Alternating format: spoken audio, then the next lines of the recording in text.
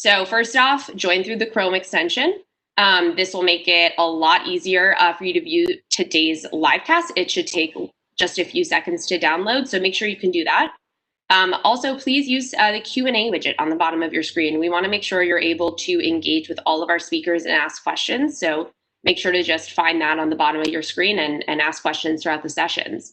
It's definitely not too late to invite anyone. We have a full packed day of programming. So make sure to forward today's link or send it to any of your friends or colleagues who might be interested. And for anyone who's not able to join, we will have the on-demand link available within like 24 hours after we end today's live cast. So definitely check that out. For anyone looking for a dial-in number, the BI Live can be dialed into. So just open up the same widget as your Q&A and choose audio connection. Put in your cell phone number, and you'll be able to connect with audio, just not with visual. And for the best WebEx experience, we definitely recommend just watching all of this on your computer. And closing out as many, if not all, of your browsers so you have a really clear connection. Almost done. Be sure to engage with us on Twitter and LinkedIn and use the hashtag BILivecast. We want to see all of your questions and what you're interested in hearing, so make sure to tag us. Thank you so much to Cisco WebEx for being the official technology partner of Brand Innovators Virtual Summits and facilitating an awesome virtual experience for all of us. So without further ado, we hope you're looking forward to today's live cast. We're going to be hearing from marketing leaders from YouTube, Fenty Beauty, TikTok, Babe Wine, Health-Ade Kombucha, so many amazing brand innovators. I can't list them all. And I'm really thrilled to introduce today's host, Casey Sarin.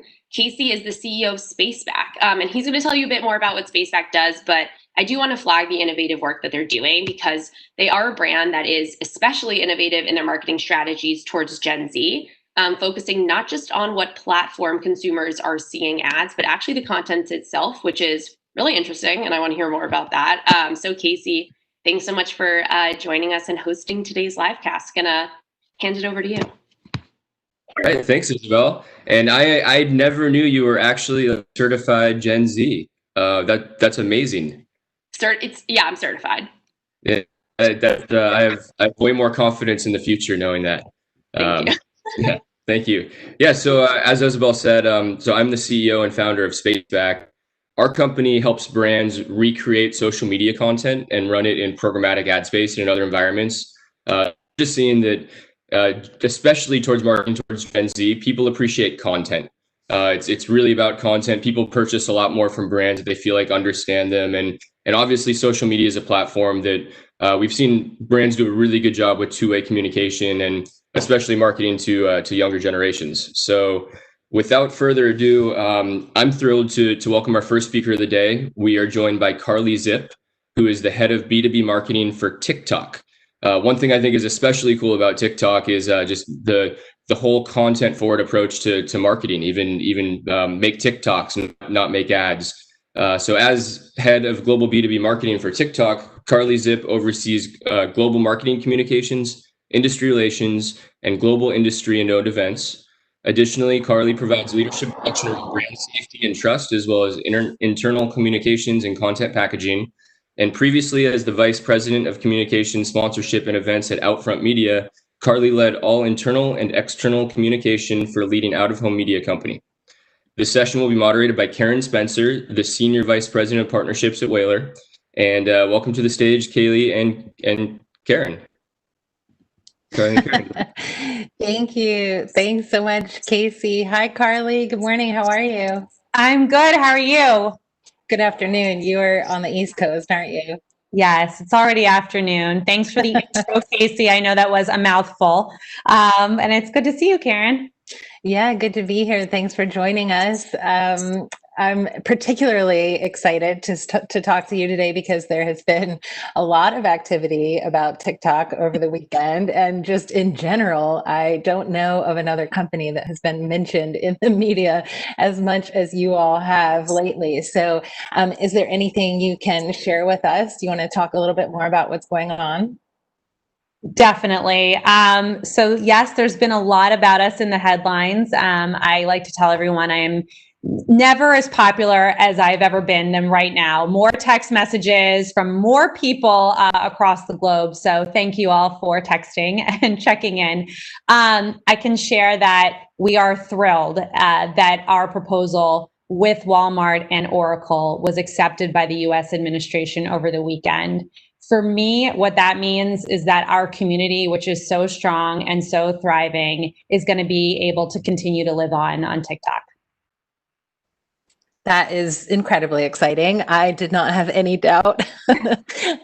So we're really excited, and congratulations on getting through that. I know that Casey mentioned a bit about what you do at TikTok, but could you share a little bit more about yourself and what your day-to-day is there? Definitely. So about myself, I'm a mom of two. I have been at TikTok for a little over 3 months, which makes me a TikTok veteran because life in TikTok world works at warp speed.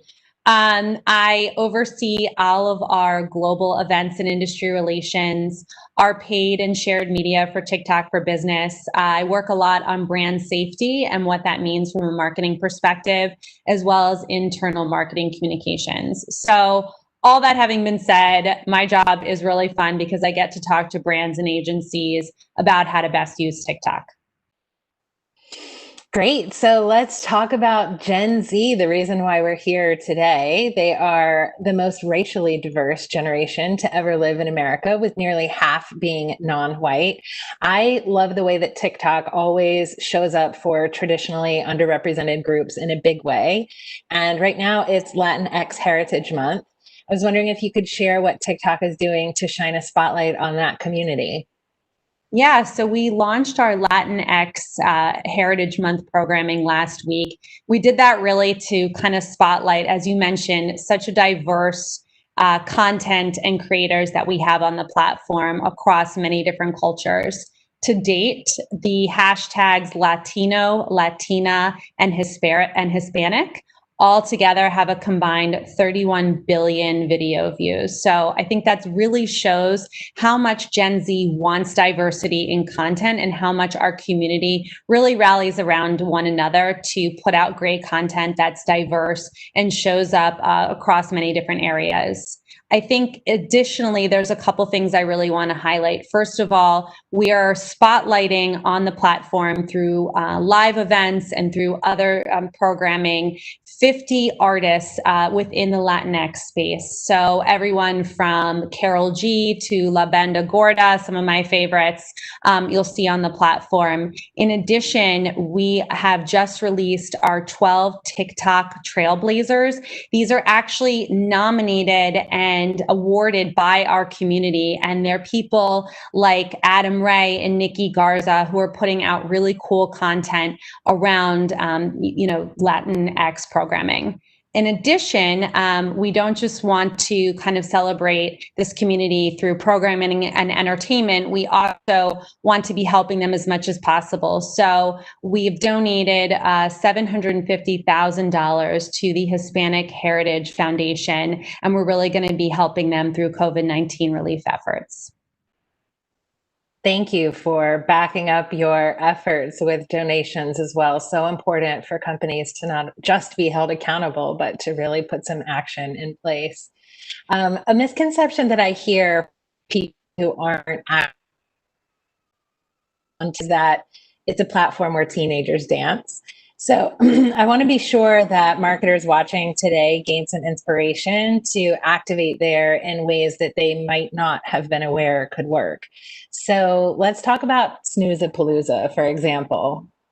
One of my favorites. So to back up and answer your question, there are a ton of teens dancing. And for me, someone who thinks that they're a great dancer but really isn't, that's what my For You page, which is our main page, is going to be showing up. Because the main page, the For You page, is not a social graph. It's not a social media platform. It's actually a content graph. And it's all about the content that you engage with and what you want to see and how you engage with it. So So it's literally you, Karen, picking up your phone and flipping through videos and saying, you know what, I want to see more about food or DIY or sports or shopping. And your For You page, that algorithm is going to configure itself to what you really want to see and what you want to engage with.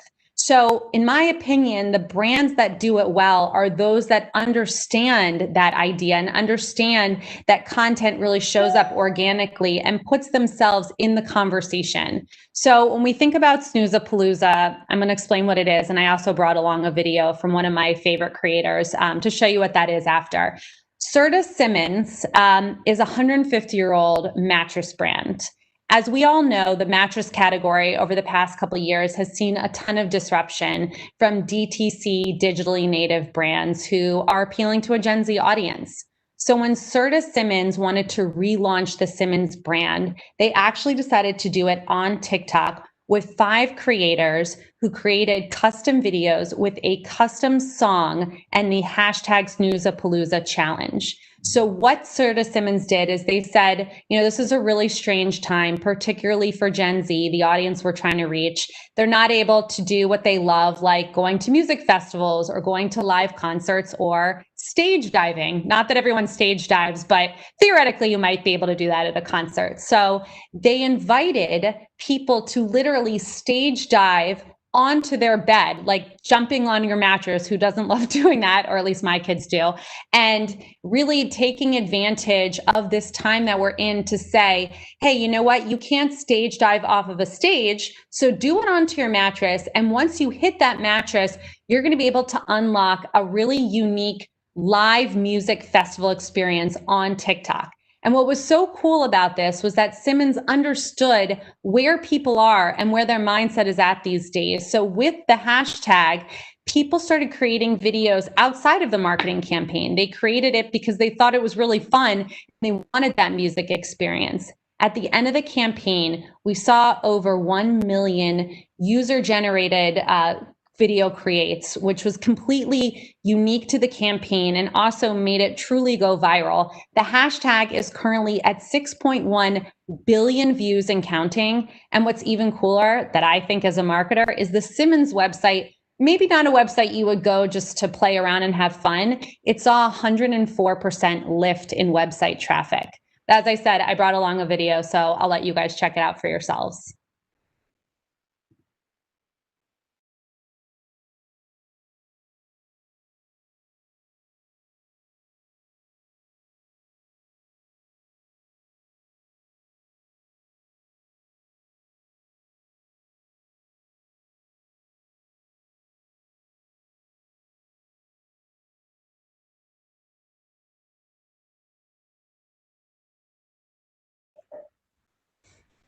Isn't that awesome?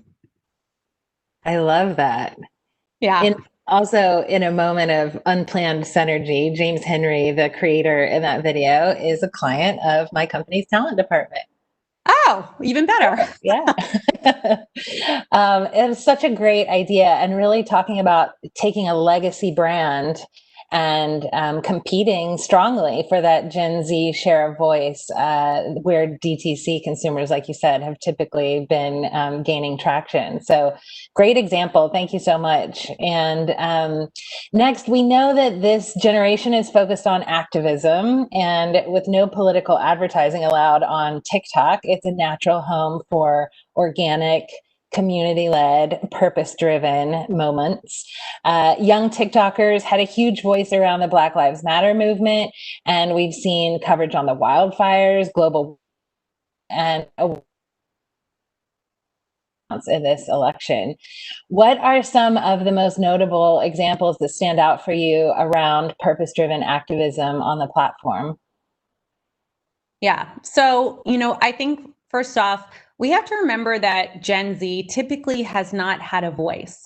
Their parents were speaking for them. And so now they have a voice and they're going to use it. These are our decision makers. These are the people that are really having a voice and are using it to drive change. I am always amazed at how the TikTok community comes together around momentous occasions and moments in time.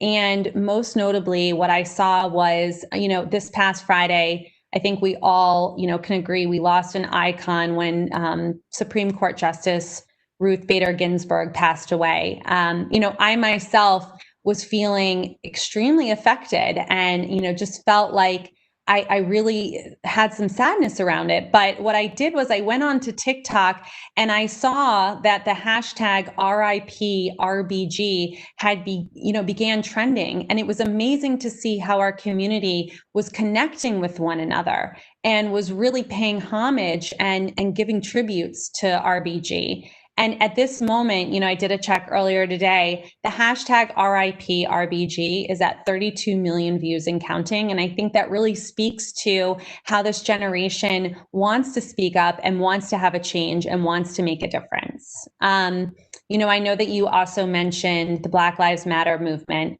I think this is so important because diversity is really at the core of who we are at TikTok.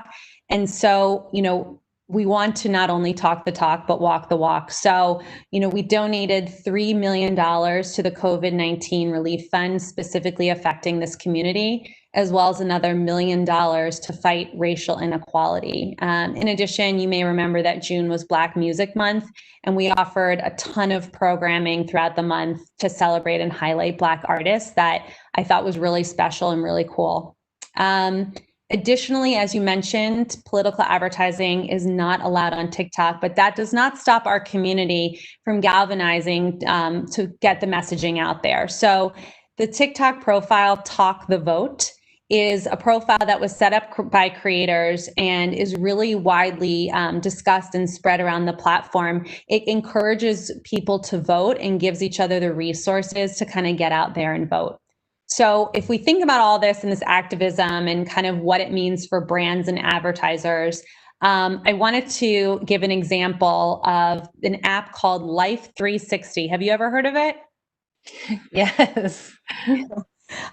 So for those that don't know about Life 360, this is an app that parents use to track their teens' whereabouts. And so, as you may not be surprised, Gen Z was not exactly thrilled about being tracked by their parents, but also something being out there that did not engage them and really kind of, was there talking to them and not with them. So what they did was they got on TikTok and they told each other to give the app a 1.5 rating or lower on the App Store. And why that's important is because if an app receives consistently low ratings on the App Store, it's actually kicked off. And Life 360 almost was. But then what happened was the founder and the CEO realized, like, hey, there's something going on here. This is out of the usual. So he actually decided, you know what, I can't beat him, so I'm going to join him.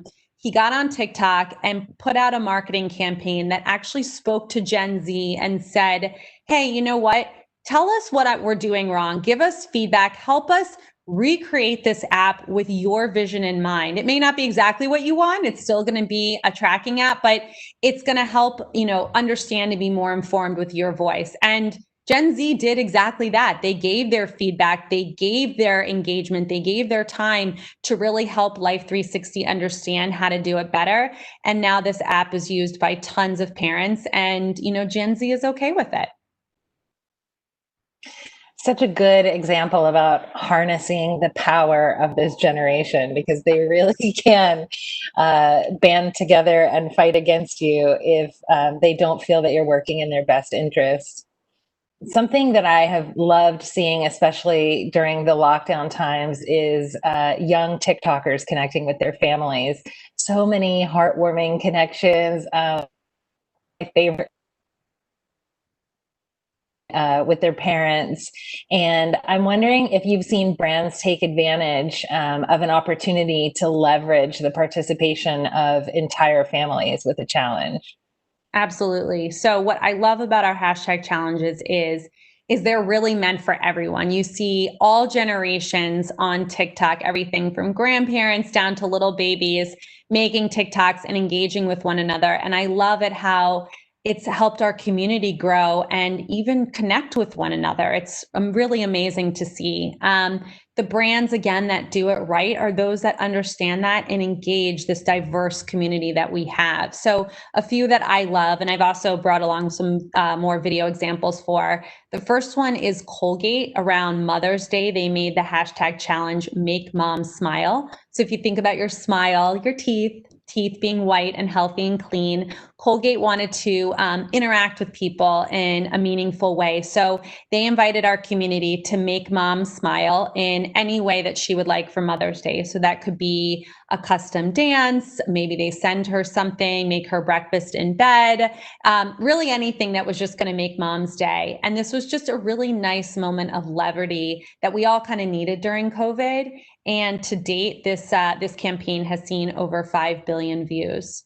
Another one that I love and I've personally tried out, and I definitely think everyone should, is the Lysol Healthy Habits 6-Step Challenge. So Lysol, being, an in-demand brand during this time especially, actually commissioned a original song by the artist Twista, and it's all about the 6 steps that you can take to stay healthy. Everything from coughing into your elbow to washing your hands, and it became a really fun dance that I saw when I was just playing around on the app. I saw everyone from grandparents to really every generation doing this challenge. Celebrities were getting involved, and it was really cool. And then of course it brought in Lysol in the final challenge to say that Lysol was going to be there for you.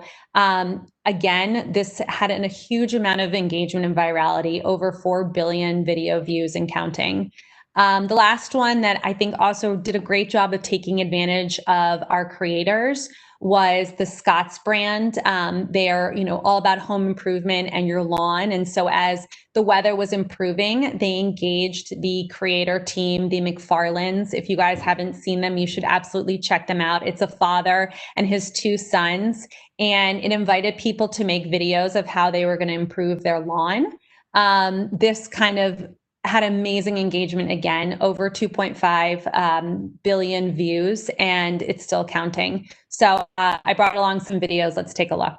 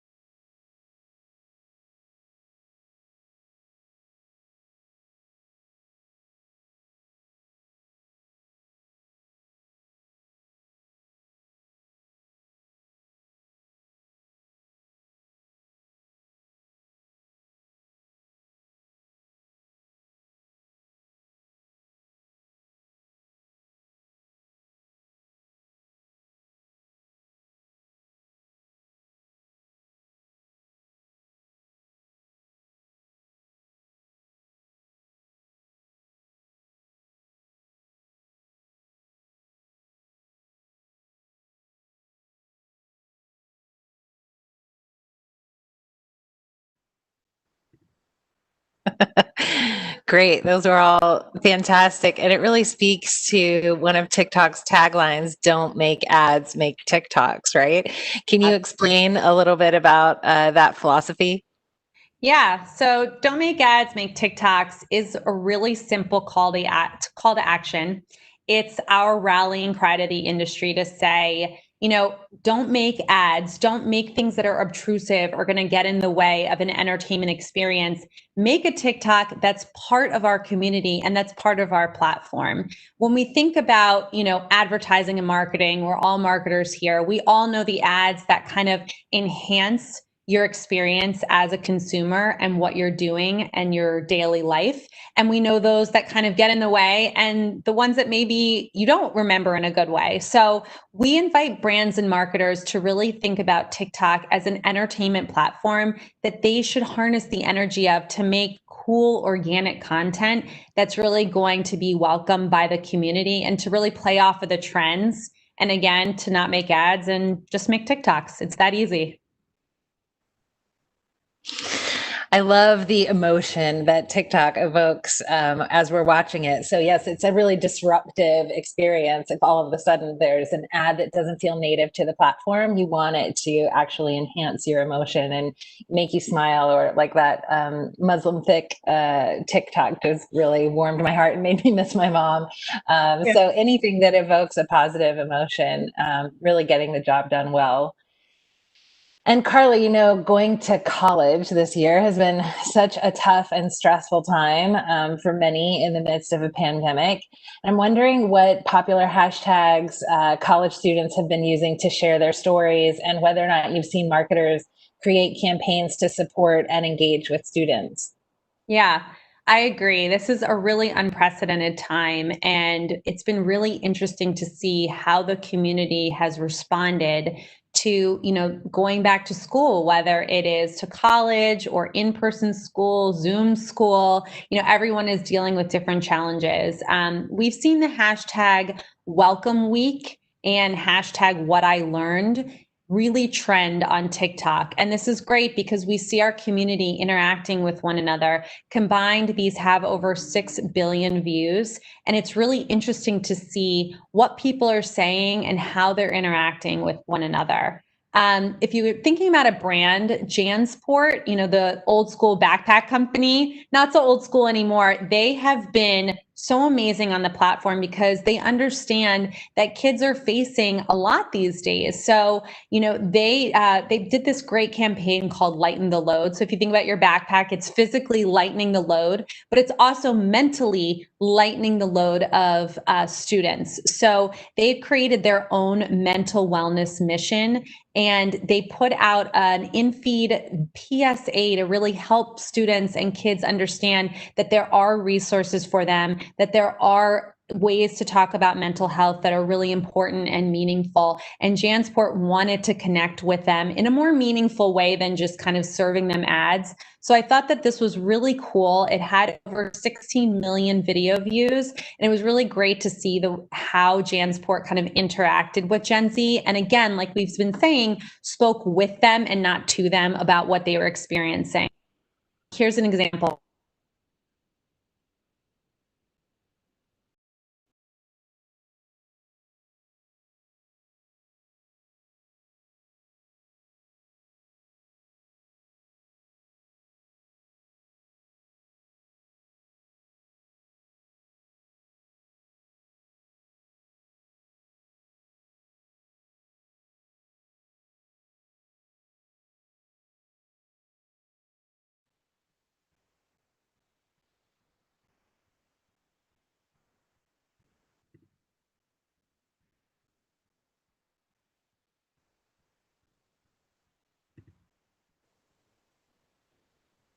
Great. Thank you for that. Really highlighting the importance of mental health as well, which is always such a huge concern for Gen Z.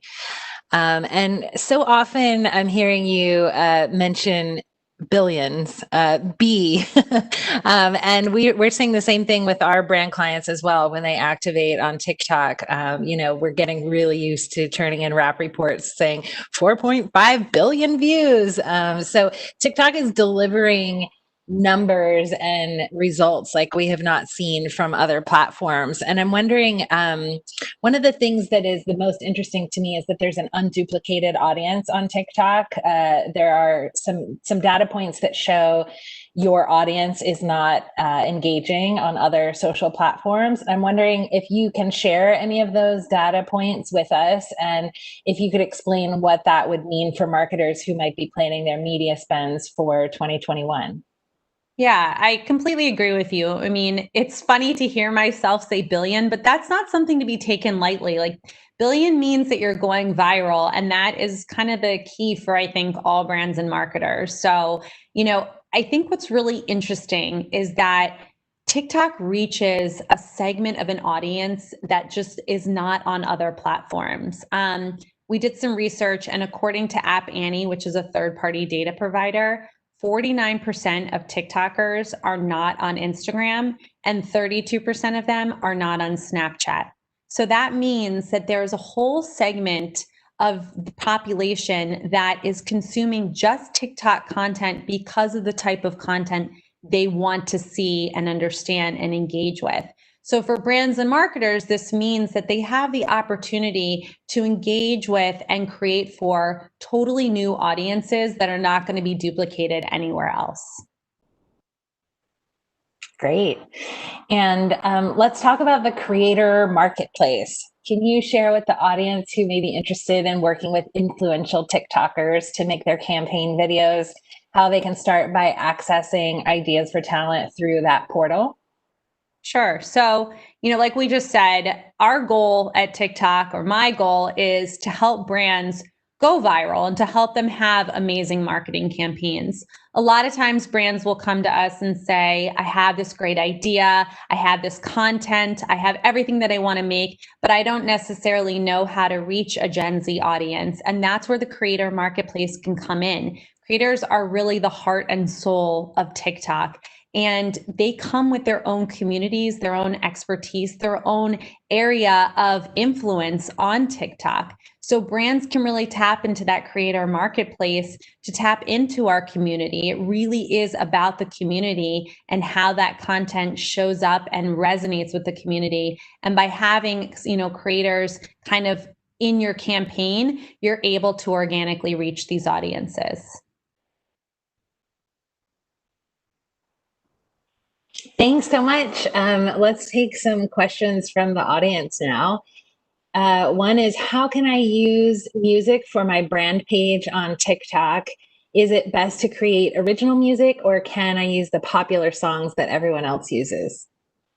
Yeah, that's a great question. So I think because TikTok is a sound on environment, this is just a really crucial tool for storytelling. It's not the only thing, but it's something that brands can really take advantage of. So, again, we've seen great brands like Simmons with Snoozapalooza, Mac, Elf. They've created their own custom songs that in and of themselves have gone viral, and they've seen a lot of success with that. But if a custom track just isn't right for you or your brand, we have an amazing royalty-free commercial music library that has thousands of songs that brands can tap into to really make an amazing campaign around music. Thank you for that shout out. Yes, Whaler was the agency that Mac worked with, so I love that. And I can share from my own experience that we worked with a producer to create that original music for the brand. And in doing that, it allows the brand to have an imprint on the song, and then it carries through TikTok. Sometimes not always attached to the Mac video, but that's one great thing about TikTok is that whatever you put out, if it's good, it travels, and it's also it's very evergreen, right? As long as you don't make something that feels really about that day, it will live on for a long time, and that's just great news for everyone, really. Here's another one. I'm not ready to purchase a big ad unit like a hashtag challenge, but we want to go beyond our organic posting for our brand page. Can you talk about your self-serve tools and how I might use them to boost my brand posts? Yeah, absolutely. So we have a great self-serve advertising platform. This was really made with small businesses in mind, or people that really want to use it themselves. People can go on and independently launch optimize ad campaigns. They can access reporting. They can efficiently reach target audiences. There's a ton of tools that are all housed under one umbrella for the self-serve platform. It's video templates, smart video, soundtrack. And with this, advertisers can really take advantage of the tools to reach their audiences.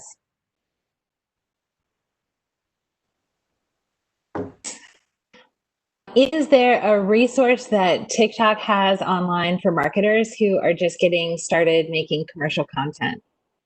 Yeah, I tell everyone to go to the TikTok for Business website. It is an amazing one-stop shop, a great resource center that has tutorials, playbooks, our blog, someone's at my door, global case studies, just really everything that someone would need to understand how to engage with TikTok for Business. Do you want to have your FedEx guy join us for this conversation? Absolutely. We'd have lots to say. Yeah, so you mentioned earlier about the algorithm, and I think one of the best pieces of advice that I could give any marketer out there looking to get involved with TikTok is to just spend some time on the app also, right? Like it is set up to be easy to engage with. And if you hit like on a video that you like, then the algorithm will serve you more of those videos. If you long hold on a video, a screen comes up and you can select not interested so that you see less of those videos. You mentioned that you have a lot of dancing videos on your feed. I have a lot of gardening, home improvement, and art videos on my feed. I think it's so fascinating when you look at someone else's phone and pull up TikTok on their phone, you'll have such a different experience. So that is one piece of advice that I give marketers is just schedule 10 minutes a day for a week or two, open it up, go through it. And I feel like you'll get a lot of inspiration and ideas on how to connect with the Gen Z market. Completely. I love that you said that because it really is just that easy. You open it up. You don't have to create anything. You can just be a simple bystander and, just start to engage with the app at the level that you feel comfort. And it really is just flipping up on your phone and saying, yes, I like this. No, I don't like this. Maybe you see a hashtag. Maybe you hear a song. My husband loves to say that he goes down a rabbit hole with certain videos. And I agree, like you can really check out the app and learn about somebody just by understanding what their top 10 TikToks are. And I think for brands to just kind of consume it as a person and not with their advertising hat on, but just with their consumer mindset on, they'll really understand that the app has such a low barrier for entry. It's so easy to engage with. So that way it's easy to make content for as a brand. And what is TikTok's mission statement? Can you remind us? Inspire creativity and bring joy. Such an important statement for a year like this, especially, and thinking about Gen Z and really needing to infuse as much creativity and joy in their lives as possible. Planning your marketing campaigns through that lens and focusing on the joy and the positivity that you can emote in your audience, I think should be a great place to start, right? Totally. We've talked also about the authenticity that the younger market is looking for and how easy it is for them to sniff out fakes, which is sometimes a challenge when marketers are trying to set up an authentic campaign, but they're also trying to communicate all of their brand messaging as well. I wonder if there are some pieces of advice that you can give to people who are just starting out. I know you had mentioned sort of the core values that Gen Z feel about, like not talking at them, but really engaging with them authentically. Can you share a bit with us about that? Yeah, I think it just goes back to what we talked about earlier, remembering that Gen Z, they're finding their voice and they're not afraid to use it. And so when you think about that as a brand, there's really an incredible opportunity to engage with and not talk to Gen Z. Because when you do that, you're going to get that feedback. You're going to understand how they want to be spoken to, what they want you to say, how you can best interact them. And, as marketers, we all have our KPIs, we all have the things that we want to get across, but in order to do it effectively, we have to really understand and just simply interact with our audience first. I really think that Gen Z is going to be the generation that reinvents how we tell stories as a brand marketers. So I think with that in mind, it's just important to remember that, as you said, Gen Z, they can spot a fake a mile away. They can sniff it out. They love authenticity, organic content that they can engage with and really have fun with. And that's all we have to remember as marketers, is just have fun with it, talk to them, treat them like people, don't talk at them, talk with them. And, they'll reward us with loyalty and by embracing our brands. And what's on the docket for you guys now that things have settled down a bit? Is there any advice that you can give to marketers as they're making their plans for 2021? Any new features that you'd like to share with us or highlight for the platform? Well, things never really slow down at TikTok. It's always it's a fun roller coaster ride every single day. We have some things coming down the pike. I think we'll be sharing that soon. But I think, my what I would want to tell marketers is there's always going to be something new and fresh that we're putting out there. We're thinking about our Don't Make Ads, Make TikToks campaign and what that looks like for the next iteration. We're thinking about what that rallying cry looks like to the industry, and we want to build it together. So, please feel free to ping me, ping my colleagues, connect with me on LinkedIn. Tell me what you guys think. We love building these things together. We love thinking about things together. We're still very young and we're building this with our community. So, definitely let us know what you think and we'll be able to build it together. Excellent. Yeah. And for my part, as Casey mentioned up front, I'm the SVP of partnerships at Whalar. We're an influencer agency. We work closely with TikTok on all kinds of branded campaigns. And we've recently run a neurological study studying audiences who respond to social media content versus traditional ads. Like you said, don't make ads, make TikToks.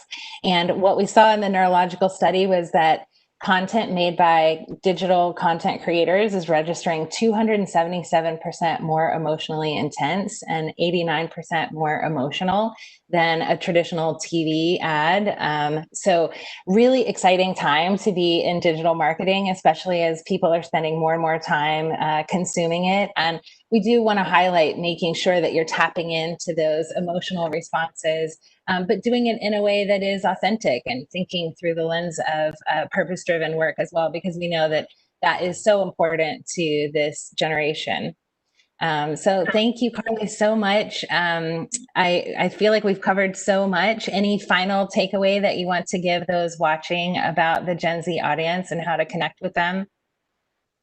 Just talk to them the way that you would your family members, your friends. Don't think about them as an elusive audience. They are our decision makers. They are going to be having a huge voice and they're not afraid to use it. So connect with them.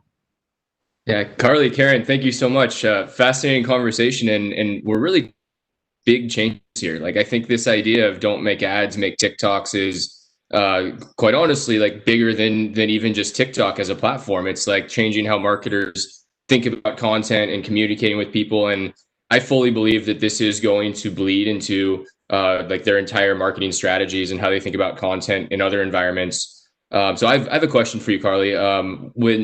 When you think about the creative agency and kind of how brands like, back in the day would kind of sit in a room and think about creative, and then 3 months later, maybe there's a finished product versus TikTok is really like the speed of TikTok is new content every day and things can be trending one day and not trending the next day. And how do you think the idea of don't make ads, make TikToks evolves how brands work with creative agencies and creative partners? I think it's an invitation to really work very closely with creative agencies and partners.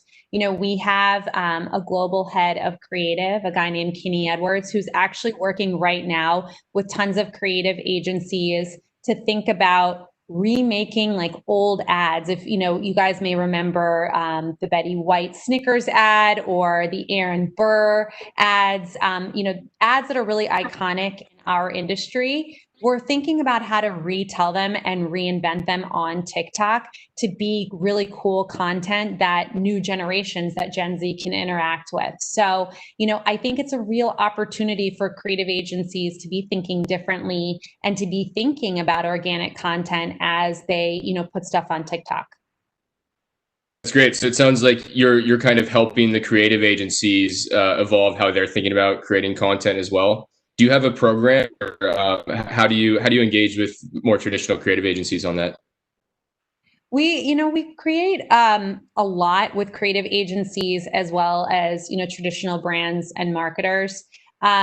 We are getting more involved with creative agencies. Kinney's going to be doing some hosting of some certain events that I can't really talk about just yet, but you'll see it a little more. But I think, again, the creative community is a huge part of TikTok and how brands and advertisers can really think about this audience. So we're doing a lot to engage them. Of course, if you guys have other thoughts and ideas, like I said, we're building it. So definitely let me know. No, it's fascinating. And part of the reason I ask is we just hear from a lot of brands who they know they need to be on TikTok. They want to be on TikTok. And I think for some brands, it's just a little intimidating because the content is so good. And I think they when they think about Instagram and Facebook, they'll create a piece of content and they'll post it to multiple different social platforms, and TikTok isn't really like that. So I think when we hear that brands are like, we want to be on TikTok, we just don't really know, should we work, does our content team in-house like take this on? Do we need to hire a new creative agency? Is our existing creative agency who hasn't done much TikTok before the right place for us to get started? And I think it's more the organizational like question of like, how do I get started on TikTok with my team? Who's the right team to own it? That's what we hear more than any question about should they be on TikTok. Totally. I think people have a perception that it's very intimidating, but there's a completely low barrier of entry. And I think that's why we talk a lot about don't make ads, make TikToks, because we don't want it to seem intimidating to really be a part of. The other thing I think that's interesting what you said is that, someone will make a piece of content and kind of put it across social platforms. But what's interesting about TikTok is it's a completely different type of marketing strategy. It's not just a tactic kind of in a larger marketing mix. It's a different way to think about content. So it can seem intimidating because it is so different. But really, if you kind of just get on and you see with some of the videos that, we even showed today, it's actually super simple, and brands don't have to show up perfectly. They can show up and be imperfect. They can show up and show their blooper reels of something that they were trying to make. And that actually is perfect for our community. Yep, Carly, I think that's spot on. And that's like the authenticity piece of it, right? If you edit it 100 times and try to make it perfect, you just made something that's more like an ad than a TikTok. Right. Exactly. So it doesn't require, it requires a new process to content creation. So, but I think it's fascinating. I'm really excited to see how you guys force the industry to innovate outside of TikTok as well, and become more content forward in all environments. So thank you so much, Carly and Karen. Really, really appreciate the conversation. And one thing I super appreciate too, I think this is the first digital fireside chat with two fireplaces on screen, I think. So very, very well done. And speaking of authenticity, right? Yes, I will say credit goes to my dad. He wanted to light a real fire behind me, but I avoided that. Yeah, I hope you're not in California. It's no burn time. No. All right. Well, thank you so much. Huge thanks for kicking off today's event and great conversation. So for the next session, we're going to be joined by Amanda Goetz, who's the Vice President of Marketing at The Knot. Actually, The Knot was my first job at Google. I worked at Google AdSense, and I managed the relationship with The Knot a while ago. So special company to me. It's the #1 wedding brand and online marketplace for couples and wedding professionals. And Amanda manages both the mobile and product marketing teams. So this session is going to be moderated by Matt Wirfs. He's the Managing Director of the US for Revelation. So welcome to the stage, guys. Hi. Hey, Matt, how are you? Good.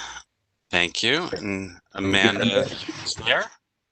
Yeah, can you guys hear me okay? We can, yeah. Hey. Yeah. Hey, Amanda. Well, nice to see you, Amanda. How are you? I'm good. How are you doing? I'm good. It's we're halfway through Monday, which for me, and I think you, is balancing homeschool and work from home, right? So Yeah, back to school happened and I wasn't ready for it. So trying the jug.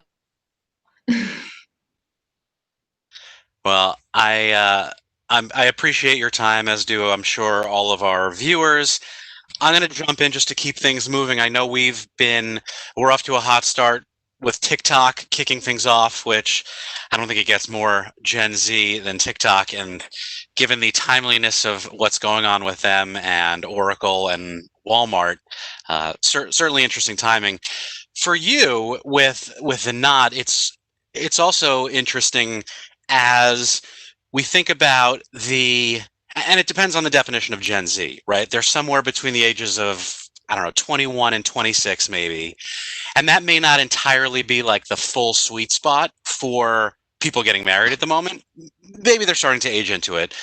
But Gen Z is definitely now aging into the wedding attendee and guest range, right? So how is the Knot thinking about these different audiences in terms of just content and the way you're working with them, marketing to them, creating content for them?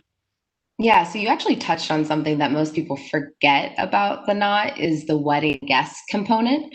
That's like a huge viral coefficient for our brand because when a couple uses the Knot for planning and their wedding website and even their registry, that actually brings guests to the site.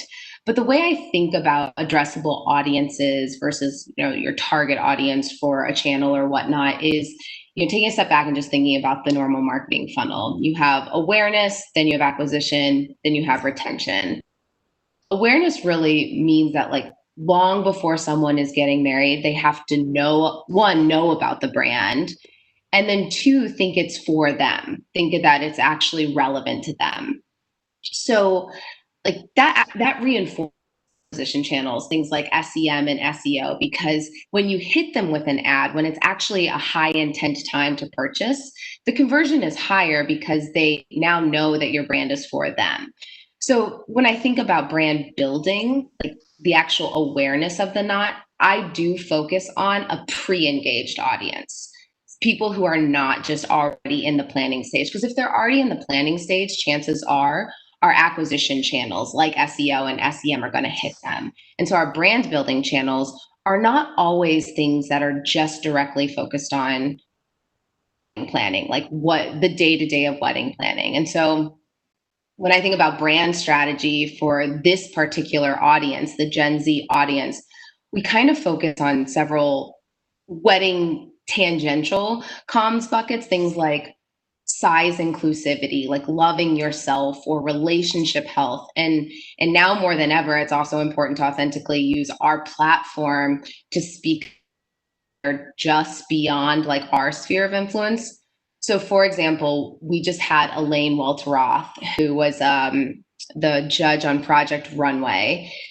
We put her on the cover of our magazine, and not just to talk about like her beautiful Brooklyn wedding. Like if you haven't seen it, it was beautiful. And yes, we could spend all day talking about, how she did that. And they did it in the middle of the street and got married on a stoop.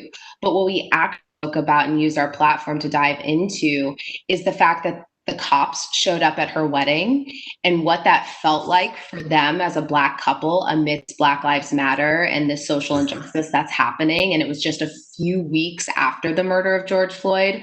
And so we allowed our platform, we handed it over to Elaine to speak about that. And so to kind of come back to your original question is we speak to the pre-engaged audience in these different ways that are related to weddings, but way broader of an audience. It's interesting too, because, the Knot is such a culturally relevant pillar when it comes to this convergence of lifestyle, right? Everyone's wedding is a unique experience for them, but also the life cycle that is the marketing life cycle as well as our own individual life cycles. But not everything is going to be positive in life. So whether it's through branded content or just addressing topics that may not be fully comfortable for everybody, how are you addressing these times, this content, knowing that Gen Z is probably a bit more engaged, more enlightened than maybe my generation, which is maybe 1.5 generations earlier. I don't know, depending on the definition. But how open to that are you from just a content and a creative perspective? Oh, very open. I mean, that is a huge pillar for us. Like our core focus is we believe anyone should marry who they want, when they want, if they want. And so the if is actually really important because we talk a lot about what it means to, well, we care about a marriage more than just the wedding, right? And Mm. so that's really important. And we remind ourselves that all the time that this is not just about spending a lot of money on one day. It's about two humans coming together and how can we use our product, our platform to prepare people for that. And that's talking about things like, you know, relationship health, how to love yourself, what it means to go to therapy, like all of those things, and normalize therapy, and that that's totally acceptable, and what is that like, and how do you broach that topic, but also celebrating second weddings. And we put on our cover because it was her second wedding, and we wanted to show that it's important that there's no right or wrong way to live your life, and we're here to support everyone. We actually have two sets of parents in our influencer group just to show that there's no right sequencing. And I think to a generation, you know, a generation above me and two above me, a lot of those things are considered, you know, not right, you know, in quotes, but that we are a brand that stands for acceptance and helping people feel good about living life however they choose to define it. And your, I don't know what you call it, but a suite of services, right? The web and digital ecosystem, it literally gets tens of millions of unique visitors each month, right? Based on just my own initial research. You probably have a bit more specific details than that, but yeah, I'm guessing that this is a very diverse audience when you talk about even within our country, globally. I know your reach does not just, it's not just limited to the US, but from backgrounds and demos and the geography and even just cultural distinctions, right? Every brand marketer knows they need to lean into consumer insights in some way, right? It's last year was the year of big data, this year is the year of purpose, but now they're sort of coming together. So how do you and your team keep up with this this range, this diversity, while still maintaining a compelling offering that provides value to as many people as possible, right? It's like this balance that you have to strike. Yeah, art and science, right? So Exactly.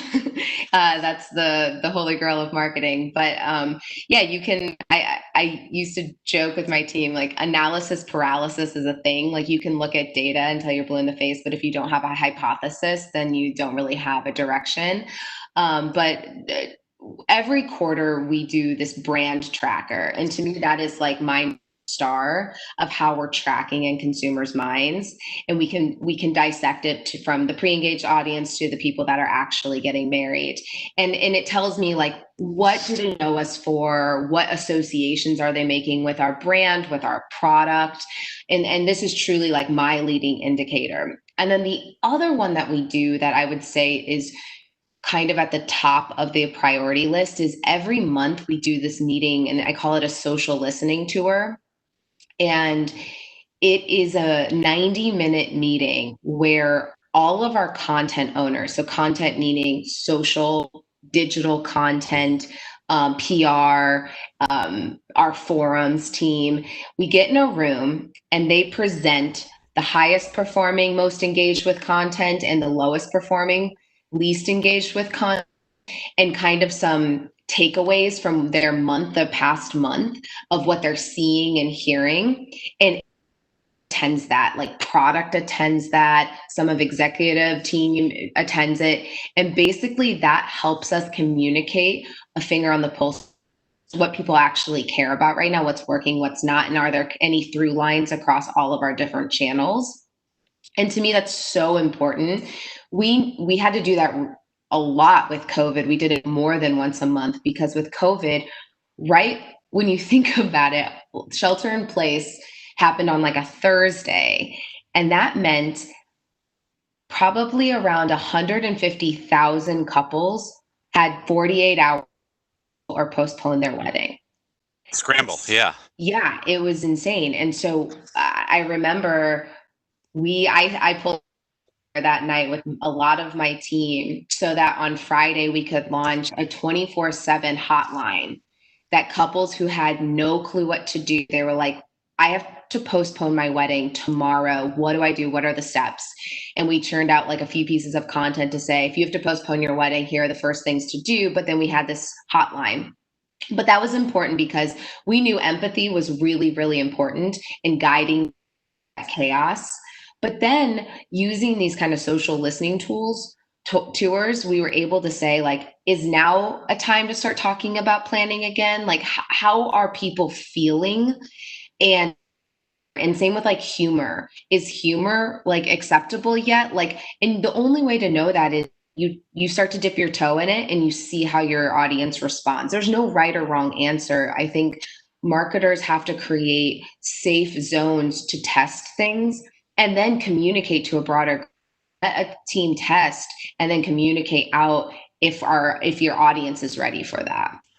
And is that something you can look at again, generationally, like how do content consumption behaviors or expectations change from Gen Y millennials to Gen Z? And then do you target and adapt accordingly based on that?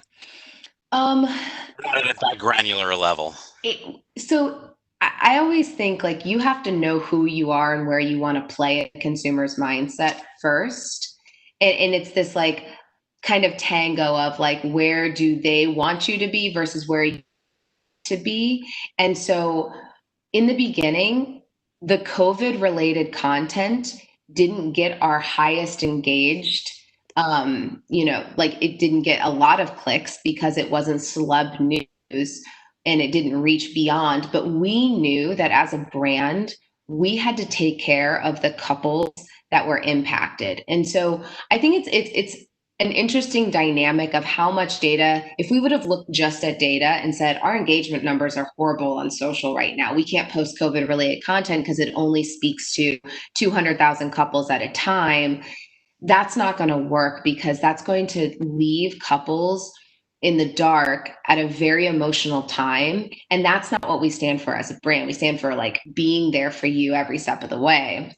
So it is an interesting balance, but we do have an insights team that distills a lot of surveys that we're constantly asking couples about like our high value action items, which are like, what's it like to create your registry, especially now when you can't go to stores as much, finding vendors, working with the vendors, because we're a two-sided marketplace. It's so important to know how the interaction between the couples and our vendors is going as well.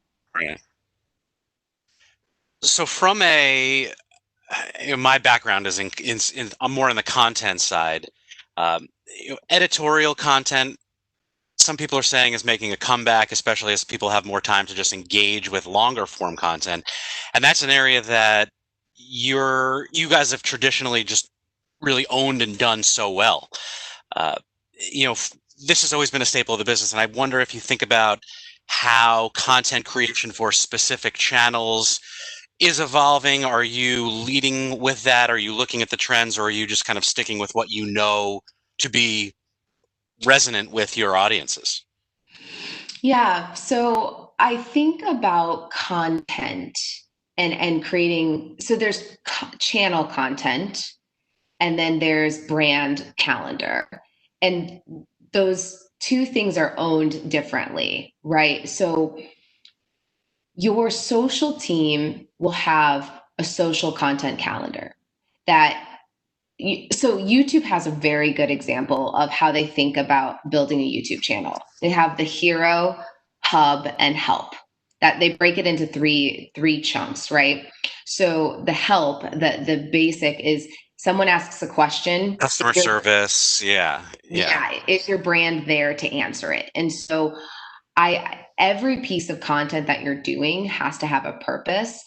So the help thing is all about, if they ask it, are you there to answer, right? It's just steady beat of content that people can expect from you, that you're churning out because you want to communicate things. And so I break that into, okay, what's the hub content for Instagram? Okay, that might be We're going to do a meme every 3 days. We're going to do celebrity content, etc. That is the hub content of your social channel. And then you have your hero. And this is where the brand calendar comes into play. And who owns that? Because that's omni-channel, to your point. Like, how do you plan across omni-channel? And so it's this kind of like nice top-down, bottoms-up content planning, because your channels are doing all of their hub content planning. But then you have to layer on your brand content, that hero content. And that is those omni-channel moments. And for us, we have at least 4 tentpoles a year, which is when we release our magazine. And so we usually have kind of this 360 moment where it's PR, it's social, it's digital, it's print, and we build that out.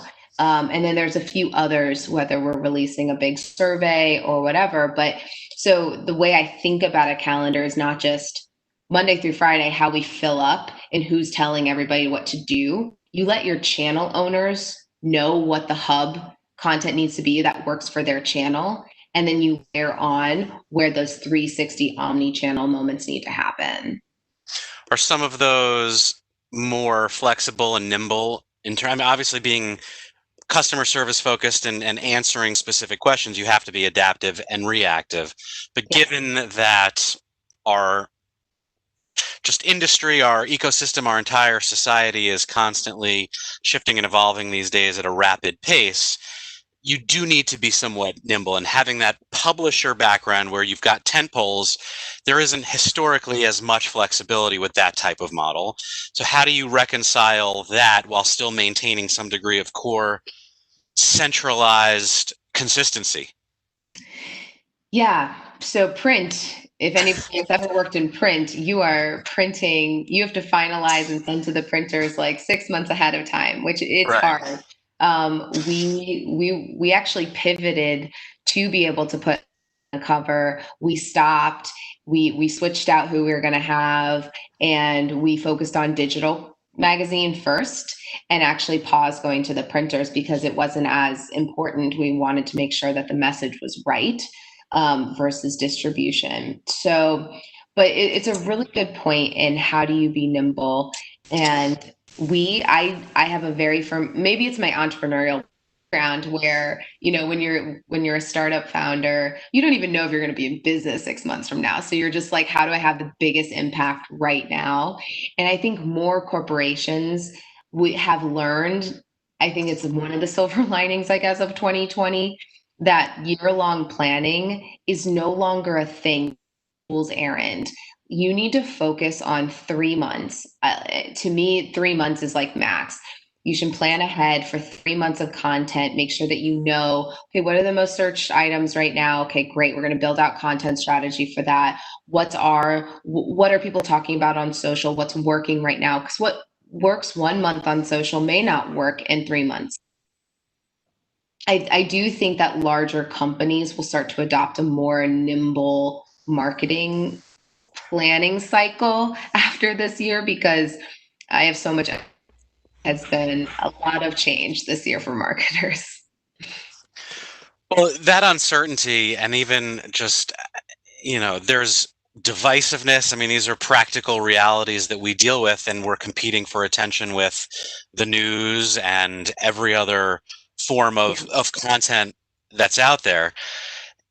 For me, I try and avoid the newspapers at this point, just because everything I need I can get in social. But your brand ethos is so much rooted in something positive and essential, which is love, right? So do you see it as your responsibility for, whether it's Gen Z as a group of people who are a bit more woke, or just in general, to just put more of that positivity out there and offset what is happening elsewhere? Gosh, I feel like you've been in my marketing meetings over the past couple of weeks. I haven't, but if you want to invite me, I'll check my calendar. No, so I just had this conversation with my department that we have to almost remind people again why weddings are so important. Not only for the ecosystem of like all these small business owners, and not just for the couples who, you know, this is a big day for them, but for the world, why do weddings happen? And it affects like anybody that touches a wedding, and also anybody who wants to look at that. And so you will see us really leaning on humor and joy and love because we are a brand, and we're not going to stop talking about the hard stuff, because that is part of life. And again, we have a platform to be able to do that, but we are realizing that we hold a really special place in the world where we are about love and joy and celebration, and we want to be able to remind people of that too.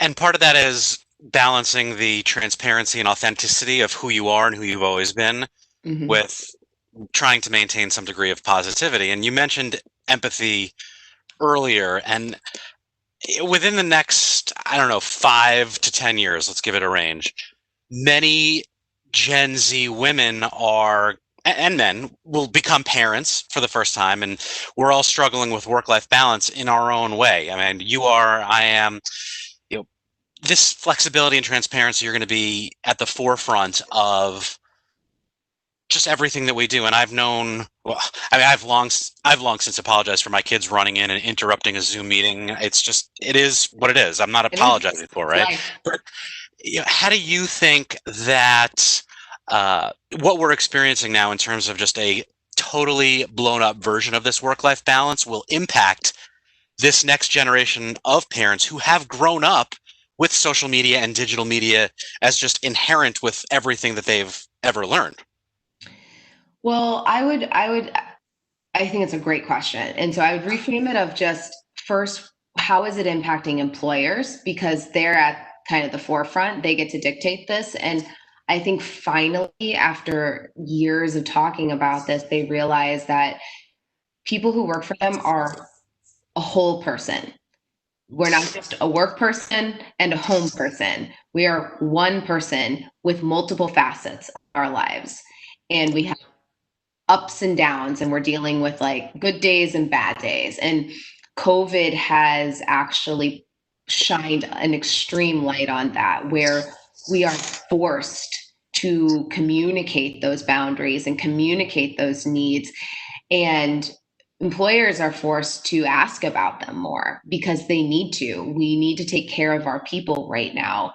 And so I think that it's kind of a nice two-sided solution, where I really hope that employers are going to continue to figure out how to get more feedback loops to understand what's working and what's not. But then I do think that parents are starting to figure out what boundaries they have to set, expectations they have to manage. And I'm a very firm believer, like before COVID, I left work every day at 4:30, 4:45 because my kids go to bed early. I have young children. And so I didn't sneak out. I would say, hey guys, heading home to go see the kids. I'll be back on at 8. If anybody needs me, text me, because I try not to like have my computer open and all the notifications going. But things that you need to do there, you're not sneaking out and saying that this is a wrong thing to do. That is setting an example for women to say it is perfectly okay for you wanting to see your children. And how do you do that in the proper way? It's communicating expectations and telling people how they can reach you. And that's been the TLDR of COVID, especially as a working parent. Like, you need to say, I need to take my kids for a walk because they're going crazy inside my house. If you need me, I'll have my Slack open or whatever. You just have to continue to communicate. But yeah, it's going to be an interesting how the world reopens, what the dynamic starts to look like. So switching gears just a little bit before we open it up to the influx of questions coming in from your fans, which is it's happening. As I was watching the TikTok conversation earlier, and I've known about obviously TikTok. We've worked with some of our partners and created we're working with Triller now. I mean, it's happening very quickly, but Yeah. this has accelerated the willingness for many brands to try certain things, adapt, pivot. We've talked about it. I'm curious from your perspective in terms of just platform or channel innovation when it comes to trends and platforms. Gen Z is engaging in different places and on different platforms. What is your either personal or professional appetite for risk and innovation and pushing new things? And then on the flip side, what may hold you back from doing these types of experimentation activities? Yeah. So I have to have a lot of self-awareness here because I have a startup founder background, and that's how I came to the Knot. And so I think that gives me a very big appetite for risk. But I'm also cognizant of always making sure that we define what success would look like. And so I do allow my team to experiment a lot. But TikTok was interesting because when it first really blew up, and the demo was still like 13 to 17, like right in that age range, you saw a lot of brands just trying to jump in and do it just because that some executive was like, we'll make something go viral. We have to be there. Just go do it. Yeah. Go do it. Yeah. And my team, we had a lot of conversations of like, I don't feel like it's our time. Let's actually use this to understand this audience better. And then the demo started to creep into like 21, and now it's obviously continues to go up in terms of like average age, but we saw it as an opportunity to just understand people better and understand how UGC is going to play in the world of larger social media. And what worked for us was leveraging really amazing TikTok content in our other channels where our audience already is, but showing that we get the platform, we're watching it too, and we want to share the best of it. And now we're slowly dipping our toes. Now that the age range is different, now that we're seeing more wedding content, we're now doing our own original content. That again goes back to the how do we humor back into the world and resharing other people's like wedding stories and whatnot. And we actually have a TikTok influencer couple who use TikTok to like allow their audience to pick their new wedding date when they had to cancel their wedding. So lots of fun things, but I think that it's really important for brands to understand what success looks like and not just doing it because everyone else is doing it. And that's, I think, an important just part of marketing, which is discipline, knowing when to look at others and see what they're doing and say, no, we're not ready, or let's try that. As you look at the industry more broadly, whether it's focusing specifically on this audience or again more universally, are there things that you see others doing now that you're like, yes, I want to try that, or even just broader shifts taking place? And then how do you incorporate learnings or best practices from those to that quick change model for content these days? Yeah, so I would say, I guess, two best practices I would leave with people who are watching are, especially leaders, give team members a voice in the room that actually understand these audiences, understand brands, understand the influencers speaking to this audience. Because I've seen too many companies miss opportunities because they're just focused on hierarchy or like earning your seat at the table or whatnot. I truly believe good ideas can come from anyone. And if you don't have people who authentically understand these channels, this audience in the room, then you're going to miss out. You're going to prescribe things to your marketing team, not work. So that's number one.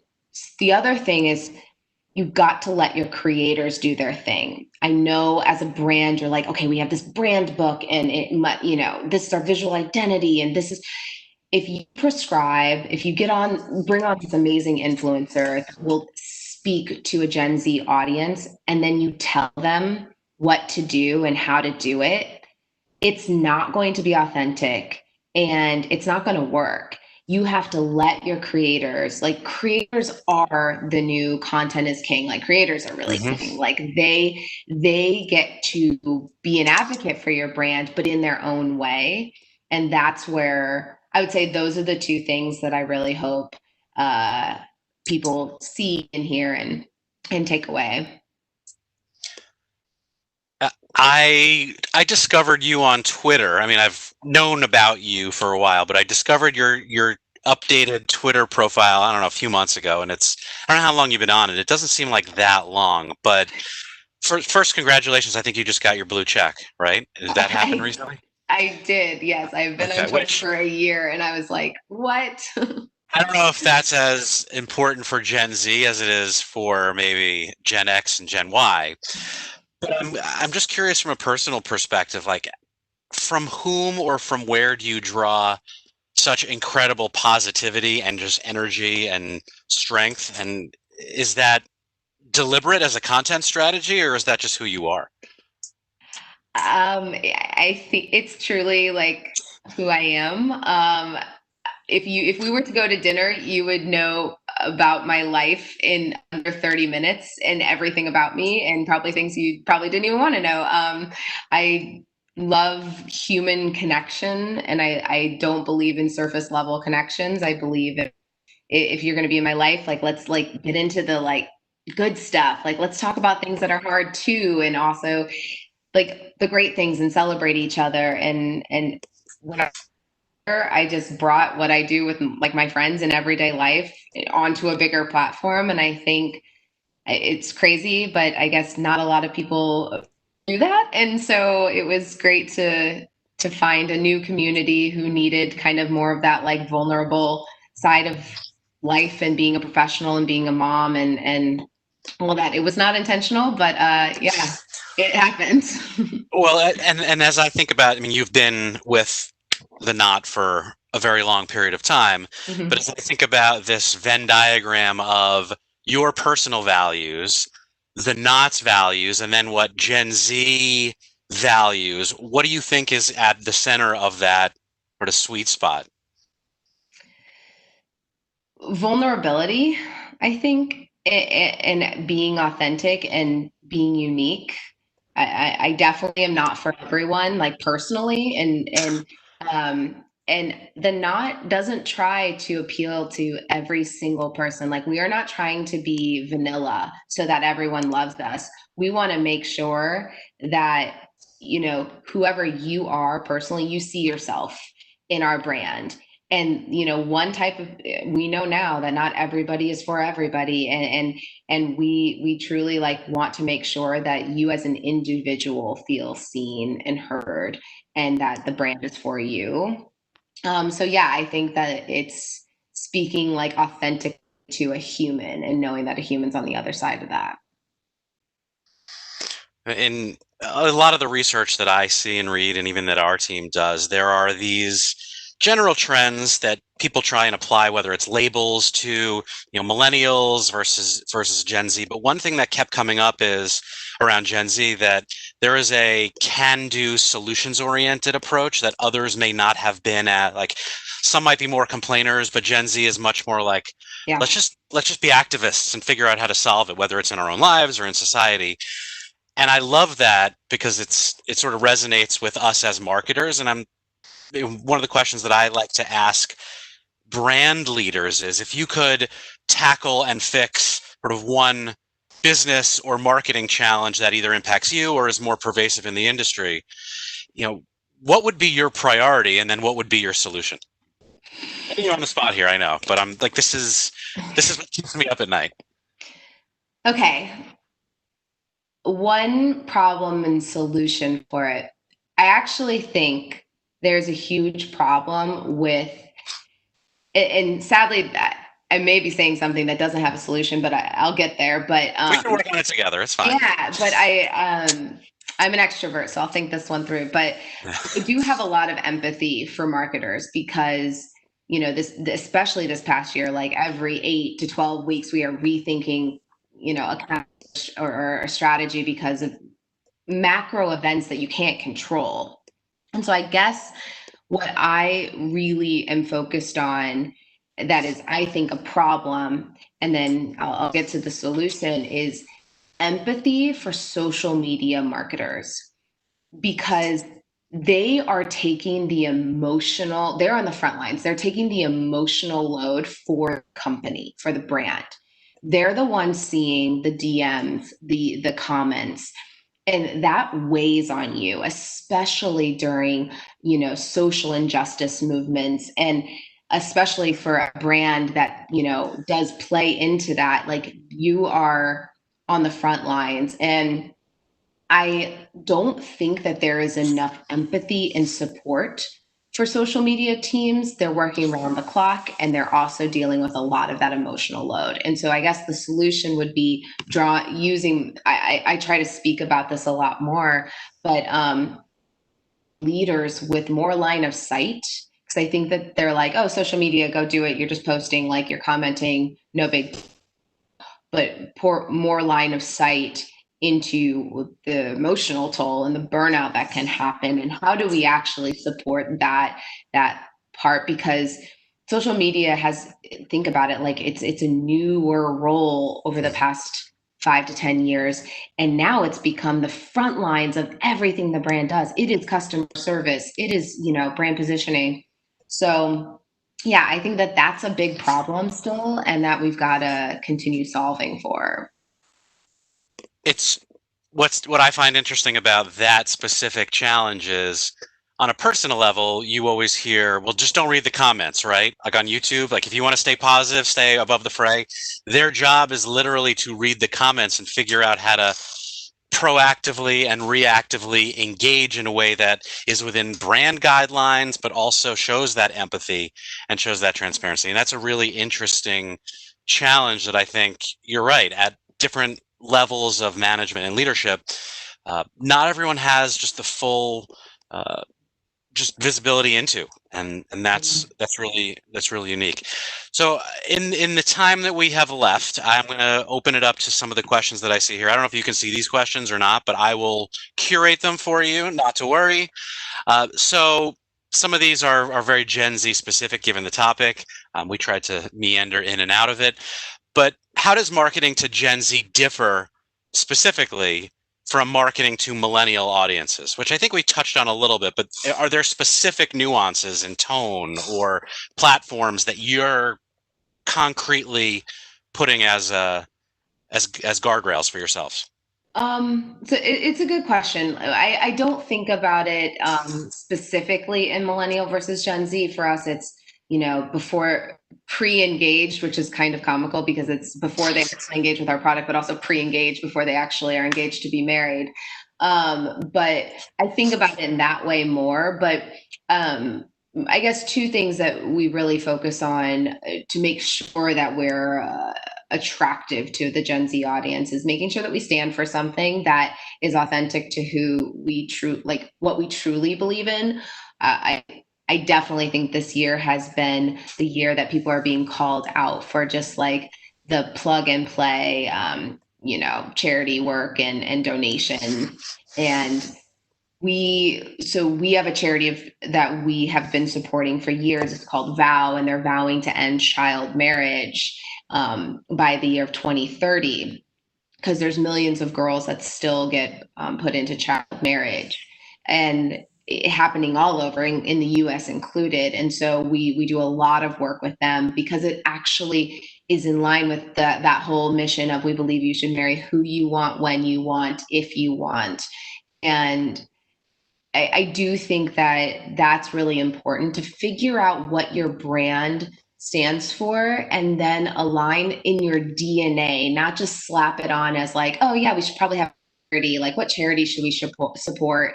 That one sounds good. Let's make sure we throw that into social every once in a while. It needs to be in the DNA of your brand, and everyone has to be passionate about it.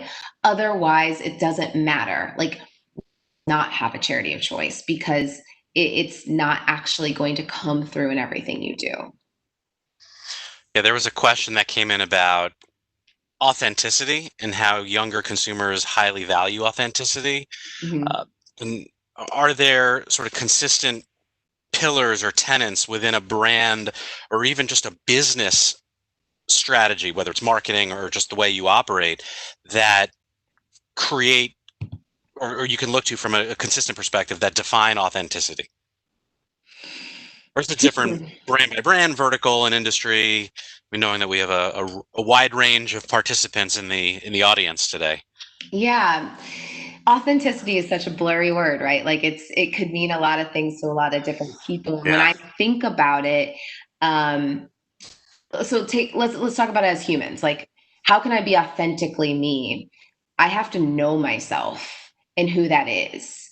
And so that way I can word when I'm oversharing and or whatnot, right? Like I know who I am. And so I can like lean into all of those strengths and weaknesses. I think brands need to be self-aware, and then that means self-awareness leads to authenticity. And so if you don't know who you are as a brand and you're trying to be, a little bit of this for this person and a little bit of this for this community, it's not authentic because it's not rooted in any self-awareness. So I would say, I don't know if I'm fully answering this question, but brands that truly know the why behind everything, like why do you stand for this? Why do you sound like this? Why is this tentpole important? And it all goes back to what your brand stands for. And you could stop anyone in, a hallway or a virtual hallway, if you will, whether they're on product, marketing, sales, and they can say, oh yeah, the Knot, we believe anyone should marry who they want, when they want, if they want, like, and they can say that, then they can point to, well, that makes sense of why we keep talking about, this topic. And so it goes back to, I think, a little bit of self-awareness for brands. So next question, consumer passions, which really your industry touches everything, right? From beauty and fashion to entertainment, what bands are going to be playing, what music styles you want. They have become cultural connection points. And for us as marketers, content is what connects us. So for brands, content and culture drive commerce every day, right? But there's more content than ever. I think we're all realizing that, depending on the channel and the platform you're on. So if more is not necessarily better, how do you know if you're striking the right balance between quantity and quality of what you're making and what you're saying? So it goes back to goals and OKRs. Like if I can hit my goals with fewer content, great. I always think about things in this like impact and effort kind of diagram. XY, yeah, XY axis, Yeah, yep. yeah, because thank you. Yeah, so if you have a high effort thing with a low impact, so to me that is like a lot of blogs that are not SEO optimized, and it's just like, hey, have we done our blog post? It's Tuesday. Like that to me is a high effort thing. Someone has to think about a topic, write about it, top line edit, whatever. If you're just doing it to be doing it and there's no purpose and you have no OKRs around it, then you shouldn't do it. And so it all goes back to, what is the purpose? And I know we talked a little bit about like the Hero Hub help, but like, what is the purpose of this thing? And where does it ladder up to that quantitative OKR? Like, what is the key result? So if you're, we need to drive, let's call it 1,000 impressions to our site. Okay, then we're going to focus on SEO and optimizing it and making sure that we're hitting on these key topics because those are being searched on right now. So COVID right now, people are talking about COVID, weddings, great. We're going to start churning out content around safety and make sure that we're hitting our impressions numbers. So it goes back to, you've got to have a quant goal associated with content. And next question that's come in your opinion as a consumer, just flipping the script here a little bit, what brands do you see as leaders in the space? And I'm guessing that means in terms of how they're talking with Gen Z, but feel free to interpret it how you want. I mean, who do you look to for inspiration, I guess? Yeah. Right? I mean, marketing Twitter is so awesome. So if you're a marketer and you're not on marketing Twitter, it's so cool because you actually get to be friends with the people behind, Popeye's chicken media strategy. And I will say, like, Tracy Lieberman over at Chipotle, like the way that they think about culture and tapping into culture. And like at the end of the day, they are a fast food restaurant that's serving awesome food, but like they actually stand for something bigger than that, and they weave it through everything that they do, and they were able to authentically jump into TikTok. They were and how they think about culture. So I love Chipotle's marketing team. Um, yeah, I think let me think about this one and come back, because I know I have a lot like kind of stirring in my head, but I want to be like smart about how I position them. But yeah, I'll come back to Well, that that's one. what I've always loved about the Brand Innovators events. Not to give a plug to the hosts here, but the ability to just interact with other marketing leaders and draw inspiration from them has always been just so meaningful and so valuable. So next question, and then we'll come back to this as you think of more brands for inspiration, or you could just post it on Twitter later, and everyone's going to follow you after this. That's perfect. So, with the pandemic driving a shift to smaller backyard events, hopefully socially distanced still, how are your consumers using the Knot differently, and how are you pivoting to address beyond the immediate 24/7 hotline and other things that you've already discussed? Yeah, so we think about it in two ways. We have to really make sure that people understand that weddings are still happening, but the second piece of it is how can it happen safely? And safety is key. And a big thing that has been a very hot topic of conversation is who is the responsible individual for that safety? Who's the police, policing it? And so that is one area about, because is it on the vendors to make sure that people are wearing their masks? Is it on the couple? Is it on us? How do we do this? But those are kind of the two buckets. How we're thinking about our business, like because weddings are still happening, smaller, albeit smaller, and potentially not at a venue, but we're trying to make sure that people understand that venues take this very seriously, and how do we help the venues communicate their safety protocols, et cetera. But we're making sure that couples, if they whatever they still need, like they're still going to get their hair and makeup done, we create content on how to do that safely. They're still going to have a photographer. How are they going to do that safely? If you're going to get ready with your bridal party, should everyone get a COVID test and have that in quarantine before the wedding? So we make sure that we're thinking about every single bucket and part of the wedding. Like we basically go through our checklist of 400 items and say, how is this specific item? How is it going to be changed because of COVID? And make sure that we're churning out content and telling people the answers to those questions. And this is a good potential last question to end on. And thank you for just being so positive and transparent and open with the entire community. But this is a good segue, I think, which is, as we're talking about adaptation and flexibility and being agile, as marketers, there's always been that, I don't know if I got this from Wendy Clark 10 years ago, but the sort of now new next type of breakdown in terms of how you're thinking about platforms and content and consumer evolution. Has your percent distribution or how you're thinking about each of those areas shifted? And as we begin to think about like 2021, there's a new fake milestone coming up that is artificially created for us as marketers around budgets and channels. Do those things even matter anymore? Or is it just like, let's just keep going and keep figuring it out and learning as we go? I think the best thing about marketing is there's no crystal ball and a dime. And so again, I go back to like, why are we planning for 2021 like as a full calendar? Like let's focus on Q1, because we don't know what TikTok's going to look like in this new world order. E-com is going to continue to evolve drastically in how consumers shop. And so trying to focus on the next will probably impact your now in a negative way. And so I do think that you have to come up for a 30,000 foot view. And that's the role of the CMO. That's the role, like someone has to be held responsible for making sure that the boat is headed in the right direction, but you need people making sure that like the day to day you're nailing it. And the platforms that you're using are truly like staying in tune with what's working on that platform right then and what algorithms have changed today. So I think that a lot is going to shift over the next year in how people consume social media and also how people continue to buy and purchase intent. So I think the role of the CMO and the head of brand, that's going to be largely on them to stay in tune with that.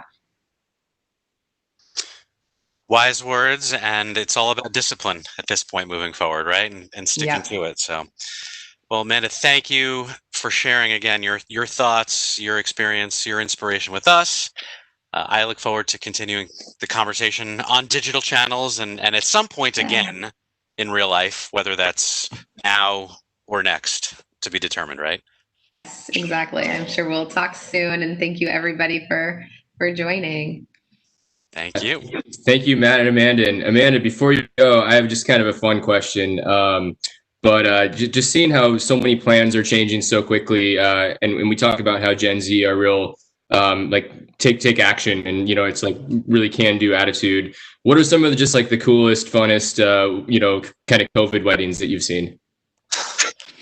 Oh gosh, I mean the Brooklyn Stoop, and they literally had their guests on the street, and then the DJ was on a balcony, and it was like a full street party, and they invited everyone like that was on that street to just come dance on their stoops. To me, that was so awesome because it was what like city needed at that time.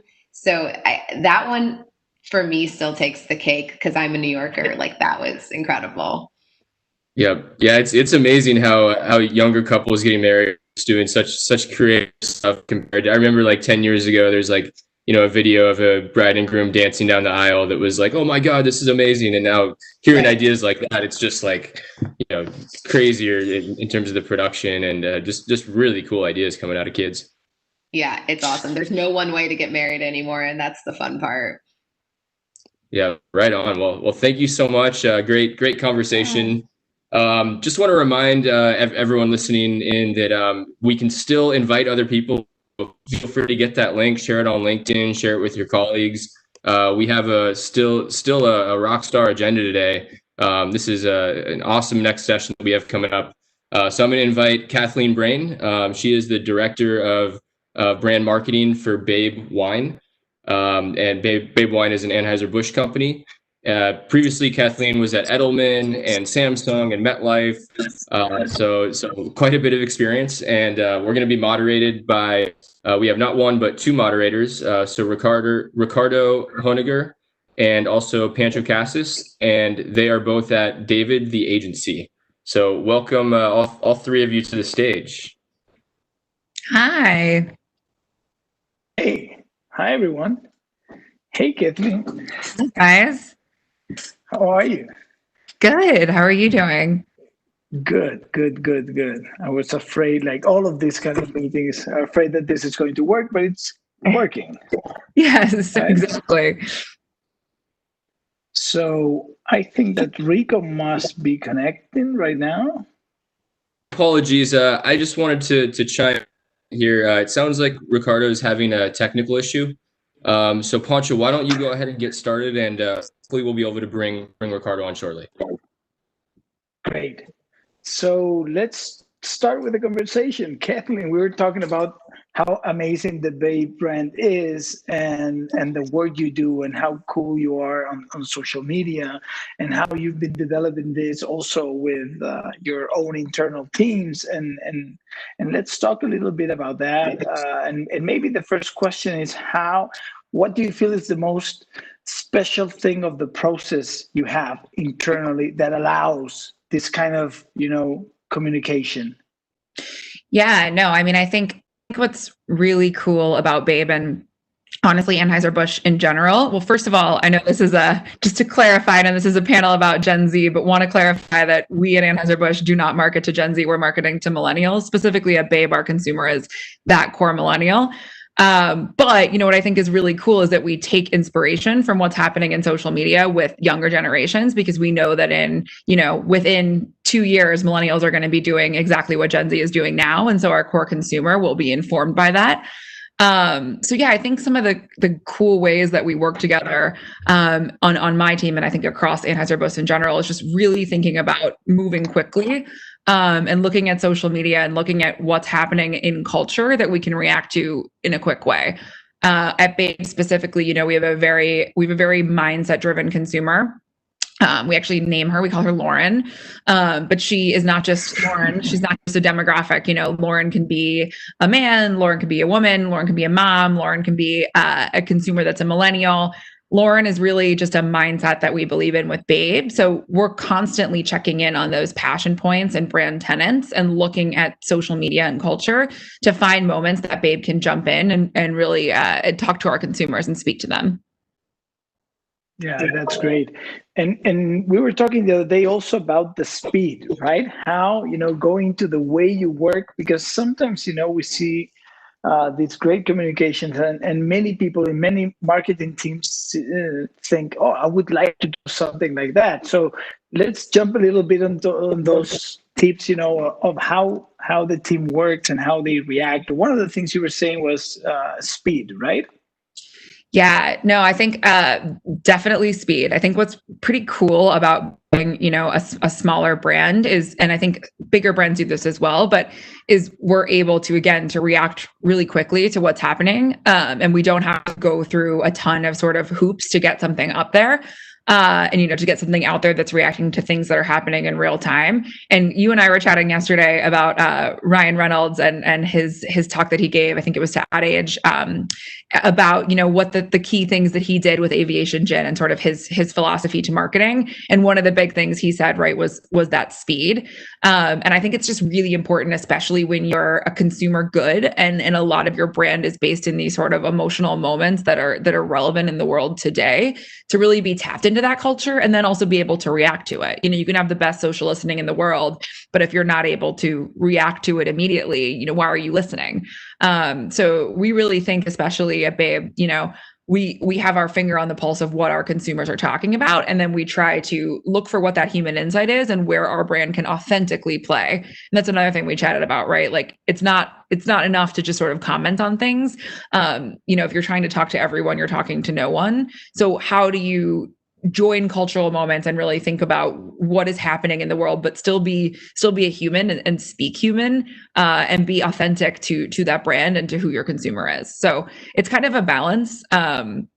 And for me, I've worked across a lot of different marketing organizations. And I think one thing that helps me is I came from social. So my first role was a community manager back in 2010. So I was agency side in the channels, checking Twitter back when it was really just, such a nascent place to be. And I think that's informed the way that I think about marketing across the board. It's not just social where you can be speedy. It's also, across the various consumer touch points. Let's think about what's happening in the world and let's react to it. This year has obviously, and it was just mentioned in the last conversation too, this year has been a bit of a challenge for that, right? You're constantly as a marketer sort of reworking your plans every 2 to 3 weeks, just based on the way that the world is shifting. But I think it's helpful to know, and helpful to think about speed with that in mind. It's like if you train your team to be agile and if you train yourself to be agile, these changes and these sort of unprecedented situations that we're in hopefully are a little bit less painful, as you can roll with the punches a little better too. Yeah, and you were saying how many times people have compared the way you do marketing with also how Burger King does marketing. In that sense, that's where the connection comes. Yeah. And I think it's around popular culture, right? How we try to put the brand into meaningful conversations, meaningful things happening, and how you do it in a way that the brand is relevant. So in that sense, what can you share about the authenticity of the brand, about how you save that space to be something super authentic, not fake, and get that kind of connection with people? Yeah, no, absolutely. Well, first of all, I think it's just to clarify, it's such a huge, it's very flattering. It's a big honor to be compared to Burger King as Babe because, we're still newer, we're a small brand. And when we have been compared to that, I've had to pause the conversation and be like, first of all, that's super nice. Thank you. We are not there yet at all. We're small, we're scrappy, but I think to that point, you guys at David have done such amazing work, both with Burger King, but also with, our Anheuser-Busch family as well. But, first of all, I think there really is a similar DNA there in terms of authenticity. Babe was founded by David Oliver Cohen, Tanner Cohen, and the Fat Jewish Josh. And it was founded as a brand that was really built on an ethos of this carefree, inclusive attitude towards wine. So really trying to disrupt a category, not just in the terms of the product, but in terms of an approach to the category at large. So I think that informs everything we do. And I was saying to you guys yesterday, I think what's really cool about it for me is there's a lot of authenticity that comes through with the brand that actually allows us to be scrappy. So our brand itself actually feeds our way of working in a really positive manner. So if I were to describe the Babe brand, I always say it's kind of these three key things. It's, this inclusivity, this, it's a drink for anyone, for wherever, whenever. This carefree nature, we empower you to live your best life, and we're not going to judge you if you want to be basic and, drink your wine and watch your reality TV. And then 3 is we're no bullshit. So it's a no bullshit brand. If you look at the voice, the brand's not going to lie to you. We as a brand aren't going to say that we're doing stuff we're not. We're not here to tell you that we're going to save the world. We're a wine brand. We're here to make your life a little bit more joyful, add a little bit of joy to your life, even when it's crappy. So I think those 3 things together, the no bullshit brand tenet actually lends itself very well to a scrappy, authentic approach to marketing in general, because that's the attitude we have as a brand. So it has to sort of permeate the team. So we try to make sure when we're talking about things, when we're doing sort of earned moments or activations, when we're programming our channels and thinking through our content strategy, that we bring that authenticity to everything we do. And we try not to get caught up in sort of what sometimes can be the navel gazing aspect of marketing. We try not to think about what another leader in the industry would want. We think about like, what would our consumer want us to say and what is authentic to them? So that's sort of the North Star we use for everything we do. And talking about no bullshit, because that is interesting, with the times that we're living, with all things happening around us and the sensibilities and the important matters that we're talking, how do you approach when you have this no bullshit, tone in a way? How do you navigate all those subjects? What's the freedom? We're talking about the freedom of also the community managers, and maybe we can talk later how important the community manager is, because many brands think as the community manager as the last person in the company, and then the community manager is actually the brand. Whatever he writes, the brand is writing, right? So going back to the no bullshit and the moment we're living, how do you navigate that? Yeah, I think what's been really fun / not fun, fun is not the right word. What's been really nice, to have a little bit of joy during this time is that Babe's approach to this terrible moment we're living in that's been really tough on everyone has been really authentic to who we are. So the literal copy we've used has said, like, we know 2020 is a trash fire. Like, we're aware this is terrible. And we're not going to beat around the bush on that. What we can offer you as a brand is, again, a little bit of joy, a little bit of fun to make this moment, even though it's a different moment than you're used to make it a little better. And so that's how we've approached everything. We've done a couple of big moments. I actually, just so everyone knows, I just joined Babe like 6 months ago. So I'm fairly new to the team. I joined right in the middle of the pandemic, which was fun. So I got to see a lot of this and kind of like learn firsthand. But I think, some of the bigger moments we've done during this weird time we're all in have been about that, have been about let's try to find joy in this moment. Let's try to give people something that Babe can offer them. So an example is a partnership we just did with Bumble. We knew that people were living together, that were quarantined together, that there were some people that had gotten sort of forced into this quarantine situation, whether it be a new relationship or a relationship that was kind of not doing well. And they were like, you know what, this isn't working anymore. Like, quarantine let us figure out, brought to fruition what should happen with this relationship. So we partnered with Bumble to actually provide moving services, a new Bumble account, and a lot of wine to anyone who needed some help getting through a quarantine breakup. So, that's an insight that's both universal and really specific, but is also very specific to the consumer we're talking to. And I think was really authentic for both us and our partner Bumble, right? Like, we're not saying we're here to save the world. We're not going to save the world. We're a wine brand. We're here to help in the way we know how to help, which is you just went through a breakup. Like, we're going to help you out here. We're going to help fund your move. We're going to get you dating and swiping, and we're going to give you some wine because that's going to help you feel better.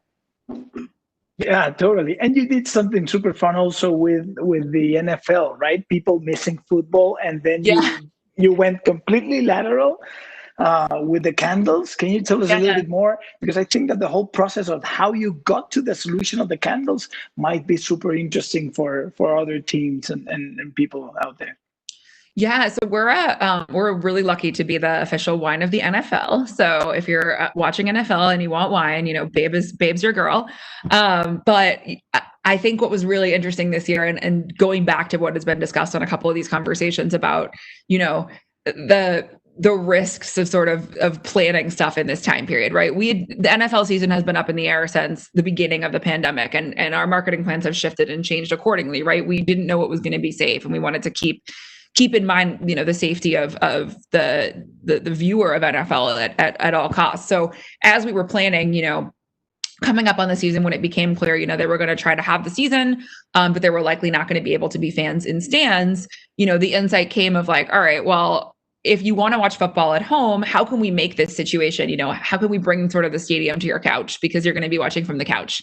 Not only just, NFL football, there's also college football, there's Pee Wee football, you're not going to be able to sort of be out there watching or playing those games in the same way you used to. So with that insight in mind, we partnered with the candle maker, Ryan Porter, to create sort of 3 candles that brought that stadium scent to your home. And they're very Babe, right? They're stadium scents, but with a Babe attitude. So we have a candle that's a nacho cheese scent, which is called $18 nachos. We have a candle that is a field turf scent to sort of remind you of the grass, that's called #FieldGoals. And we launched a candle. This is the runaway favorite, to remind you of the smell of, sort of those football players on the field. That's called Jockstrap. So that's been our best performing candle so far, funnily enough. So that's where we really thought, okay, how can we take this moment that's, again, not ideal? Like, no one's saying this is the ideal situation, but how can we infuse a little joy into it? How can we work with what we have and what we can offer? What we can offer is wine to watch the game with at home, and then we'll offer you some amazing candles to make the situation feel a little bit more like normal.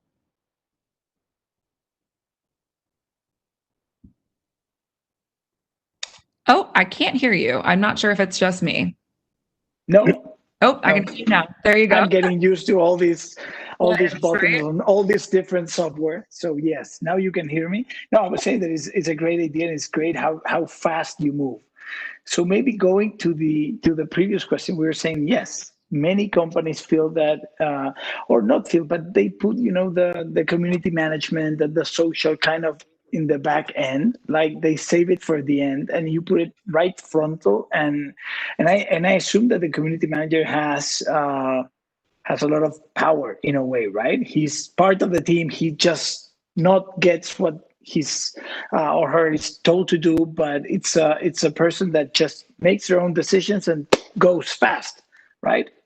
How do you train a person like that? Because I think that many of the fears that marketers have is like, okay, giving so much power to someone, and again, socially, it's the brand talking. Yeah, no, I'm a really big believer, one, in sort of the power of the community manager, the power of people that are really in the social channels, be it new channels or old channels, right? Be it someone on Twitter or someone who's on TikTok and really looking into what's going on. I think coming from that background, coming from a social background, when I was at Samsung, I led the mobile social team for about 4.5 years. And some of our best moments, some of our most, award-winning, if you will, moments in terms of breaking through were based on things that community managers did, because they were the ones who were in the channel and sort of really on the pulse of what people were talking about. But yeah, I think something that's really great about AB and Anheuser-Busch in general is it's really a culture where people are rewarded. You know, it's a meritocracy. People are rewarded for talent. And so I think what's cool about that is that there's a lot of people who are maybe younger, or maybe, you know, haven't been at the company for so long in different positions where they get to kind of call the shots. And that's tough to find in corporate America. And what I think that really does is allows for, again, the pulse of culture and sort of the people that we're talking to in marketing to really be involved in the conversations about how to talk to those people. So on my team, you know, we have a social manager, we have a community manager, we have an entire channel dedicated to just people saying, here's a real-time content idea. And it's a channel with myself, with my team, and whoever is in the channels can pop in and just say, I have an idea. Like, here's something I think that we should do. And we can talk about it and figure out how to make it happen. So I believe in that kind of democracy of ideas in that sense, especially when you're talking to consumers who are of different age groups and mindsets and ranges, because, you know, you need to have the diversity of people to then be able to reach that consumer authentically, I think. Yeah, that's great. And Kathleen, you worked in maybe the biggest advertiser in the world, Samsung, and now you're running Babe. What can, you know, the big brands learn from this new digitally led brands? You know, they're more, you know, they have better connections, they're faster. What are the things that you know now that would have been amazing that you knew when you were at Samsung? It's interesting. That's a really good question. I think Samsung is a huge advertiser, to your point. But one of the things that I tried to always do when I was there was really create these kind of systems so that my team could work in an agile manner. So, you know, getting social brand guidelines approved all the way up to C-level, getting sort of community management escalation processes approved all the way up to the C-level, so that when we were working on the channels and in the social, you know, in the social channels together, we were able to know we don't have to get every single thing approved, you know, up to the VP level. We can just go, because we've had these guidelines approved of sort of where's the road, where can we play within these guardrails. So I think that's something that, though I did do it at Samsung, it's even more apparent at Babe. You know, we're able to really be nimble and agile in terms of how we respond to people. So that's a big thing. And then I think in general, I think sometimes we as marketers get really excited about like the new shiny thing. And when you're at a company, you know, when I was at Samsung, we had the ability to partner with amazing partners, and we had awesome stuff that we did. And I loved every minute of it. But sometimes, you know, the ROI on partnerships was harder to quantify because we were able to test and learn with a lot more money, right? You know, we had the money to say, let's try this. If it doesn't work, it's okay. You know, we really don't have that at Babe right now. And that's made us, I think, more strategic and able to really like crunch down and say, like, is this a valuable use of our time? Is this a valuable use of our money, you know, with a smaller team and with a smaller budget? So I think there's definitely pros and cons. And, you know, the exploration that you can do on both sides of the fence is super valuable. I'm personally very happy that I've had both experiences in my career so far. But I think that speed, if you can bring it across everywhere you work, and that agility and that tapping into culture is super important, whether you be a big company or a small one. Yeah, and the speed has a lot to do also with failing, right? A little bit. We all failed, and we failed fast, and that is one of the mantras of the team at Burger King. Is like, okay, we tried a lot of stuff. Sometimes we fail, but we need to learn and fail fast and move to the next one. How do you deal with fail at Babe? Yeah, no, I mean, listen, I came from that social background. So like, that's the recipe for social is you put stuff out there, you see how it does, you try, you fail, you test and learn, and you optimize. And that is really how we think about things at Babe, you know, especially when it comes to sort of social and content strategy. We are always trying to expand what our consumer wants to look at. You know, we're always trying to find new areas that we can talk to our consumer through. So that requires testing stuff. You know, if we're just going to talk about the same 3 things every day, we know we're going to get a lot of engagement, but that's never going to expand, you know, who we're speaking to. I think a really great example of this not to continue to talk about other AV brands, but I think our value brands do a really good job of this. They're always testing and learning different kinds of social content to see how their consumers are responding. And that's really something we try to emulate at Babe, especially when we know there's some key things that get our social fans, our consumers excited. We know like dogs, reality TV, like we know the passion points that are really the favorites of our consumers. But how can we try to find new ones and find new places that we can engage in conversation and continue to build out that community of Babe fans? Yeah, that's great. And now that this target values authenticity the most, and people value authenticity the most, it's one of the things that is most highly valued. What do you think makes a brand authentic in 2020? And this goes back to there's brands that we connect more or less, but kind of COVID was the first time that the whole planet was suffering in a way the same thing, right? Sometimes before you had, fires in somewhere and then an earthquake somewhere else. But this was the first time that we as a global, the whole planet, were facing the same thing. So every marketing team in the whole world was facing the same thing. And while many brands, they tried to be authentic, then we all kind of, and we made that mistake too. We kind of went into kind of the same type of language, and we all were super supportive in the beginning and so on and so forth. So how do you feel that authenticity, what makes a brand authentic from now on?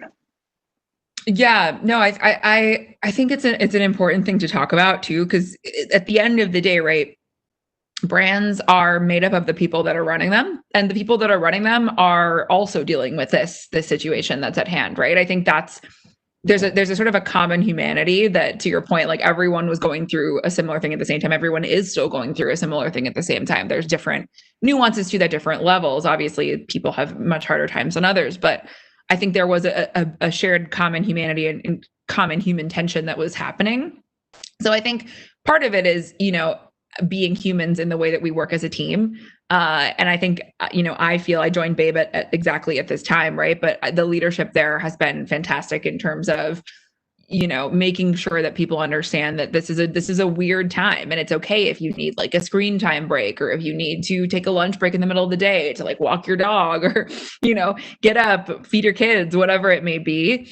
So I think there's an element of that, but in general, too, when it comes to brands at this point in time, I think there was a moment of sort of shared pushback to brands saying things like, it's an unprecedented time, we're all in this together. I kind of, it's around the time that the Imagine video went a little viral on Twitter, where the celebrities were singing Imagine in their beautiful mansions, and everyone was just like, nope. So I think there is a little bit of, there was kind of that moment where it became clear, like, this is a longer term thing. And, in order to really speak to people authentically, you have to acknowledge that, like, this is a bad situation. This is not fun. So again, to go back to what I was talking about before, I think that's kind of where Babe really, really took that attitude and took that approach to coming to life as a brand and saying, we know we're not going to solve this problem. Like, we're not saying we are, and that's kind of what that Supercut commercial, I don't know if anyone saw that, but there was this like Supercut commercial of all the brand COVID commercials, like cut together. There was a Samsung commercial in there, my former employer, who I love dearly. So not hating on it, but it was funny how similar, some of the language that was used was. And I think it was because people just really didn't know what to do. And so at Babe, we were lucky enough to be able to say, our brand is no bullshit. So we're just going to call it what it is and release these hats that say cancel 2020. We're going to talk about, again, how 2020 is a trash fire, and just be honest about what we're feeling and what we think the brand stands for in this instance, which was received well, I think, because there was a little bit of this pushback of like, I'm struggling, and a McDonald's commercial isn't really going to help me right now, Yeah, and especially, in the beginning, you said it right. We were, no one knew what to do. We couldn't produce, and then we were in lockdown, but then we couldn't sell, but then we had delivery, but everything was changing so much at the beginning, kind of everything looked the same. But talking about that, because I think it's another thing that is interesting is, especially with a brand as cool as Babe, Most marketers are talking about purpose, and they're trying to put purpose into the brands and into the company, and sometimes even trying to save the world when it's not their job to save the world because they're selling, detergent or whatever. So how do you feel about brand purpose from a Babe perspective? Yeah, no, and so it's interesting because I spent a lot of time when I was at MetLife talking about purpose, and I do think that it is. I'm very pro purpose driven companies and brands. I think it's important both from an internal and an external standpoint for people to understand what a company stands for. I do think sometimes we do. Especially from other marketers, sometimes I hear things like, it's so cool that your brand just gets to kind of do the fun stuff, and I say. Totally. First of all, it's very fun. But second of all, I do think we have a very distinct purpose as Babe because we're speaking to a group of people that sometimes doesn't get empowered for their choices. We're not here to tell you have to think about the hard stuff. Sometimes you want to watch The Real Housewives and drink wine, and that's okay. And just because, we're a brand that speaks primarily to, we have a large consumer base of women and of LGBTQ people. And so just because we're kind of in that vein doesn't mean that we don't have a purpose. I don't think purpose always has to be this sort of highfalutin thing, especially when you are a brand that once again, doesn't necessarily have the means to back that kind of purpose up, So I feel very, very good about kind of the way that where we've landed in terms of how we approach our attitude as a brand. I think right now, people are looking for brands to talk to that they feel like are almost escapes to a certain extent, right? You've seen this advent of more streaming. People are on TikTok. People are on, Netflix, just watching everything. They're trying to look at things that are going to remind them of normalcy and of good times. And Babe is, again, as I mentioned, that's what Babe's here to do. We're here to help you. We're here to help you feel better. We're not trying to make you delve into the sadness. We're here to try to make it feel a little bit more joyful in a time that's not necessarily great. So, yeah, I don't know if that exactly answered your question, but that's kind of how I feel. Yeah. Kind of. It's nice. I think that everyone can have a purpose, but you need to do it to something that is super related to the brand. And maybe the feeling is that sometimes you don't need to shy away from the fact that you're, a brand that cannot save the world, but make a day someone's days better, right? Yeah. In that sense, it's sometimes it's the little things, and you can see it when you see Babe's Instagram, for example, They put a smile on your face with just a little tweet saying, fuck, cancel 2020, and that's it. While everyone else is being emotional, this is about doing pink hats and saying cancel 2020, and that's it. Well, there's a reason too. I mean, if you look at sort of social behavior of people, of humans in general, right? We share things with each other that we feel like we share an emotional reaction to. So in this case, memes, things that are saying memes, TikToks, moments, I love the thought of TikTok as sort of like an audio meme, right? It's like the same audio with like a different interpretation, very similar to the visual memes of Instagram. These are moments that help people feel a shared connection with someone, and that can bring you joy, right? We posted this meme about going back to clubs in 2021 and how people are going to react. That was one of our top performing social posts, just because it was people had such a visceral emotional reaction to oh my God, yes, and shared it with all their friends and said things like, this is us in 2021, this just visceral cry of it's over, that feeling. And I think it's important to acknowledge that and to have empathy for a human need to connect too. So, again, bringing a little bit of joy, but also recognizing that sometimes what humans need is to talk to other people and to feel there's camaraderie in their emotions. That's very much how Babe's approached kind of talking to people in this time. And because we were talking about TikTok, how do you approach, and I know that some people are asking this, how do you approach, the social media? How do you choose? How do you decide the strategy on which social to use and what messages and when to put a meme and when to just jump into a conversation? Yeah, absolutely. Well, first of all, I'm a huge TikTok fan. Personally, as a brand, Babe, we don't use it because the audience is not our core audience, right?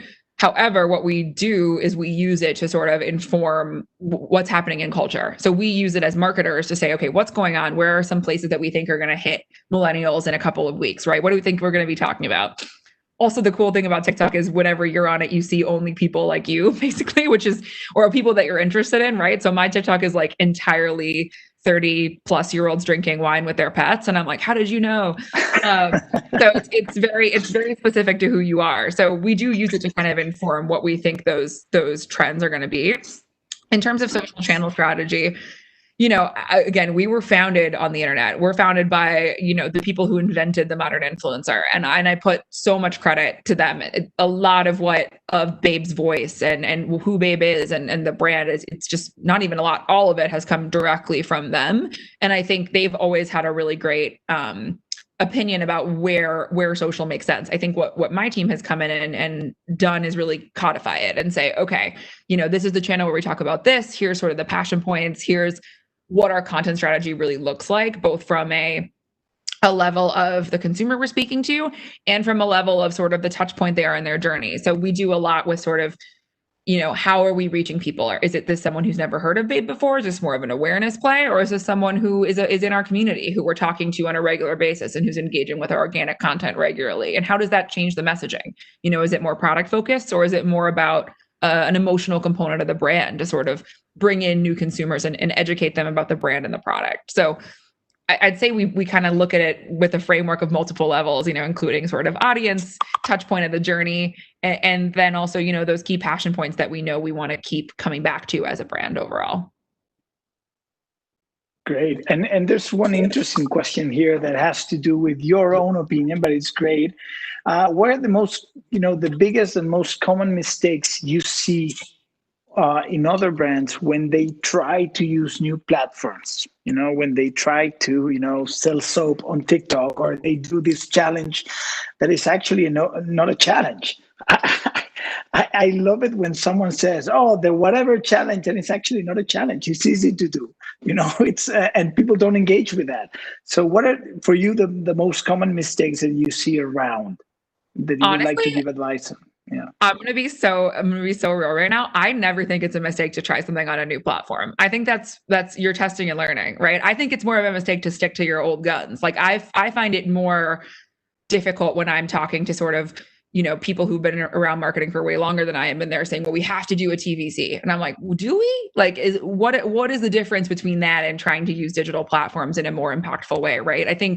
I don't find experimenting on social platforms. This is coming from my background, right? Like I've been in social for like 10 years, so I would never, ever disparage trying anything on a social channel. But, I think as now sort of a more generalist brand marketer, I still feel the same. I think social is your testing ground, like try it out. Obviously, there's places you need to be careful about. And I think, the mistakes that you can make in terms of not being aware of sort of the broader cultural and sociological conversations are really the only places I would say to be careful. But that's where listening to your team, can be helpful, right? Like if you want to put out a spot that features, different types of people, like talk to those type of people. If you want to put out a challenge that's about a specific social issue, talk to people who have a vested stake in that issue. And that's something that I would, that's sort of a mistake that you can avoid by having those conversations.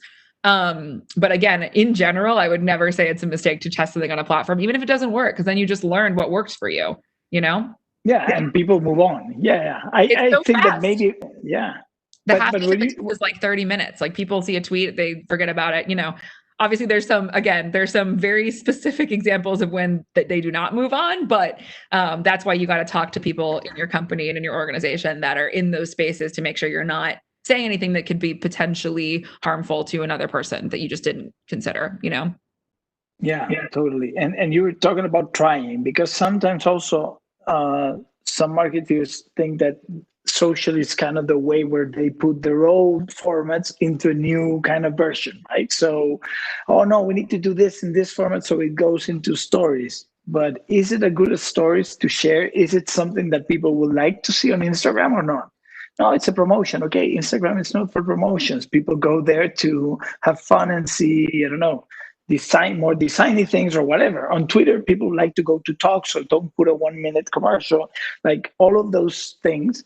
But it's interesting to invite people to try.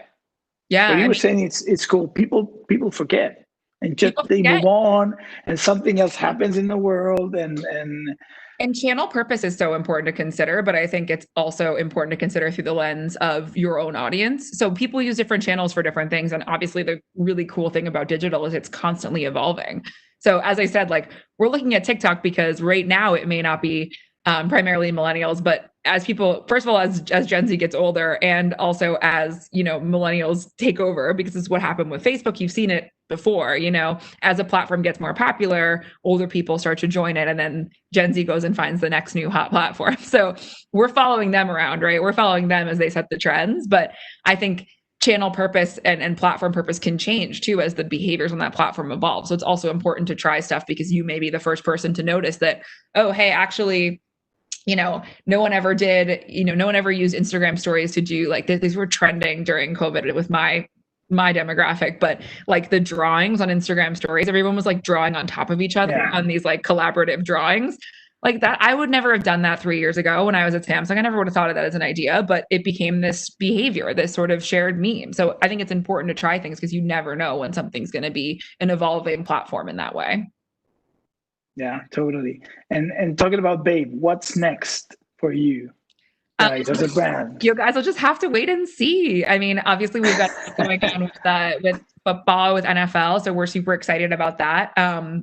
We just had a fun post go live with Tyler Cameron from The Bachelor yesterday. We have, you know, our consumers are huge Bachelor fans, so we're really excited about that overlap there. If you don't know who Tyler Cameron is, Google him or follow him on Instagram. You won't regret it.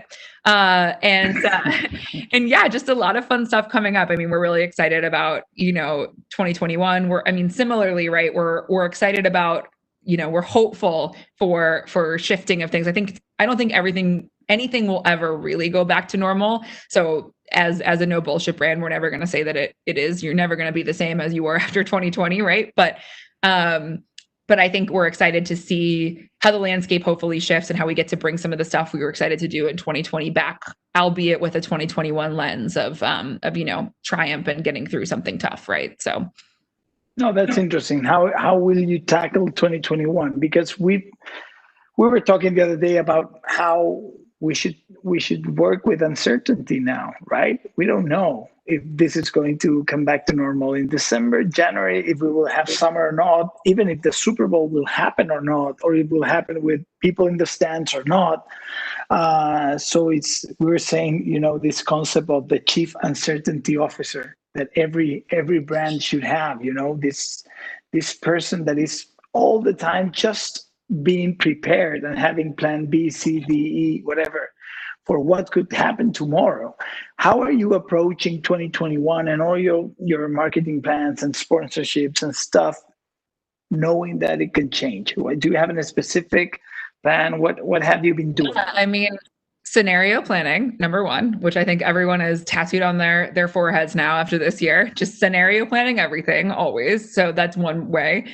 But then also, you know, again, I think kind of living and learning to like marinate in that uncertainty a bit. We're not going to know. Actually, it's kind of freeing in a way. It's like the only certainty is that it will remain uncertain.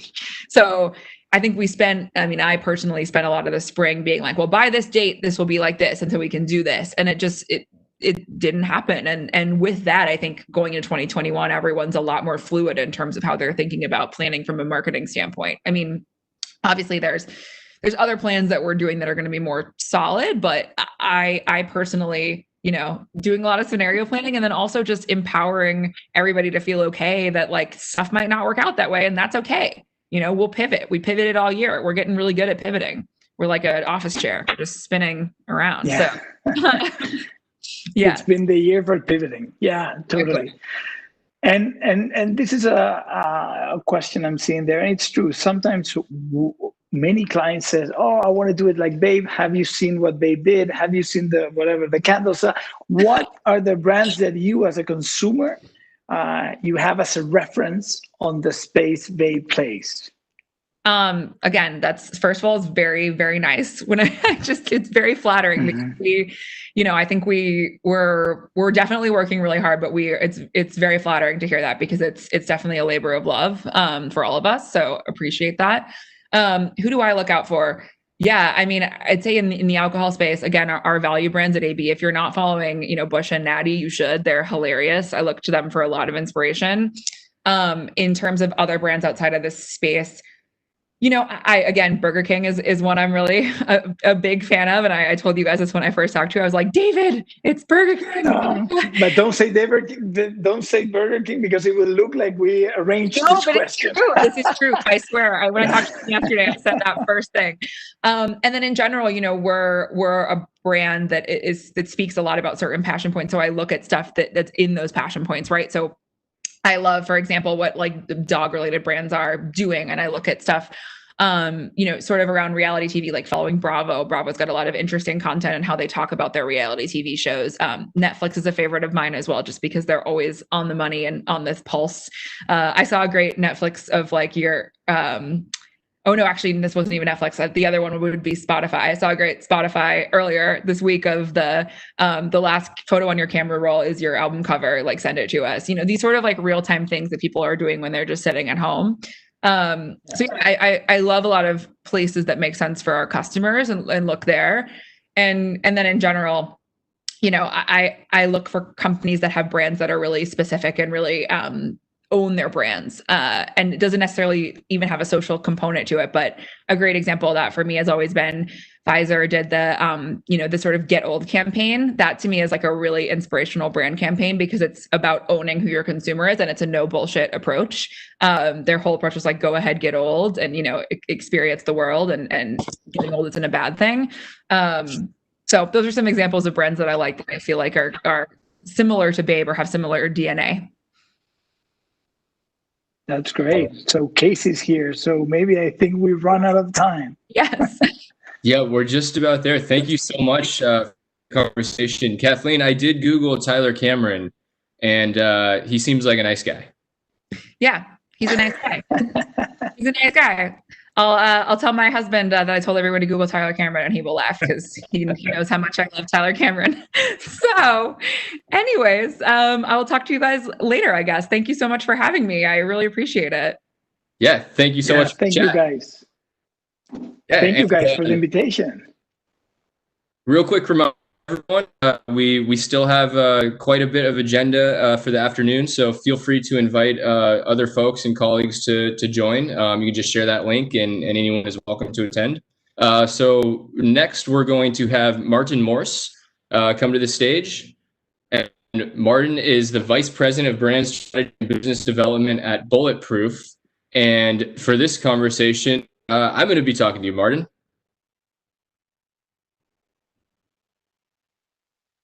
Let's unmute. There we go. And we'll start the video. There we go. How you doing? I'm doing well. How are you doing? Very good. Very good. Excellent. Excellent. Well, I've been excited about this session. You have a very impressive background. So before we jump into more questions about your current role, why don't you tell us about your background and what led you to take this position at Bulletproof? Wow.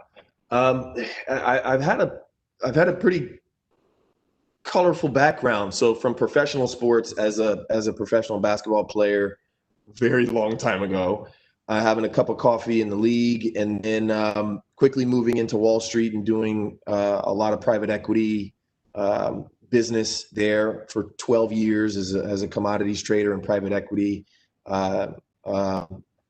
lead. And then from there moved into the business of brand marketing, simply because we were financially mentoring athletes and celebrities and high profile personalities. And, this is 10 years ago, a little bit more, when the space of influencer marketing didn't really exist yet. And it was the burgeoning horizon of social media and then what tool would enable.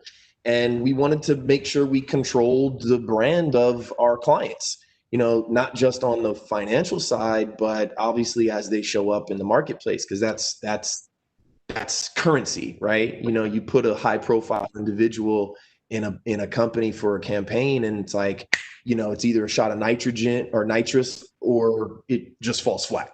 So if we can actually help those brands manage the way those clients used to show up, then yeah, we actually, we had something there. And then from there, it just kind of moved into brand advisory, being able to get very hands-on and granular with a lot of campaigns, and then watching that whole space of influencer marketing grow. And then from there, I got a client from this guy named Dave Asprey, and he's the founder of Bulletproof. And it was funny how it just kind of all, worked, like the universe conspired. So our client was a, big professional athlete, and was like, swore by this diet called Bulletproof. And we were like, what the hell is Bulletproof? And then from there, we just got really involved in the space, started watching the space, because Bulletproof created 4 market categories in the CPG category. And we just got enamored by it, and just started to see the movement that a brand creates in a lifestyle. And then from there, long story short, Dave asked me to come on and consider a full-time position. And that's where I've been now for the past year and a half officially, and about 3 years altogether. Right on. Yeah, it's a great story. And what are you responsible for now? The entire way the portfolio outside of Bulletproof, in addition to Bulletproof, there's 6 other companies in the portfolio in the health and wellness space. So essentially how we show up externally, that was a great conversation just previous, where it's like, what did Pancho say? Chief Uncertainty Officer, and having plans like A through Z now. It's kind of my role. So how did the brand show up? Why they show up the way they show up? How do we stay consistent in messaging and mission? And then how do we actually develop audience architecture that we can expand and grow on, talk to even more so now, continue to push out thought leadership and opportunities to obviously drive our brand and our mission. Nice. So it sounds like there's a lot of different places that you can show up as a brand, and Chief Uncertainty Officer is probably the role that has to think about all of the different environments where consumers are going to encounter your product and your brand. What are some of the channels that you're most invested in, and how has it changed in the past couple months with COVID?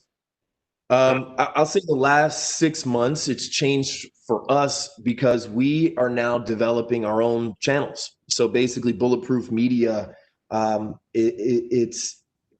it was kind of our long-term focus and goal, but COVID happened, and all of a sudden, our traffic spiked on our own channels. So we took that and started to harness the opportunity of new users coming to just find information, right?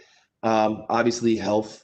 And I don't like using the term wellness, for us at least, for health and preventative lifestyle.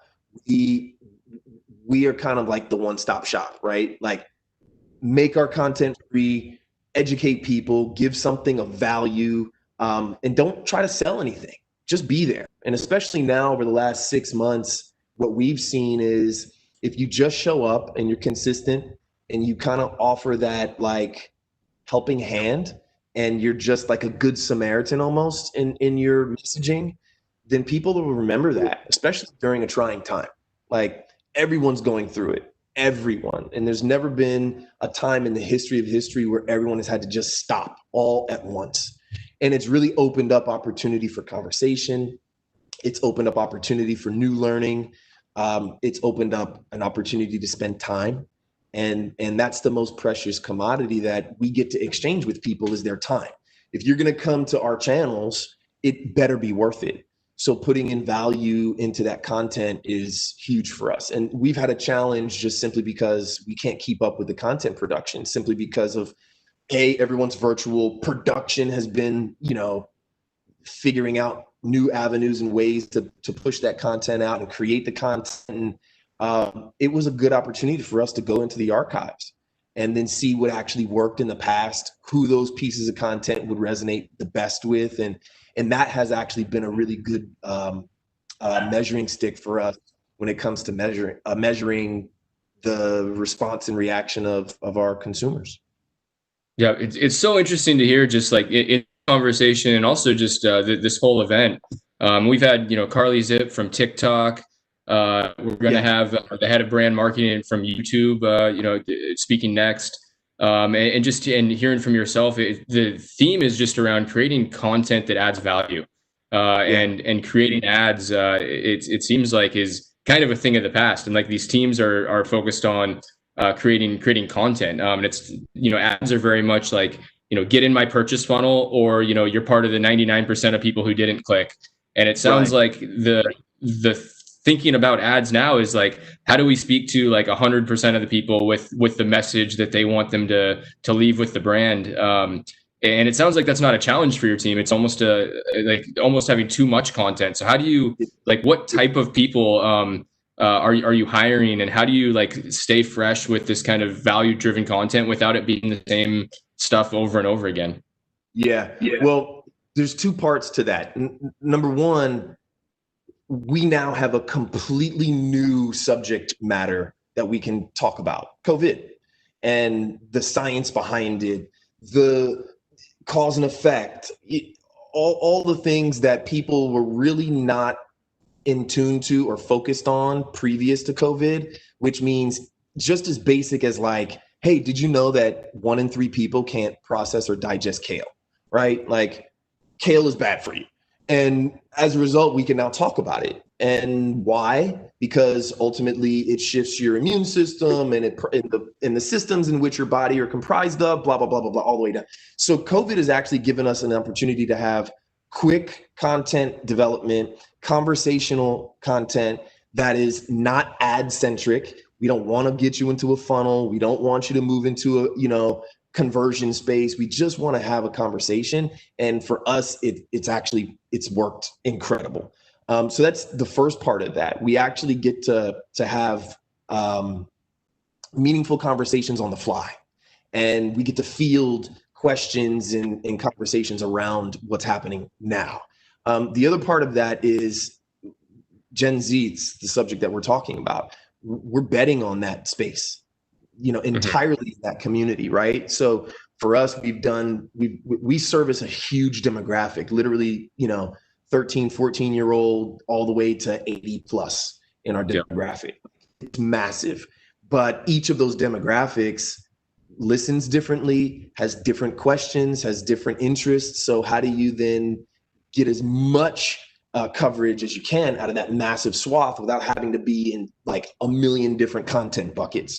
So for us, we're drilling down to Gen Z and really developing conversation around what we now call cuspers, like kind of Gen Z, kind of millennial, kind of stuck in the middle, but like super in tune to what's going on in the world and the planet today, grew up with the internet and social media, know exactly when they're being pitched an ad as opposed to a conversation or a movement.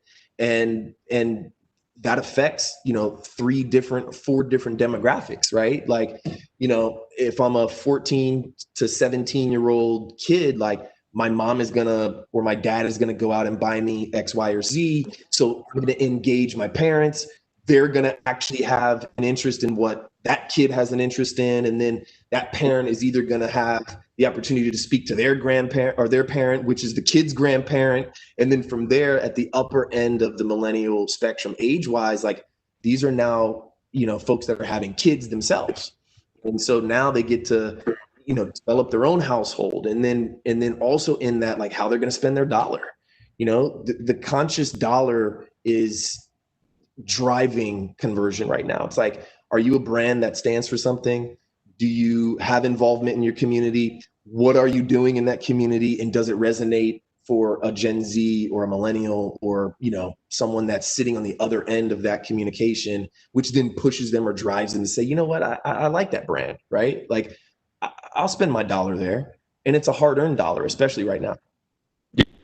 No, and it sounds so simple, right? The way you explain, like, creating content, and having members who understand the community, but really it's even simpler to, just slap a product and a price tag and say, click here. There is like an art and a science to like, how you're seeing the conversation So how do you have how do you hire? How do you find the right team of people? And are these teams internal, or do you work with agencies to help you figure out develop content and figure out what type of content you should be creating, or is that all in-house? Yeah, so we actually are in-house. Just simply because we have so much content, and Bulletproof was actually started out of a blog. So the founder of Bulletproof, whose real job was in Silicon Valley as a CTO, like literally just started blogging about his health journey. And that was over 20 years ago. And so from there, the content has just been cataloged and inventoried, and so we actually have a huge treasure trove of content we can go back and repurpose. And so we have teams internally that do that. I'm glad you said arts that go along with the science, because I find that we get bogged down into the data, we get bogged down into the what and velocities and conversions and all the buzzwords that marketers love to throw out, especially on the agency side. And most brands get sucked down into that rabbit hole and forget the why. And the why is the most important thing when you're connecting to someone on the other end of whatever portal or platform or communication device you're using. And then obviously there's the how to use those platforms, and then there's a science behind that, of course. But if you just lead with the why, and that obviously goes back to what we were talking about on the value side. Like if you're going to offer value, it's hard to argue with that. And if it's meaningful, it's hard to forget it. So that's been the intention and the idea behind all of the content that we generate, from the podcast that we have to our blog and the podcast. It's crazy. We've seen in the last 6 months, our numbers go through the roof on our podcast. And it's simply just because it's meaningful information, and it costs nothing, but it leaves such an indelible imprint when it comes to a consumer's, state of mind. Because, next time they're surfing through whatever digital store or online marketplace, or even now going back to the stores, they're going to remember like, oh yeah, I think I heard that somewhere. Oh, it was that orange and white brand that's called Bulletproof. So it's a long way to go around, but for us, it's about legacy. So it may take a little longer to actually create that conversion, but once that person is converted, or that family or that household is converted, they're there. They're staying for the long haul. Yep. What's fascinating about that too is we're not just talking TikTok or just talking social media for that matter. It's blog, it's podcast. How are you? I mean, can you just help us get an idea of the quantity of content that's being created by your in-house team on a weekly basis? Like the number of channels is absurd. It's a lot. So I'll just give you an example. Just the podcast alone, we're doing 3 shows a week. 3 shows a week. It is on the back end of that podcast. So, and each podcast is an hour, roughly, approximately like 60 minutes ish long. And I mean, they have the podcast team has slots booked up until 2021. So 3 shows a week. And then the overlap that goes into social media.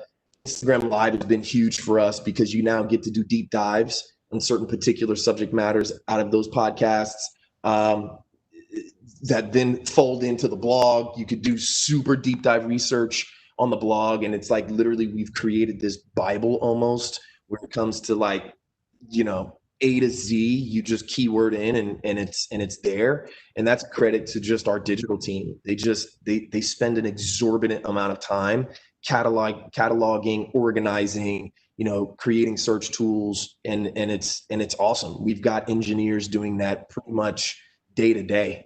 And then A/B testing content across other platforms, right? Like, again, what resonates for mid-60 person living in Wisconsin may not be the same for a 22-year-old living in Miami, right? So how do we make all of that content accessible, and how do we make it relatable to everyone? And the engineers on our side do an amazing job of that. So yeah. Nice. I'm curious to learn more about paid media. So we talk a lot about social, and it sounds like a whole lot of your the impressions are earned through really valuable content. Yeah. What are you doing in terms of paid approaches to amplify that type of distribution? And are you using content in like things that you use for Instagram, or using that content in other environments too, or is it specifically for the environment that you've created it? We'll do specific to platform, just because we have so much content. We know what works on each platform, and the paid stuff, we actually don't do a lot of it.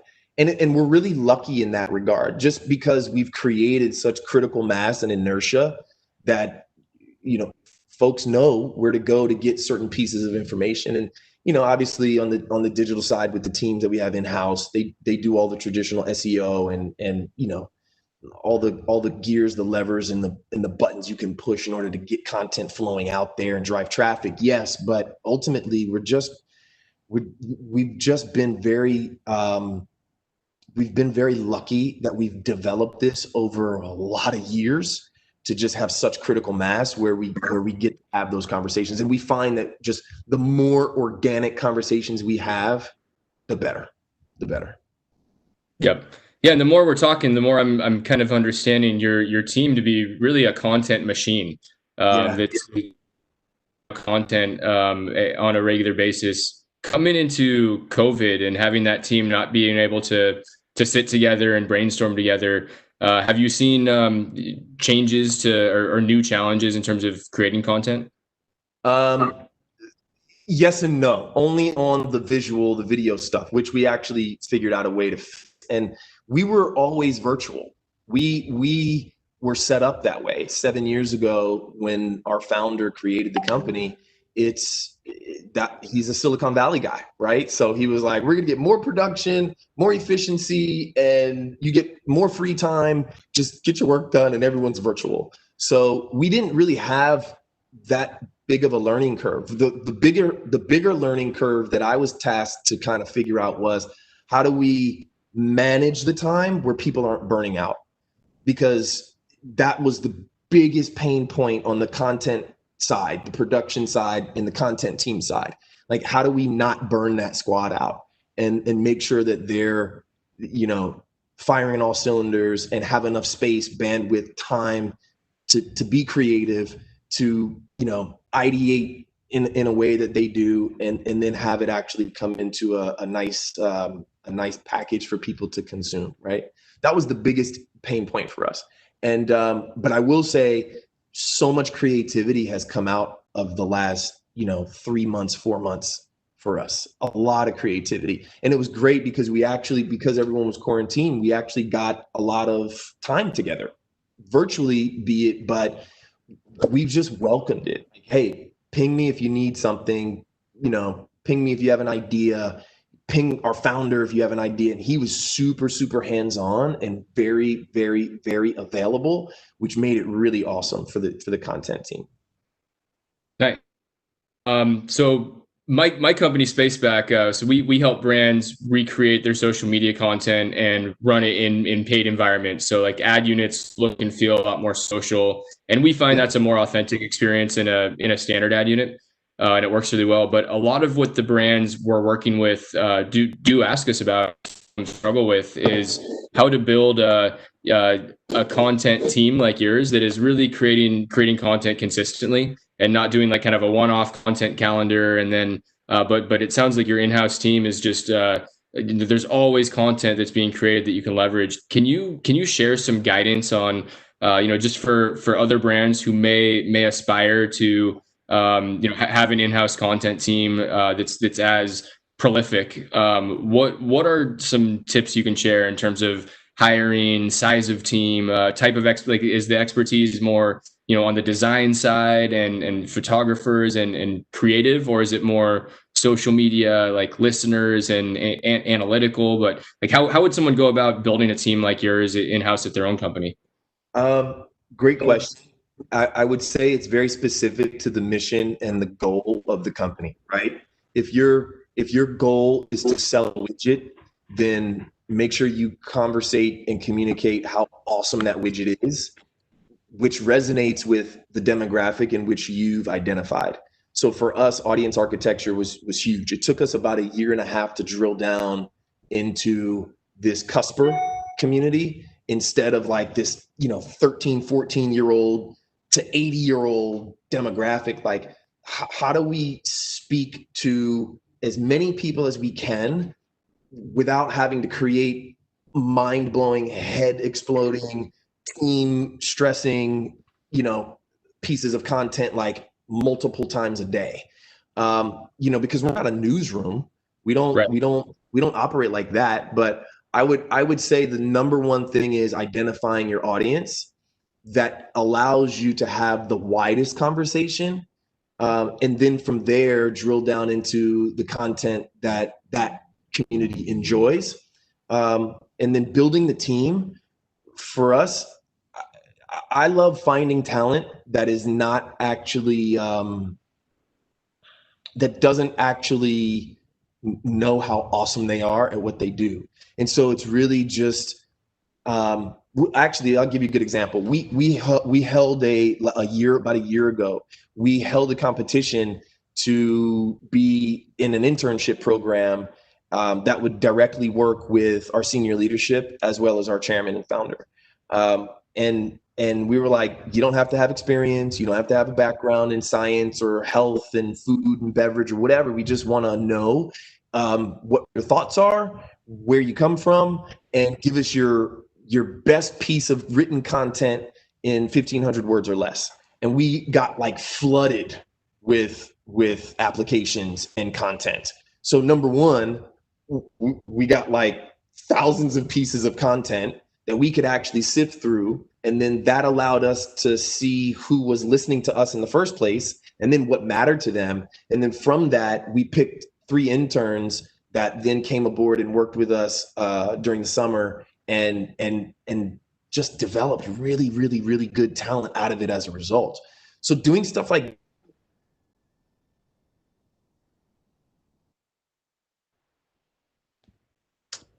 Martin. Well, everyone, I'm not sure if it's me or Martin, so people can hear me. I'm gonna check in with Martin. Especially if your job is to be a content producer. Hey, Martin, you there for just about just until you were finished speaking. So I don't think we got anything there. You're back now and crystal clear. But if you won't mind rewinding 30 seconds or so, that'd be helpful. Yeah. Give you another try at that one. I don't know if you heard the internship competition that we had. And then yes, we got that. So where I lost you was it sounds like a few of those interns maybe are part of the team now. Yes and no. They had to go back and finish out the rest of what their life is. But what it did was allow us to find talent in not the same pools where we used to dip in from, right? And pull talent from. And it actually opened up our eyes to producing new content, new types of content, what may or may not resonate with certain demographics. And then from there, we worked hand in hand with those interns that then worked hand in hand with our permanent content teams, but then more importantly, giving them time and space to just create. And we're way ahead of the curve when it comes to producing content. And we have hubs where we know we're going to push content out through, whether it's, more sleep focused or more food focused or more mental health focused or whatever the case may be. So we have a huge curve when it comes to, or runway rather, when it comes to pushing content out that allows the team to just create, have space and time, not be under a deadline or a guideline that they have to follow, like, marching orders, which we find is just super awesome when it comes to creative content. Yep. Makes sense. Yeah. Apologies for the technical difficulties there. But one thing that it sounds like you were saying there is get Gen Z. We're talking about marketing towards Gen Z. And it sounds like you gave them a voice even to your content team directly, where they might not even had confidence themselves in their experience or technical abilities. Much is really valuing their voice and their feedback in the content process and continuing to like new interns and new voices from Gen Z. frequently. So that's sounds like kind of part of that answer, right? It's exactly it. I mean, we had so much content as a result, and we were then able to organize all that content from that internship competition. And from there, it's like, oh, like this is the pulse, right? This is the finger on the pulse that we sometimes don't get an opportunity to really connect to. And then being really hands-on with the team, but hands-on in a way that allows them to just flow and create, while keeping some guardrails in there. So yeah.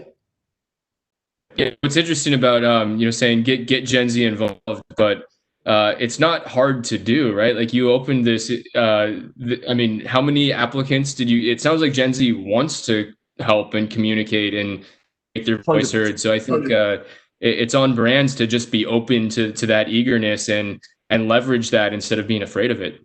Yeah. So we got thousands of applicants, and my position, I feel that influencer marketing, it created an animal. It's like, it's like having a pet dragon. It created an animal that began to cannibalize the real influence that brands actually have. So you have marketing teams in-house as well as agencies that are fully dedicated to getting ROAS in the influencer marketing space. And so you're going to have companies that are going to pay for that. But in that exchange, you actually begin to give brand value and brand influence away to a second or third party. And so if you could take that back and put it inside internally in your house, and then work together with these influencers or agencies to then create programming content, then you have something. Because right now, Gen Z, millennials, cuspers, anyone that is like 35 and under, there's so much energy that's being created now over the last 6 months that has nowhere to go. And so if you can harness that in a way that allows you as a brand to be the real influencer in partnership, then you got something. And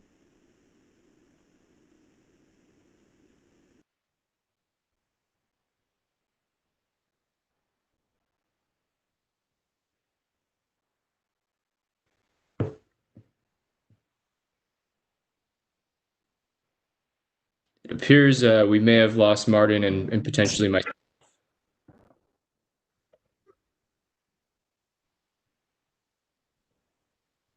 Hey Martin, I think we had another brief another outage.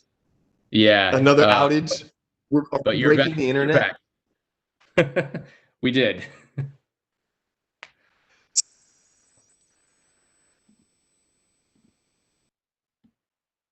Still pent up energy right now. Are you still there or no? You there? I hear you now. All right. There's so much energy in these demographics from millennial all the way down. If you give them an outlet and want to participate with them in partnership with them, where you actually as a brand become the influencer of the influencer rather than the influencer helping your brand establish itself in demographics, to me, that's like cooking with gas. Like you're really in it now, and you're a partner. You're helping prescribe how your mission and values come across, as opposed to having it fit in with an influencer that can develop crossover or overlap. Yeah, I think what you're talking about is really the authenticity piece again, and like how can influencer marketing could, at its core, it's kind of a paradox, right? It's called influencer marketing. It's meant to be more authentic, but influencers can turn into ads pretty quickly if they're not authentic to the product or the kind of content that they're creating. So I think creating more of a partnership with an influencer. I actually really like how TikTok talks about influencers as creators and creator marketing. And it's not just about their influence; it's because they're creating great content. And I think that's at the core of why they're even an influencer. It's because they're a creator. And we don't really have influencers unless there's that creation. So I think it's awesome that you're finding even better ways to work with influencers that make them even more authentic and really capture like what an influencer is supposed to be, is a creator who's a brand ambassador. So I think that's really cool. Yeah. I have a few questions coming in that I want to ask you, but this one is like kind of back where we were talking about all the different channels that you're in. How do you know what's working or not? Like, we definitely understand page views and impressions, but how do you really measure the impact of the different channels you're creating content for? Well, each platform has a different use, right? So the goal of we're not on TikTok, but let's just say the goal of engagement on TikTok looks very different than it would on the blog, right? So it's having clear, defined metrics and measurements that you can hold your team accountable to, as well as your strategy, right? You can't prescribe a strategy if you don't know what you're really measuring and what the goal of that strategy is. So clearly define that goal, get super granular with it, and then start A/B testing across those different channels. And each channel is a different breed of animal, right? So they take on a life of their own.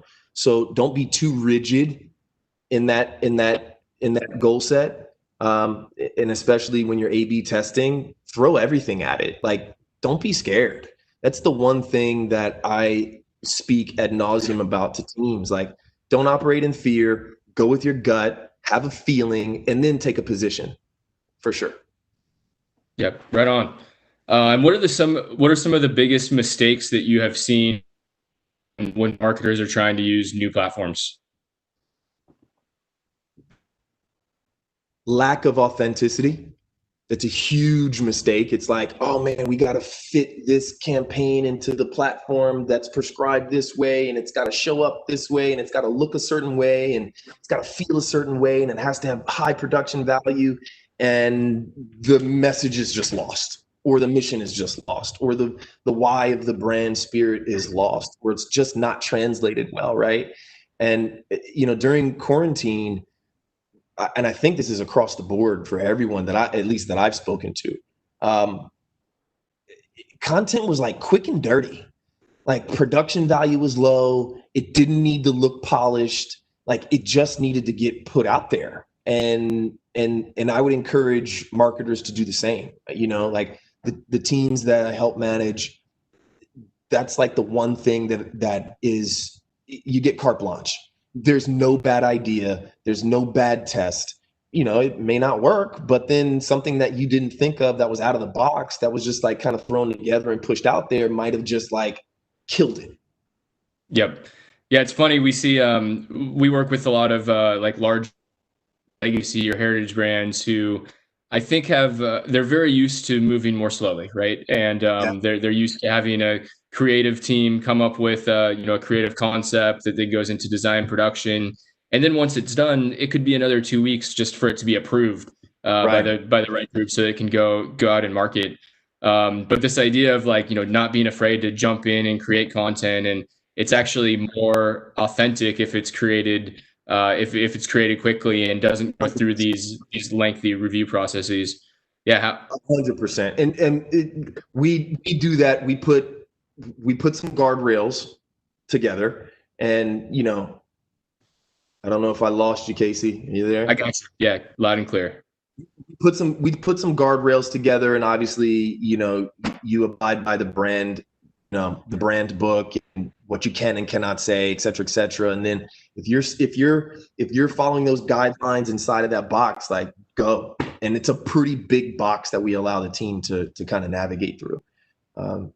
That's what creativity. What are those guardrails, and what level in the organization are those guardrails set? Like, does it have to do with current events and things we don't want to kind of address necessarily, or like how do you? Yeah, it used to be no politics, no religion. Let's just talk about what it means to exist as a human. If you stripped all that away, what food and science and health and wellness is, and then we have very specific language at Bulletproof. Like there's some words that folks aren't able to use. Like, I'll give you an example. There's 4 can't, try, bad, and need. 4 words you can never use in a piece of content ever. There's a bunch more, but those are like the 4 big ones. And we always want to speak from a one-on-one perspective. So there's no we, there's no us. It's just like, hey, it's you and me. And this is where we're at. We're speaking in a conversation. So there's a lot more than that, but those are kind of like fundamental. Nice. I like, I mean, those are the words that you stay away from are like negative words that probably, it's not specific to your brand, but I think a lot of marketers could learn from, not, you can move really quickly, but I think these basic guidelines are important so that everything is, at least positive and promoting the right kind of brand identity that you want. Can you tell us about some other brands that you look up to, or who's doing, social and content creation really well? Right now, I mean, man, I always keep going back. I keep going back to Ben and Jerry's. I can't get them out of my brain. Just because they're really not talking about ice cream. They're talking about what's going on that matters to people in their lives right now, and it's translating into legacy credibility. And they're operating from an education standpoint, which I love. That's that value factor. You gotta love Patagonia right now. Like, they are clearly flexing their position when it comes to current events and politics, and Burger King crushing it. I'm liking what, amazingly so, what iHeartRadio is doing right now. And they're finding a way to engage with their community outside of live events and experiential, and still be relevant. Those are some that actually just popped to the top of my head at the moment. Nice. Right on. Well, I've been wanting to ask you this just personally. I'm a big NBA fan. Just maybe taking a break for a second. I'd love to just get some bubble predictions from you. What are we going to see? What's going to happen over the next 2 weeks? Is LeBron going to get that? People don't want to hear that. Oh, actually, by the way, since you brought this up, I will say the NBA has done a phenomenal job on the marketing side. They're probably right now my number one. They are crushing it. Not just only with their experiential side in the bubble with the virtual fans, but social media. I saw over the weekend they were doing interviews that they were broadcasting on network TV, but also streaming across social platforms, where guys were going through their warm-ups and doing it in real time, live, with their partnership with Beats headphones and being able to have those conversations wirelessly behind the scenes kind of deal, which I think is incredible. Bubble predictions. The Lakers, man, they look just really good. They look really good and unstoppable. Miami, being a kid from South Florida, I have to give them a bit of an edge, just simply because I think they're gritty and they're hungry. I got some personal relationships there too, so I got to root for Coach Spo. Yeah, and I love the rookies and getting them in rotation and having an impact early on. It's fun. I gotta say also, when it comes to that, I can't remember the last time before this that I've gotten like goosebumps from seeing like a marketing presence from a brand, but the NBA has just done such a good job. And I think it's so cool how they brought, like, the players were really part of the communication. Like, part of the reason that they agreed to do the bubble was to use their voice. And, I think the whole restart wasn't like, we need to have a title winner in 2020. Right. It was like, with everything that's going on, like, we do have a voice, and this is the biggest stage that we have to use it. So I think the reason that basketball continued probably to do with basketball as it has to do with players, and knowing that the NBA does have a story that they want to tell, and it is about empowerment. So I've been super impressed as well with what the NBA has been doing. They're crushing it on the social side, crushing it. And I mean, forget sports. I mean, if you're an event or an experiential or a platform that used to have significant physical presence and now has to figure out a way to be digital, the NBA, they should write a case study about it. It's been phenomenal. Yeah, definitely. Well, I've keep in touch with you and maybe talk more about the NBA one of these times when we don't have as much of an audience, because I'd love to pick your brain more. It's funny when we're talking and having connection issues. I'm used to that happening a lot. I'm on Zoom meetings every day, but not used to doing it where I have a big audience watching me have connection issues. So that's a new situation. But yeah, just want to thank you again, Martin. And we're gonna go on with the agenda to our next speaker. Angela Corden is probably has the most impressive resume of anyone I've introduced. She's worked with launching Ellen DeGeneres and Justin Bieber, Will Smith shows on YouTube. She's the global head of brand marketing at YouTube. But her experience at Fox Broadcasting Company, and then what she's doing now at YouTube is just so impressive. So we're going to hear more from Angela Corden, but this session is going to be moderated by Craig Grew, who's the Chief Strategy and Transformation Officer at our CPMK. Thanks, Casey. Yeah, welcome, Craig and Angela. All right, well, I'll let the two of you kick it off, but thank you so much for being here. And Angela, I'm really looking forward to having you here. Thank you. Awesome. Thanks so much for that introduction, Casey. And nice to see you, Angela. Thanks so much for joining. Thanks, everyone, as we join today. We're really excited to kick this off and to welcome Angela. She is an incredible leader in the industry. CMO could practically be an appendix to her name in the way that doctors have PhDs. She has the same level of expertise and has brought it across her experiences over the last several years, both from the agency side and from in-house, from Relativity to Fox to Dentsu to YouTube. Now, she has straddled both that agency and in-house at the intersection of brands and influencers and agency work and creative. She's an incredible leader, and so we're really excited to have her take on Gen Z, everyone's favorite or least favorite generation. So thank you so much for joining, Angela. Thank you, Chris. Excited to be here. Of course. So let's dive in if we can. We'll start probably moving through this in three sections. So first, we'll level set a little bit about Gen Z for our audience and what it's like to market and approach them and your insights. And then we'll move a little bit to what YouTube specifically is doing as they build and grow their relationships with Gen Z. And then some takeaways for some of the folks joining us in ways they might be able to apply to their own brands, if that sounds good. That sounds great. Awesome. So Gen Z, everyone's favorite generation. We talk a lot about defining Gen Z out in the press, but aside from the obvious age question, and I know that they're a lot younger than any of us would like to acknowledge, how do you personally and you at YouTube define them in what makes them tick inside? What makes Gen Z special and different?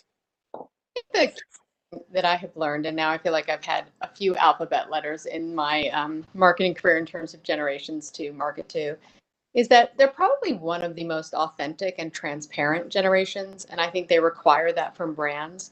They're probably the one generation that really looks to brands in terms of their brand voice and how they want to speak up on issues they care about.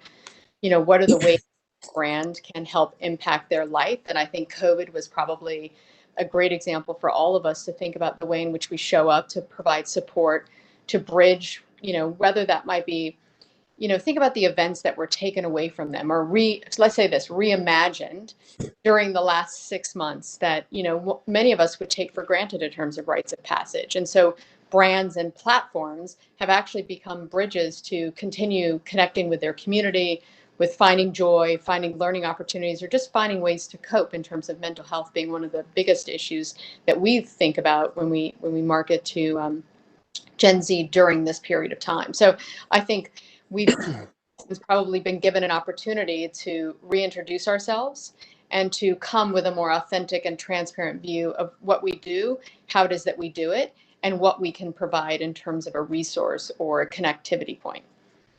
Awesome. And I love the comments about transparency and authenticity. I think they may be more transparent than any of us even desire in seeing into their real lives.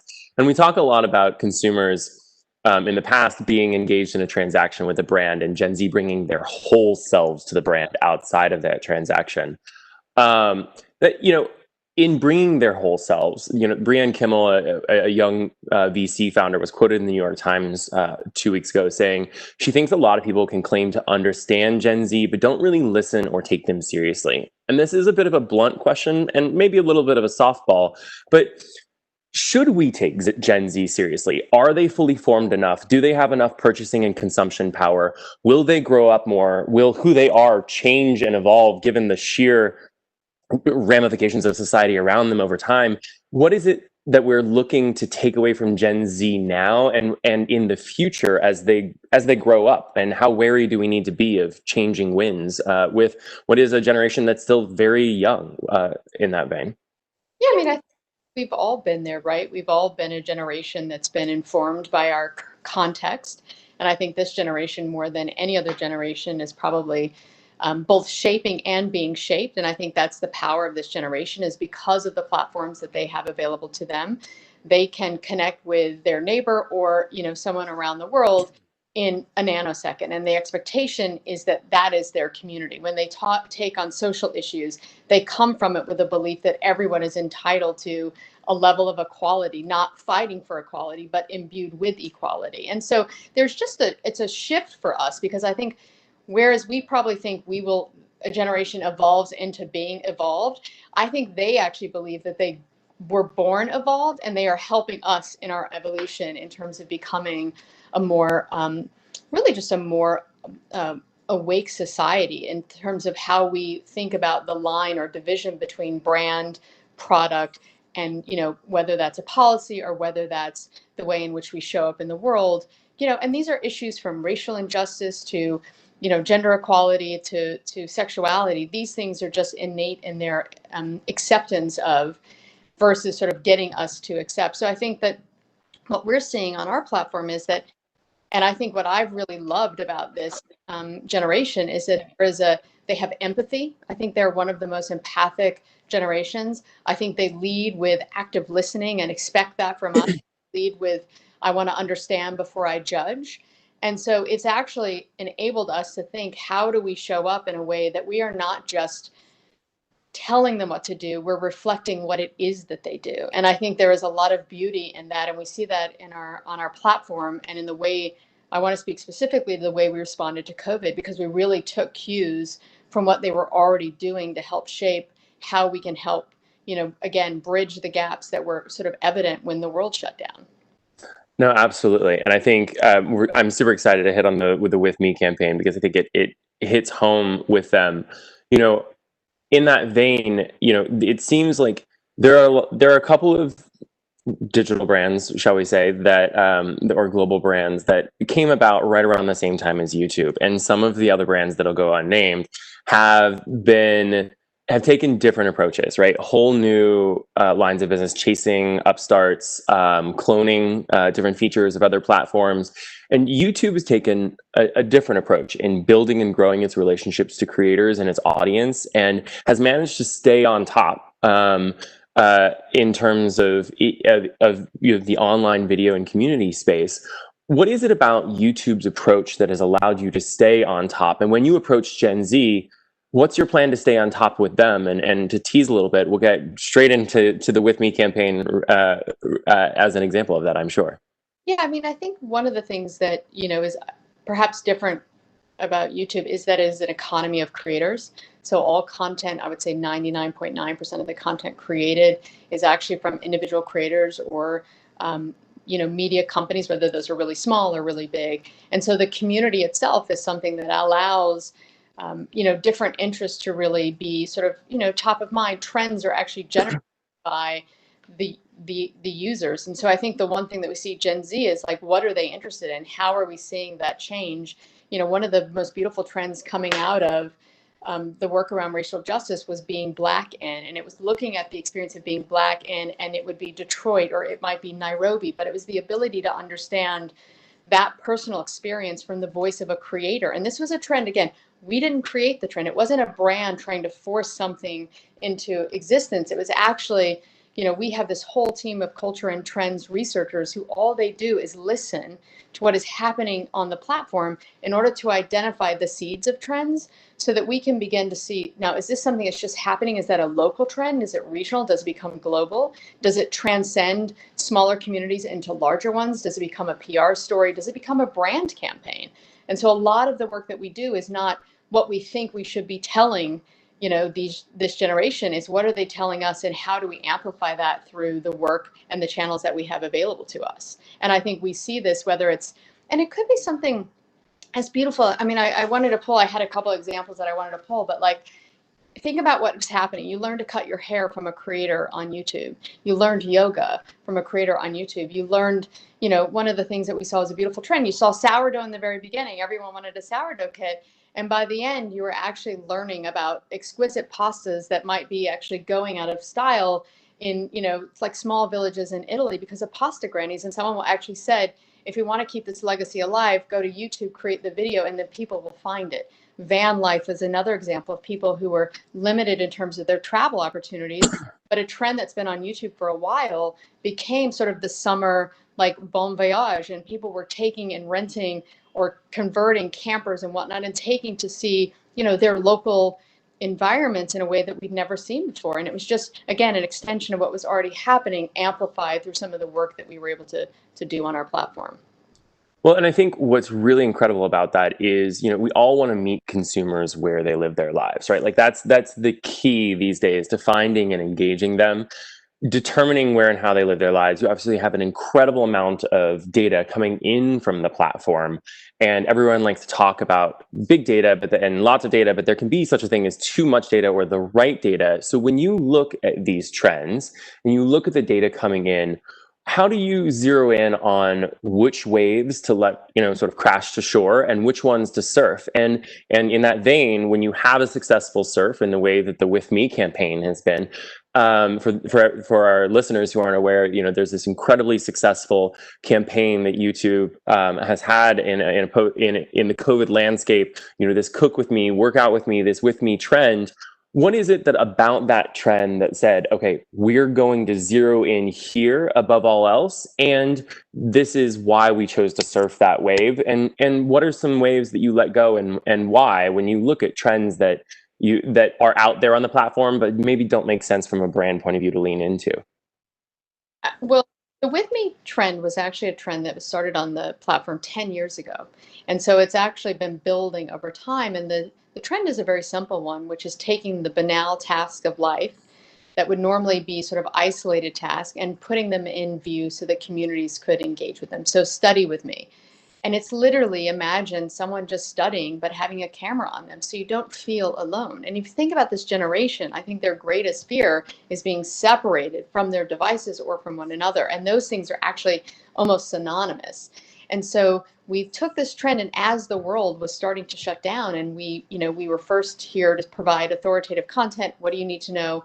Where do you get that information? And it quickly evolved into, I remember the trends team sitting down and saying, we've got this beautiful trend. We'd actually just launched it because it was something that was sort of, as you say about the wave, it's like you started to feel the power of that wave and you knew it was something to ride, but it didn't turn out to be what we thought, which was, hey, we'll just talk about what people are doing in isolation.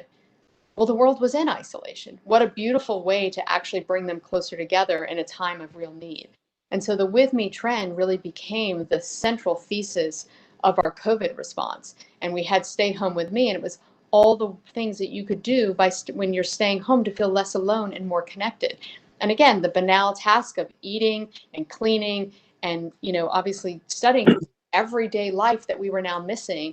And that then evolved with, we had Stay Home With Me, Get By With Me. So now we're in it. What do we do? How do we how do we stay sane? How do we stay healthy? How do we stay connected? How do we think about work? We also had Graduate With Me. So again, one of those gaps that we weren't able to sort of enjoyed together as a community in terms of a physical presence, we actually brought online and worked with celebrities and creators to have a commencement ceremony. And it was honestly, it's one of the most beautiful pieces we've done in terms of being purposeful and enjoyable and relevant to that audience, and the feedback was fantastic. And then we sort of evolved that. We're about to launch the next phase, which is now that we've gotten by and we're in it, how do we find a way to continue to be okay? And I think like watching this curve of how people are dealing with it around the world, and it's very localized, it enabled us to really partner with artists to do live streams, so reimagining the concert experience. We partnered with Andrea Bocelli around Easter and actually had a performance that was live from the Duomo in Milan, which was the first time it's ever been done, to really thinking about like, what does a TV show look like? Trevor Noah is like live streaming and sort of, it was a moment of like, oh my God, what do we do? And it's like, we do what we've always done on YouTube. We just turn the video on and have a conversation with our audience. And that intimacy just became a way to actually sort of take down the wall that TV normally has and really make it about our living room experience that you and I are having, Craig. And so it wasn't just a creator. Now it was everyone who needed to stay in touch with their community, whether that was a celebrity, a newscaster, an author, or just you and I. I think, and staying in touch with your community and being in touch with the world around you is a really important piece of that content, right? How you create that engaging platform. I think what's unique about what I've seen as well is we've all seen the jokes about K-Boomer and all of these other pieces, right? But YouTube actually has a really interesting role at the centerpiece of society, particularly with cross-generational content, right? The people watching Gen Z creators aren't just Gen Z. And at the same time, the recent study shows that 52% of Gen Z lives at home and after college, right? And that number was still in the high to mid 40s even before COVID. It just sort of skyrocketed there. So with so many people living in multi-generational homes and so many different generations looking online and turning online to different content, where do you see that cross-generational intersection and influence come into play? And for YouTube, how do you look at yourselves as a platform that really is one of the central platforms in building that? We talk about a traditional linear network and they all have their target demos, but YouTube really has every target demo. It's just a matter of connecting the dots between generations. Yeah, there's a trend called, there's actually a great channel called Dad, How Do I? And it's sort of a dad giving advice on, again, everyday tasks and how you do them. And I thought, here's an example actually of an older creator who actually has a Gen Z audience. And you have sort of then the reverse. You've got, a Gen Z, creator like Chloe Ting, and you've got, millions of people, logging on every day to see her actually do these abs challenge, because we all are trying to keep in shape while sourdough. And then you've got someone like David Blaine, who we just partnered with to do his latest magic stone, which was, ascending 25,000 feet with just balloons, skydiving safely to the ground. And, that was an audience, our highest concurrent views ever of a YouTube original, but it just actually showed that these cross-generational audiences will find a moment when it is relevant, or sometimes just when it's a magical moment to let go of everything else, literally let go around you, just to sort of be in awe and wonder for, what was essentially like a 30-minute, moment. So I think we see these types of trends across creators and dimensions.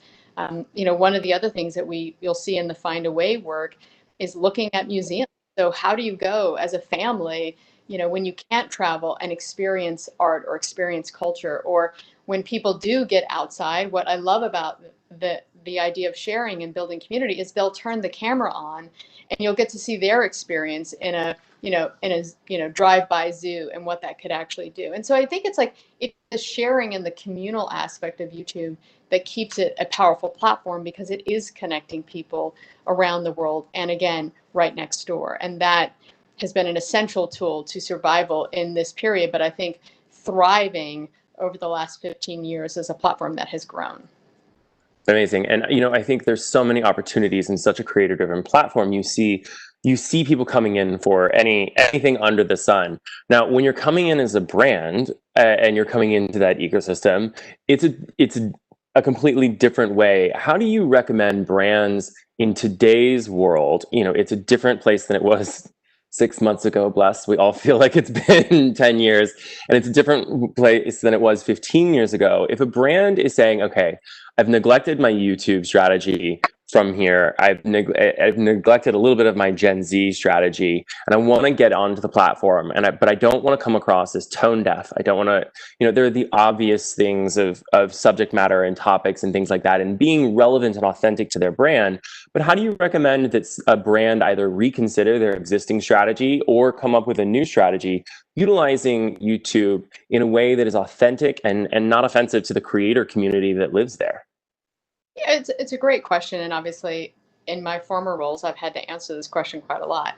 I think that what I've always said, I used to do this workshop for brands because I'm like, think like a creator. What does a creator do every day? You know, the thing about a creator is they show up. You know, they build an audience. They are always there, you know, thinking about, like, again, you talked about this, it's not just topicality, but it's like, who are you and what does your channel stand for? And what is the expectation of your audience in terms of what you're delivering each time you know, upload a video? As a brand, I would say my audit is, one, what do I have that is of value in terms of that value exchange with the audience, and what is of value to a Gen Z? You know, like if I can be a brand from a CPG brand to an auto brand. What I offer is something, you know, that is both useful. So is it utility, is it entertainment, or is it information? And I think about it across those three vectors and say, okay, now, one, again, what is my brand? What is my unique and transparent voice that I'm going to show up with? And how do I sort of think about those three dimensions and offer a little of everything? If you're too dry, you know, then they come to you for utility, but it's when they need you. If you're too funny, they've got a lot of other competition in that space. And it's not to say, but where's the relevancy and usefulness in my life? And then what's the information that I can buy when I'm searching, and how to ensure that your SEM and SEO strategy are aligned, as well as the content that you have is actually informative and interesting. So I think it's like, think like a creator, be consistent, be persistent, but again, just be authentic to who you are. Amazing. And when we think about that creator community, dwelling a little bit more on that, because it's so central to YouTube and Gen Z and your approach to Gen Z. You know, there was a New York Times article last week or the week before on the Gen Z mafia on the Discord platform and their desire to, quote, remake Silicon Valley in their own image. How do you, as the OG of creator communities, you are probably the original collab house, although a digital one at that. How do you handle upstart concerns like this that reflect a desire by Gen Z to own their own product or control their own destiny? What do you think it says about that generation, their approach, and how YouTube approaches Gen Z when specifically these concerns arise? Yeah, I mean, I think I want to be thoughtful about this response because I think it requires not just, again, a quick to judgment, but I think, like, one thing I would say is I think YouTube is big enough that you can build a community there where you feel like you have autonomy or that you can actually shape that. I'm going to use a really interesting example to kind of talk about this. FarmTube. FarmTube is this beautiful gem of a community on YouTube. And, you know, again, you'd probably think, well, what do farmers have to do on YouTube? But it is a collective. It's almost like, I mean, I grew up in Oklahoma and Texas. You had the FFA and you had sort of like, right? So you know that group.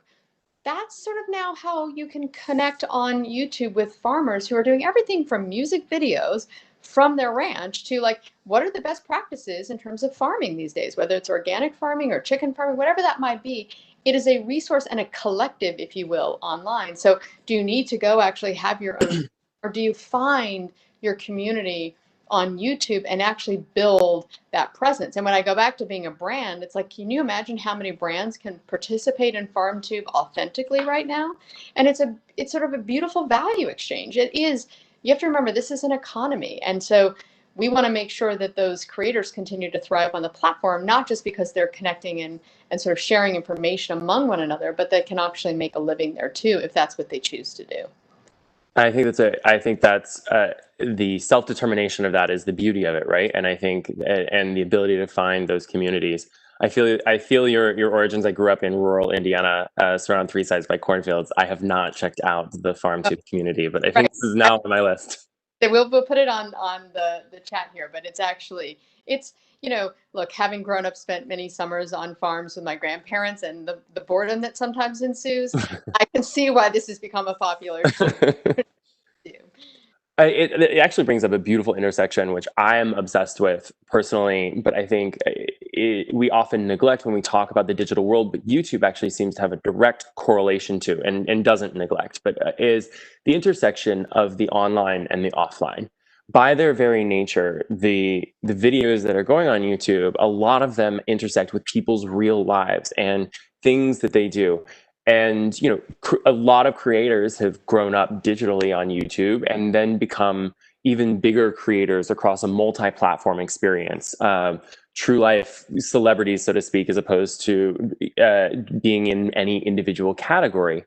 As a platform, when you obviously consider the entire sort of cradle to grave of your creators and their entire lives, online and offline, where do you think we're headed in terms of being able to embrace the online and the offline? And how does YouTube look at that with a generation like Gen Z who lives in so much digital expression, probably more so than any generation before? I noticed all of my Gen Z friends prior to COVID spent all of their time posting everywhere they're at, going back to that transparency and authenticity. How do we manage that intersection of the online and the offline with Gen Z?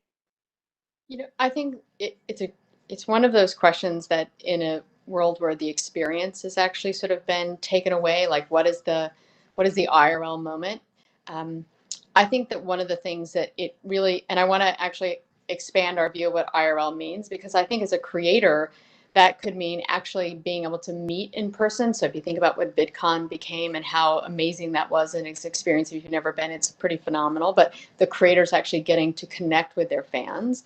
I think, if you are a creator who's known for cooking, like now you can have your own line of cookware. So the IRL experience is like, now I can take the instruction and bring it directly into your home through the tools and sort of books that we use to do this. You can think about, the way in which creators are becoming their own celebrities, selling their goods, or, monetizing their live streams. Or, I mean, we just did a live stream this year with Mr. Beast, and it was just like phenomenal. And, the way in which people want to engage is just different. Like, or like another trend that I thought was fascinating is marbles have become a really big trend. And, who knew that, like, playing marbles? And so now it's like, there's a whole trading community of like marbles, and it's like, are you kidding me? But it's like fascinating. It's like Pokemon cards when the other generation before that was growing up. I think like what I've always enjoyed and what I think is magical about YouTube is that there is something for everyone. And when I think about IRL, my view of IRL is not just the ability to connect physically in the real world, but also to connect the possibility, the products, whatever that might be, in the real world as well. And I think that's why the creator community, when we talk about the economy of our creator community, it's much broader than just, collecting, revenue from the monetization through ads. It's actually, how do you think about expanding your, your product line, or your, as I said, your multi-hyphenated brand, whether you are doing that in traditional media or exclusively in sort of digital media. Amazing. Thanks so much. I think that's really important. And we'll take, before we turn to audience Q&A, just two last questions on this front, which is, the first of which is, when we think about the community, what is it that you turn to YouTube for? You have probably one of the best architectural setups of backgrounds. So I don't know if it's interior design or your fashion style, which I'm in love with. But what is it that you turn to YouTube for on that front?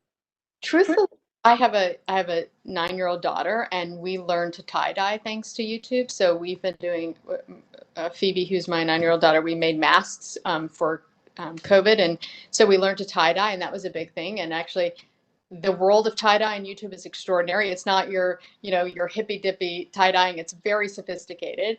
I've also, truthfully, I've taught myself to cook a lot more. And I love to fix things. Like, what I love about architecture is I love to buy old homes and fix them up. And I turn to YouTube to learn like the tricks of the trade. So I am no longer, wouldn't even qualify myself close to a Gen Z. I'm raising a Gen Z, but I think that for me, it's been like, how do I find resources to feel more capable in the world right now? And then it's about fun. I was actually on site for the David Blaine Ascension program. And I will tell you, Craig, it was just, it was like a moment where you held your breath and you thought, okay, well, I'm either getting my resume ready or we're going to be celebrating what will be, a feat of magic. And that was like the fact that we can continue to bring those things, or even when Andrea Bocelli performed, and it was just the empty streets of the cities around the world. You just remember like everyone was collectively having the same experience. And here was a man who was able to transcend that through music. And watching the way the artists have turned to our platform to live stream, to think about how to stay connected. Imagine launching an album right now and not being able to be in a venue, but now you can be online and have a live stream experience that we can help you monetize as a way to sort of, again, it's about bridging where we are and where we are getting to, and hopefully, allowing most people to survive and thrive in those moments.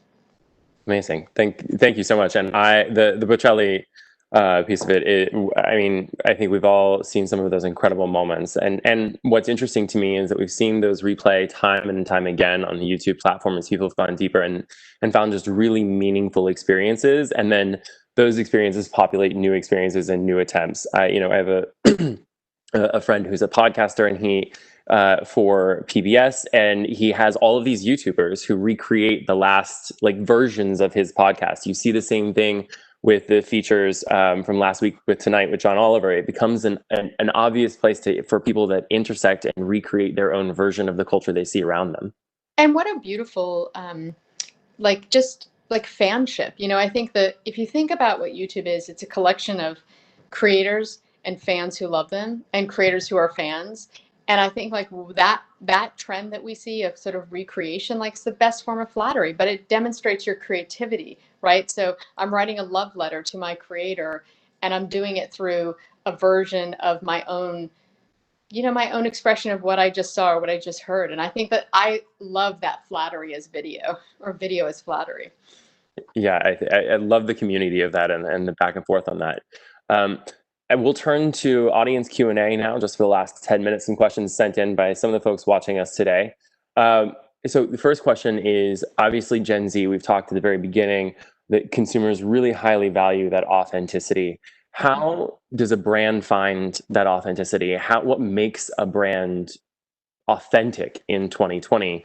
If you're not Nike and you're not, you don't have the obvious ones, what is the process that you would look at from there? I think, and this is sort of going back to marketing 101, is what is your mission, your values, and what is your voice? And as those things are aligned, then you are being authentic. I think where your mission or values don't match your voice, or vice versa, there is a disconnect. How do you act? What do you say? What do you stand for? How do you do that? Even so much as what is the tone of voice that you're using? How do we think about the way in which we show up? That if I were to say, this is the brand, and that actually feels like the voice that it would have based on my experience of the brand or my expectation of the brand. And so I think we're navigating precarious times as marketers. I think we've got cancel culture and calling out culture, and it's just, again, I was having a discussion last night with another marketer about a response to some of the current, the current climate. And it's if I looked at your last piece of work and I look at this piece, I feel a disconnect. And so when I, as leading the brand team, do these pieces feel like I am the same person every time I show up? And you can imagine, if I put myself in a Gen Z, if my friends aren't showing up the way I expect them to be, or they're not consistent in the way they show up, I'm questioning their authenticity. I'm questioning, the sort of who they are and how they're trying to be in the world. And so I think consistency is a really important piece of authenticity. Amazing, and a great transition and tee up to our next audience question, which we've talked about briefly in sort of the multi-generational and cross-generational aspect of this. But if you do show up consistently, how do you show up consistently and be there consistently for your existing, more mature audience base, whether it's a millennial like me or Gen X or boomers? And how do you not lose them and build Gen Z on there in a way in a time when there's so much risk and so much at play, and honestly, lots of companies can just be terrified to make a move, even though a move is what Gen Z and consumers want. They want you to say something, but they want you to say something that's true and real and honest to where they are. How do you balance that consistency with also the need to, if you are a brand that has to be multi-generational, to appeal to Gen Z without losing your existing base? Yeah, again, I'm one marketer. I've had some experience in my career. I've had to navigate some very tricky situations. And everything from my first, gosh, you guys, I was in my first days at MySpace having to manage like what it meant to actually be a social media platform. But, I think that the key thing is it is consistency. Also that don't always take yourself so seriously. Like there is a way to show up in a consistent manner that doesn't, you still have your values, but maybe your voice with a Gen is just a little lighter, or the tone isn't as, perhaps be careful of being pedantic, right? Like how are they consuming information? Are you on the right platform? Are you using the tools?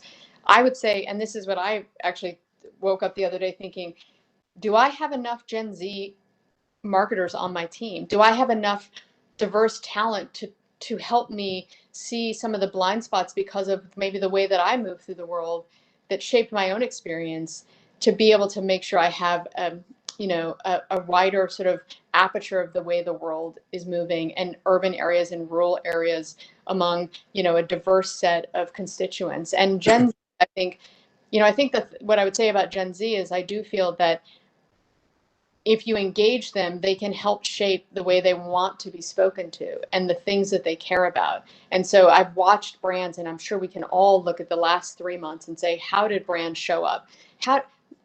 Do yourself a favor, go and audit the COVID response from brands, go and audit the racial justice response from brands, see if they're the same, see if they feel like the same brand having the conversation about how to be helpful for users and how to talk about issues that sometimes make us uncomfortable, but we must talk about in order for there to be real change. And I would say but also I think Gen Z, what I would ask Gen Z is that, just like a parent or just like a friend, if I'm asking to be shaped and where I make mistakes, be sort of told that in an effort to actually get better, I want the space to be better. You know what I mean? And I don't want the cancel culture. How do I continue to engage in a conversation around how to get better? Because I don't think we're always going to get it right. And I think that paralysis that we all feel because we're afraid to take the risk to say the right thing that may alienate one or the other, well, let's just be honest about that too. We want to show up in the right way. We're not sure how to do that. Perhaps our brand history doesn't allow us to be, the lead of this march, but at least we want to be a participant in it. Absolutely. And then as we look at that, and it looks like I think we're running short on time. So one final 60-second top line. What do you see as your top trend that you're looking out for in 2021? Oh, you know what? I want to figure out how to balance helping the world feel more connected with also just what are the right moments that we can actually have a little levity. I think it's been it is like one after another, and I think people are just weary. And I think like for those that are sort of continuing to sort of be on the front lines of all parts of this conversation and this pandemic, it's like we want to continue to prop them up. But I would like to look next year about like, what do we learn? How do we change? What is the opportunity to be better? And find the ways as a brand through our creator community and through our users who engage with them every day, like what is it that they will be looking for? What is it that they're seeking? And begin to identify that as a way to amplify it, because perhaps we're all seeking the same thing regardless of the letter after our generation. Awesome. Well, thank you so much for joining us today, Angela. And thank you so much to Brand Innovators for having us for this fireside chat. Super fun. Thanks, Casey. Thanks, Greg. Yeah, thank you. Yeah, it's crazy. So I'm working from home. Obviously, my girlfriend is a 7th and 8th grade teacher, and this year they always ask the kids what they want to be when they grow up. And the number one answer this year is a YouTube star or a YouTuber. So it's really I'm grateful for that you're thinking so much about the value exchange. I think with YouTube, the value exchange isn't just like a publisher, a marketer, and audience anymore. It is the creator platform, and really like what enables this kind of content to be authentic. So I do think it's really important to be mindful of how the value exchange is evolving, and definitely got a lot of that in your answers, Angela. So thank you, and thank you, Craig, for moderating a great fireside chat. Thanks, Casey. You guys, Thank you so much. All right. So we are going to keep the content rolling. Our next speaker is James Gregson from Lego. He is the head of the social content studio. So he is in charge of the team that is creating digital content strategies, the design team, content creation, video production. So they're creating a lot of best-in-class content across a lot of different channels. And we're going to invite Kristen Mason to moderate this chat. Hey, Kristen and James, looks like you guys are right on time. We are. All right, I'll hand the mic over to you. Thank you so much. Really appreciate the time. Hi, everybody. Happy Monday, and thanks for joining us. We really appreciate the opportunity. As you just mentioned, I am Kristen Mason. I'm the SVP of US Sales for Studio 71. And as he also just mentioned, I have the pleasure of chatting with James Gregson, who is the head of Lego's social content studio. So everything is awesome about today's session with us. Did you see that, James? I did. Obviously, the focus of this topic is marketing to Gen Z, and they're ever evolving. We've talked about it all day, technology savvy digital natives, 5 to 24, right? So I think what's even more awesome is the actual product that you represent, James. And it goes without saying, hopefully you guys can see some of my Legos in the background, right? He's got even more than me. And I feel like I literally only play with Legos with my 5-year-old son. So it's pretty impressive. But I think it's pretty amazing as one of the most iconic brands in the world, loved by all ages, and it's really stood the test of time. For a quick update, and since I think it was a good lead-in with YouTube right before us, for those of you not aware of Studio 71, we're focused on providing brand safe video entertainment online. We have a super engaged audience, and we're actually the #1 YouTube partner in minutes viewed. And the content that our talent produces, they're those YouTube stars that we were talking about, right? They make up almost 10% of online video watched in the US. And we focus on two sides. So we have scalable media opportunities across YouTube and OTT with transparent content alignment and super high brand safety standards, because that can always be a tricky place to play with brand marketers. But then we also offer direct connections to that super influential talent for unique custom content opportunities. So in that vein, we're really focused on Gen Z, and they're consuming that content, as you guys know, that keeps them connected. And they're twice as likely to actually gravitate our content, Studio 71's content, YouTube content, other types of social platforms, right, than traditional television. And so while Studio 71 isn't a household name, our content is. But I think what I kind of wanted to lead in on the flip side, everybody knows, what Lego is on a global level, which absolutely speaks to the power of the brand. But I figured we'd kind of kick it off, James, if it works for you, to kind of talk about your role specifically at the internal creative agency and what that means from a responsibility and a day-to-day. Yeah, sure. Thanks for the intro. And yeah, so hi, everyone. Thanks for having me. So I head up a fairly new department within our internal creative agency. We do have an internal creative agency, which is a fairly trendy thing at the moment. It's been around for quite a while, but our team's fairly new. It's about 2 years old. And my team's responsibility is essentially to create a lot of the organic content across Lego-owned social channels. We have duplicative setups within EMEA and within APAC as well. And as I said, we really lean into creating what we believe is still a valuable content strategy in organic social content. We also play sort of a consultative role in some of our larger product-related campaigns to ensure that we're flexing that organic content muscle as well. Yeah. I mean, I think that's like having a social studio, right, is key to reaching those Gen Zers, because when it comes down to it, you know, they were all born when smartphones and Wi-Fi, I mean, my son can use an iPad better than my mother, right? So it's like completely commonplace, but it also means it's ingrained in their daily life, and they have that need for instant gratification, you know? So it's information, it's entertainment, and the only thing that's constant is that we need to keep up with them. So, you know, for our end, it's always like the creators themselves, right? And not necessarily about the distribution channel specifically. It's more like, what is that awesome content they create? Where does it align, right? And I think it seems kind of similar from your strategy. It's interesting too, just because I feel like in your social content, like you want to build brand loyalty, but also, you know, it's not necessarily about like buying the product. It's that creating that mentality. So how do you structure your team in the different environments, or do you focus really more on one core social channel? Yeah, I mean, I think, listen, Lego's got an interesting challenge that maybe not a lot of businesses have, in that, you know, we are, in some cases, trying to reach everybody. And the objectives there are fairly broad reaching, right? There is so many opportunities for us from a content marketing standpoint that we can go in so many different directions.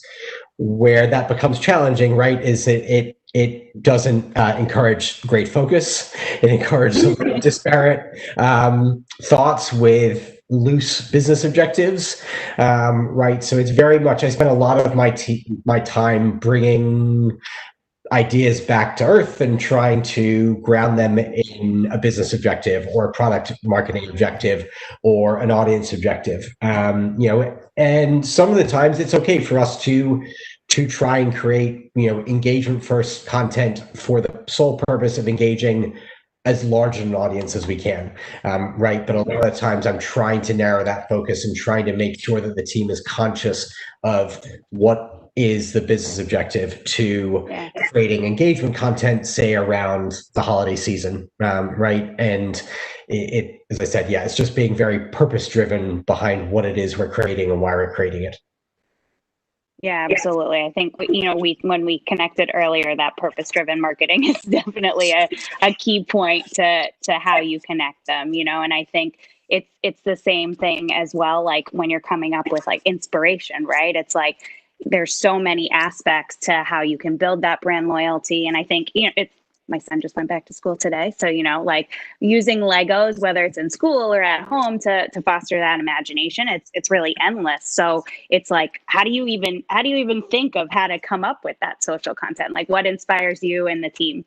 Oh, that's a really good question. I mean, I think, you know, we try and take inspiration from all over the place, you know, from, you know, brands like Bon Appetit, for example, and their YouTube strategy, which I think is, you know, something that I really find strategically really interesting about how they approach that, you know, from, you know, other creators as well. So, you know, A-Falls, adult fans of Lego, they are some of the most creative content creators out there, you know, across the spectrum of content creators, you know, and they've really inspired us in terms of how we feature product, right? And we've done various social A/B tests where, you know, product on a catalog style products on a white background perform, I think, 100%, more than 100% worse in terms of driving link clicks than lifestyle imagery of our products on a shelf or that sort of stuff. That was a shock to our product marketing team when we shared that as an A/B test. So I think, you know, we try and take inspiration from everywhere, and not just the toy category. You know, we want to be bigger than the toy category. We want to be an experience brand. You know, so that's looking as well to what does the physical play experience look like, or the physical experience in a Apple retail store, and how we could bring that to our retail environment. It does, you know, as I said, we really try and take inspiration from all walks of life. Yeah, it's funny talking about experience. I know that you're familiar already because we chatted, but I went personally to the Legoland of California and just going and staying in that castle with my 5-year-old. I mean, I don't know if I'm allowed to say this, if you'll like slap my hand for bringing up Disneyland, but we've been to Disneyland twice actually. And he was like, well, this stinks compared. Legoland was a dream. I mean, dancing with the characters at night, even like the breakfast in the morning, it was like, but it really is, right? It's a total experience. And I think, you know, it's hard, right? Because then positioning that then in a digital first environment, all the experiential stuff. So like what do you do to kind of connect the dots on that thing? Yeah, I think, look, you look at what's COVID's biggest impact on marketing, right? You've got to talk about that physical experience, right? We talk about internally brick in hand. How do we get brick in the hands of consumers? And the answer is in COVID world, you don't.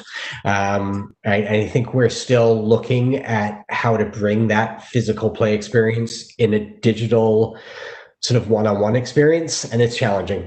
Is the very, very short answer to that. I mean, I think we look at, from a general social standpoint, we're trying to convey the play experience in a number of different ways, right? But that's leaning on influencers in some cases, right, to showcase product in a different way. It's also creating, a series of different content types, right? So we talk about audiences and how we apply that to the content that we create, right? And a high affinity audience has different content needs than a low affinity audience, right? But that doesn't mean that we should only serve one audience versus the other audience. We need to be sure we're creating content across that affinity spectrum, right? So at a basic level, we're creating longer form, what we call designer videos, but they're sort of 5 to 10 minute videos where it's the Lego designer walking through every element of a product, right? And all the features and the design decisions, because that resonates with our high affinity audience.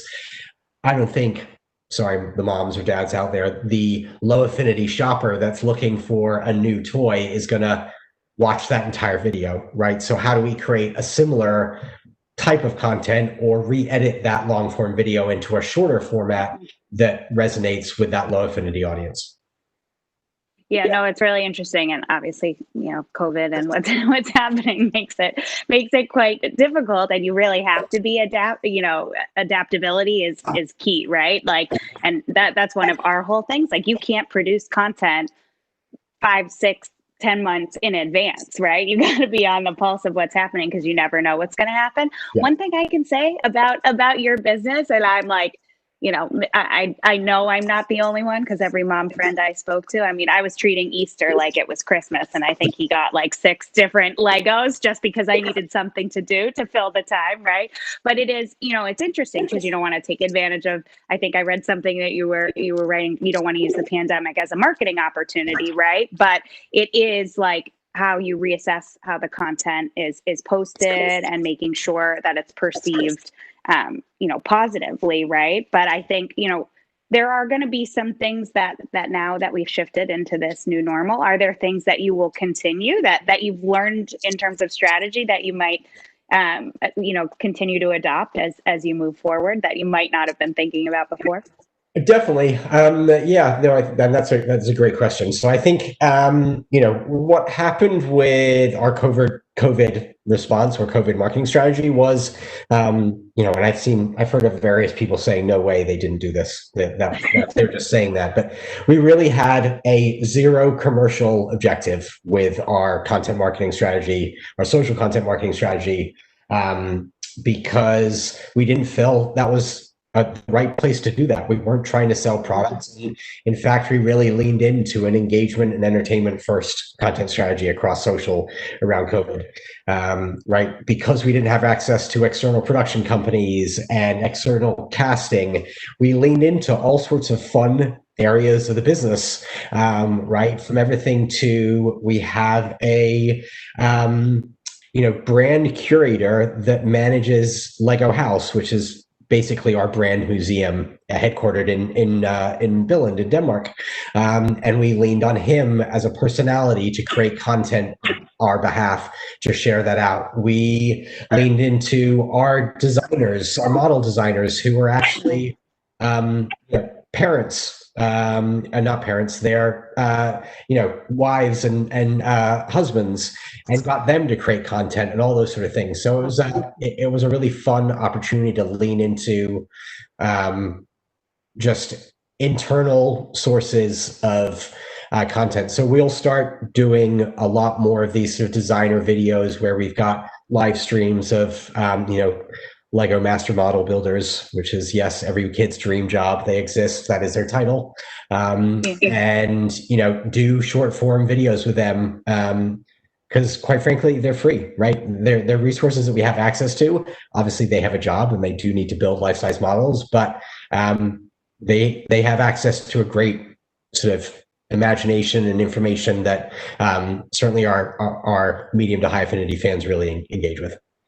Yeah, it's so interesting. And it's funny, actually, because again, during COVID, my child probably watched too much TV, but it's so, as I have so many police Legos right downstairs because he wants to be a policeman, but it's very cute. So I have so many of those, and he makes me like go to YouTube and type in police Lego, right? So like, it's actually really interesting because not only obviously is the content that you guys create, right? Or the collaborations, et cetera, which I think we should talk about in a minute, but there are so many, I don't know if the right way to call them is like rogue creators, right? Of people doing like stop motion or just, just playing with Legos and seeing things. So, sometimes they're in other languages. It's irrelevant to him because he doesn't care. He just wants to watch the Legos move. But how do you measure like your social content differently? Like, and basically that success. And then are you attributing that to these creators in a different way? Are you attributing the success that they may have, the millions of views? I mean, we definitely do separate them, right? Obviously, we definitely measure sort of our YouTube success within our own channel ecosystem within YouTube. But I think also we're very conscious about the creators that are out there that are creating great content. What happens on YouTube, obviously, from a content ID perspective and a creator perspective, we're not in there trying to steal what we believe is our IP. That's not obviously, if they download our video and then upload it as ours, then there might be a different issue. But we at the end of the day, we want to celebrate creators, right? And however we can do that, we will do that, right? So in the past, we've got playlists on our YouTube channel from, non-Lego owned channels of Lego content. We have to lean into that because that is also the user experience, right? I think if we look at, I think we just, not personal plug here, we just reached 10 million subscribers on YouTube. But if you were to look at the number of views, the percentage number of views that come from youtube.com/Lego, right? Our homepage, it's less than something like 2%, right? It's a math, the user experience within, say, YouTube is the homepage, right? Or suggested videos. So it's much less about the channel ownership as it is about great content. And great content doesn't always come from a brand. I completely agree. And I think it's interesting too, because, like we were saying before, all the collaborations, partnerships, licensees, I mean, there's the Star Wars, Minions. I mean, I have just random NASA stuff behind me. No big deal, right? the launch to Mars. But I mean, it's across the board. Harry Potter, Ghostbusters, Toy Story. I think I have something from everything. But yeah, and then there's also like the real life heroes, your Lego movies. You got the TV show, which I did start watching. I think it spun off. I didn't actually realize because I'm not a UK citizen, but it started in the UK, right? And then spun off to the US, I think, with Will Arnett here. Yeah. Was it UK, Australia, US, wow.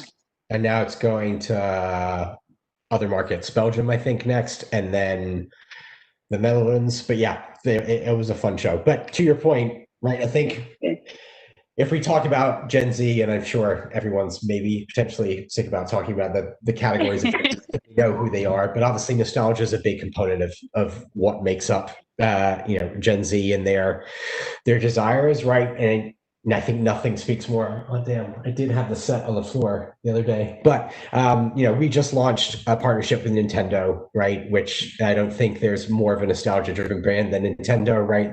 And even as part of that, our highest price point SKU in that lineup is, the old Nintendo Entertainment System, like in a boobs tube style TV, like the whole thing is fully buildable. Like if that doesn't speak to Gen Z and nostalgia, I don't know what does, right? So I think a lot of those things make my job from a content marketing standpoint very easy in terms of engaging with that audience.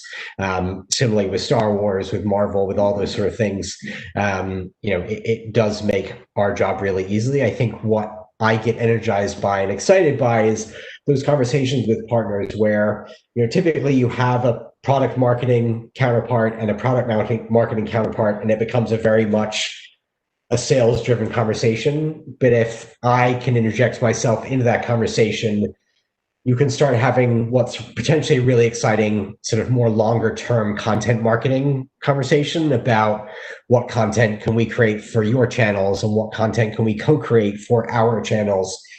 And it becomes this much less siloed conversation, much more of a let's create awesome content together for our audiences collectively.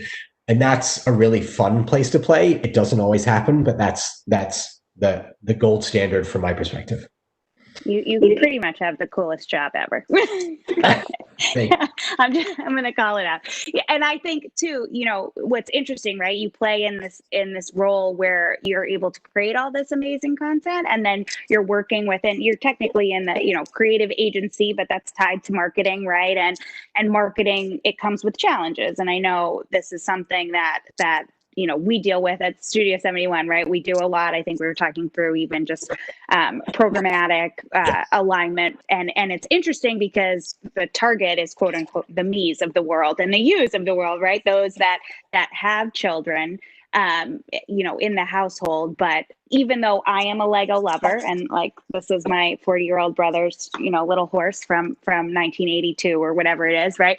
But we are your consumer, but we're not Gen Z, and technically you're that younger Gen Z, right? Too. So it is those that we fall into the restrictions and laws with COPPA, et cetera. So how does that change your strategy? Because you want to reach me because I'm buying it, but you really want to suck in my 5-year-old son who is obsessed, right? And in a nice way. So like, what is that? What is that? Wink, wink, nudge, nudge. I know you're not really trying to target him, but. No, I mean, listen, I think, I've worked in other categories that have a similar challenge, whether it's video games or whatever it may be. I think Lego takes brand safety and things like COPPA more seriously than any other brand I've ever experienced. Which I think in the world of things like The Social Dilemma, if anyone's seen that Netflix documentary, and other challenges around social and its overall pervasiveness and potential source of negativity, I think that's a good thing, right? So, at a basic level, we have a very, very strict partnership or sort of channel partnership process, right, that looks at why we work with various platforms and why we don't work with various platforms. I don't need to go into details of who those are, but suffice to say that we are extremely cautious about those things. And if we come across various challenges, we are, I think, with good reason in the current environment, pretty reactive to those scenarios to make sure that we are protecting kids and protecting our consumers, right? So even with our internal sort of digital ecosystem, right? So we have Lego Life, which is a COPPA compliant for kids online community, app-based community. All of that content is pre-moderated. Every single piece of content is manually pre-moderated, and yeah, it's quite an impressive thing to be a part of in that sense. Yeah, no, I mean, it's amazing how much content that you can create. And I think like when you're looking at what the opportunities are, it just gets, it's all over, but then you do have to kind of, you do have a target, right? And that Gen Z there, I actually, you were showing me some of the stuff that you have behind you. I think it's amazing because there are, even me, I mean, like I said, Lego lovers over here. We go to, well, pre-COVID, we used to go 23rd Street, and my husband works in Rock Center, and we were in one of those two Lego stores like pretty much every other week, right? And so there are a lot that are older skewing too. So you're not just the 5 to 8, right? There are ones that it's aspirational for the younger kids to be able to build the 12 plus or even 16 plus, but some of the ones that you have. Do you want to tell me a little bit about how your strategy around that? I mean, historically, right, we had very purposeful adult Gen Z related product lines, right? Whether it was our architecture line, which everything from the box design, the package design, to the price point, to the instruction booklet was much older skewed. And I think that's evolved significantly, right? And that all happens at a product level, at a product marketing level, at a design level, right? So everything from the Nintendo partnership to, the $450 Millennium Falcon, to all those sort of elements. Like, we know clearly a 16-year-old kid that's not the prime consumer for that. If it is, God bless him and or his parents. But it might take him a long time to build it. So there's that too. I think for us, what has been most interesting was, as a result of COVID, categories like puzzles, right? I think I remember seeing a stat, the puzzle market increased by like 387% or something. I bought 5. My husband was horrified. Like 1,000 piece each. Totally. And we actually saw a similar sort of increase on product lines that maybe didn't have the marketing support that other product lines did, and all these sort of other variables. But what we saw basically is a massive influx of adults, new adult consumers. And, you could pontificate about why. I think there's a bunch of reasons potentially why. But I'm excited from a marketing standpoint is we've got a whole new, challenge from a retention standpoint of how do we retain these new customers who are adults, who are likely within that Gen Z category, and keep them within our Lego system of play. So that's a really fun sort of challenge and unexpected outcome of COVID. Yeah, that's definitely, it's a challenge, but I think it's interesting, right? Because it's imagination, and that I'm not saying I have much free time, because I don't, but I do. I got back the hour on both sides of my day of my commute. So 2 hours a day, where I historically was commuting. I only live in Hoboken, but into the city, and that difference. So you have a little bit more of the quote unquote downtime. And I think that gives people the opportunity to engage, but I think it'll be really interesting. And like we said before, the nostalgia combined with the cool new, partnerships and licensees and all the different stuff that you have. I mean, I would love to build a city, behind you. My husband's Dutch, actually. And so, I mean, if I could he would die if I replicated his hometown of Zwolle in the Netherlands. It would be, it'd be pretty amazing. So, I did have another question, just because obviously social is real time. And I was thinking about this before, because it's like you guys have a constant eye on your social channels, and you guys are quick to engage, and that purpose-driven marketing like we were talking about. But in addition to obviously COVID, there's been, this year has been, I don't want to call it a doozy, but it's been a very interesting, ever-changing year, right? And so you're social, which means you got to be up to speed with that. Do you have any examples of things that you guys are working on in the coming months, weeks, or currently that are about, current events and things like that maybe are not known to some people? Yeah, no, I mean, I think, listen, everyone wants their own Oreo Super Bowl social piece, right? Basically, I spent a lot of time sharing the expectation with various senior stakeholders that that's not a realistic expectation. And while I appreciate everyone wanting that opportunity or wanting to strive for that, there's hundreds of reasons why that opportunity in real life actually happened and how it happened. And, I assume anyone and everyone knows it, but if they don't, right, that the client and the agency were in one room as the lights went off during that New Orleans Super Bowl, and then they created that great asset that got tons of traction. Right, so everyone from a real-time content marketing standpoint wants that Super Bowl moment.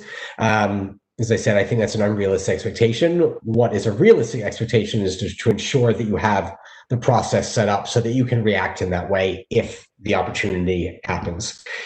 We are lucky enough that we are, one of those mass appeal, mass awareness brands that could potentially lean into an opportunity like that. I think we, across the Social Studio teams, are very cautious not to overflex that muscle, and only to flex that muscle where it makes absolute sense. Right. So, there are, for example, Chadwick Boseman passing away, Black Panther, we have a significant presence with Marvel. And it just so happened as well that we have an African-American or Black Lego AFOL fan creator who is also fantastic at photographing his work on Instagram. And he shared something and, the stars aligned and we, looked around understanding that we should probably react to something and not just post something like a minifigure, do something a little bit more dynamic. And how do we do that? And then we have quick process and turnaround approval set up so that we're getting Marvel's approval on that reaction in near real time, right? The process is in place to enable us. That doesn't mean that we need to do it every single time, right? And I think that's the one thing that I'm much more focused on is not saying no, that sounds wrong, but making sure that we're doing it for the right opportunities and not just because we can do it. Yeah, no, absolutely. I mean, I feel like that was a perfect example of reacting, and you don't want to do it which, no offense to many marketers, but often marketers react and it's like 6 weeks after or about 4 weeks after. You need to do it in that kind of real time-esque kind of state. And I think it's amazing that you guys were able to get that together so quickly and get that approval.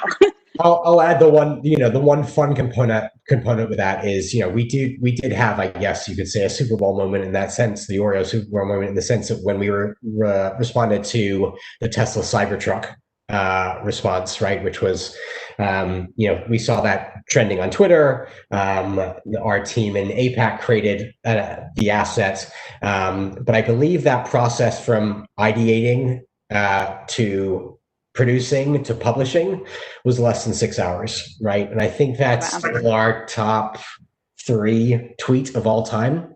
But I'd like to remind everyone internally and all our big creative directors who spend a lot of time and a lot of money creating large, long form TVC style pieces and then ask us to put it on social that, that most successful tweet of all time costs $0 to create and 6 hours from beginning to end. And sorry, but maybe your TV commercial won't perform, your $1 million TV commercial won't perform as well on social for all the reasons that anyone in the world knows. But it's a fun one. Well, it is fun. It is fun.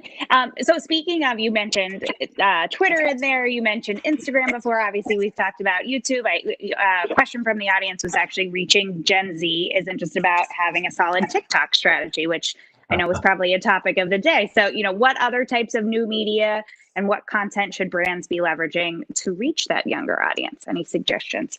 Yeah, I mean, for us, I still, and listen, 2020 is a unique situation. I think prior to the things like the social dilemma and the various challenges that I think the primary channels like Facebook and Instagram have seen potentially, we are still leaning more heavily into those platforms. Obviously, there are certainly some challenges from a paid media standpoint that we have because we believe those platforms also need to be doing some things better from a compliance standpoint. But I still think from a potential reach opportunity, those platforms are, as to Gen Z, those platforms are as relevant as ever, potentially. I've yet to see the strong challenges against that yet, although I do envision them happening fairly soon. Very fair. All right, I got a few for you. So I'm gonna not talk and just keep going. We had one which was, what can heritage brands, so obviously Lego, learn from newer digital first brands when it comes to authentically marketing to Gen Z? I think that's agility for sure. Yeah, absolutely. I mean, I think, I like to say that traditionally Lego is like moving the Titanic through the Hudson. Takes a lot of people to change direction, and even all to go the same direction, right? We are a manufacturing business at our heart, and our product development process historically was something like 18 months long, right? So we were planning campaign strategies, right? So I have a good idea of what products we're launching in 2022, right? How do you apply a social media marketing strategy to a product launching in 2022 when we don't know if TikTok is still going to be alive in 2022, right? It's those sort of things that we have struggles with, but I think we always look at smaller brands, brands like Pantone that are really, really focused on creative more so than anything. Obviously, because that's the background of their brand. I'm pretty sure they're not having 30 people input into what their Instagram story is going to be that day. We don't have 30 people, but you get, I think, we certainly inspire, we have a rule that we're trying to instill, which is the 70-20-10 rule, where 10% of our time is purely based on innovation. And that innovation opportunity has one stakeholder, right? And it doesn't have a long list of stakeholders, because to be able to innovate and to be able to be wildly creative, you need processes to support that. Absolutely. And this actually kind of leads into this question. It's like, what are some of the biggest mistakes you've seen with marketers trying to use these new types of platforms? I mean, listen, I think social is probably the worst example of chasing the shiny new toy, right? We love chasing the shiny new toy, right? And I'm not, TikTok is that shiny new toy. And listen, TikTok's reach is absolutely exorbitant. I think I would have been maybe sitting here smiling with a different perspective if TikTok was, no longer available in the US now. I think, as I said, for us, I think the size of the prize is still large enough on the major social platforms that we're not looking to pivot off into newer social platforms. But yeah, I think there's I forgot my train of thought now. Well, it's a balance a little bit, right? You want to test the waters of those new platforms, see how they perform for your brands, but then also, I think and I think we were speaking about this earlier too. It's like the safety aspect of Snap and TikTok, which was not in question. I don't want to say it in that way, but more that they're not necessarily as a known quantity, where YouTube and like partnerships with people like Studio 71, we have those processes in place to ensure some level of brand safety with content alignment. Whereas as these newer platforms are coming out, and as honestly Gen Z, I feel like it's all over, right? In terms of how quickly they go from one platform to the next. And so, if they don't want their old parents or grandparents even on the platforms that they're on, so there is that shift, right? But you want to make sure that you're being smart about how you're marketing on them and ensuring that level of brand safety, especially for like that recognizable, but also like, I don't know if sweet is the word you would use to describe Lego, but just, almost innocent and pure, right? And that's what they're, that's really like what you would think about from a brand perspective. Yes. We like to be sweet and pure. Yeah. I mean, not completely, but I kind of to that vein too, one of the, you cut me off. You can cut me off. So sorry. We just, we need to wrap it up. Thank you so much. Cause I've seen a lot of brands when you talk about like taking that $1 million TV commercial and you don't want to put a place for it. I told and that around like you have social content studio like it's social content, but I imagine a lot of the content coming out of your team does that make its way into like outside of the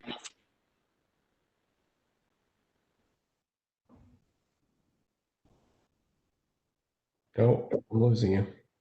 Oh no. I lost you. I got you at the part. I lost you where you said, does my social content, I imagine you said, influence other creative outputs, but I'm not sure. Yeah, that's right. So like, you don't post your ads on social, but when you create real content on social, does that power any ads or any content online or in any other environments?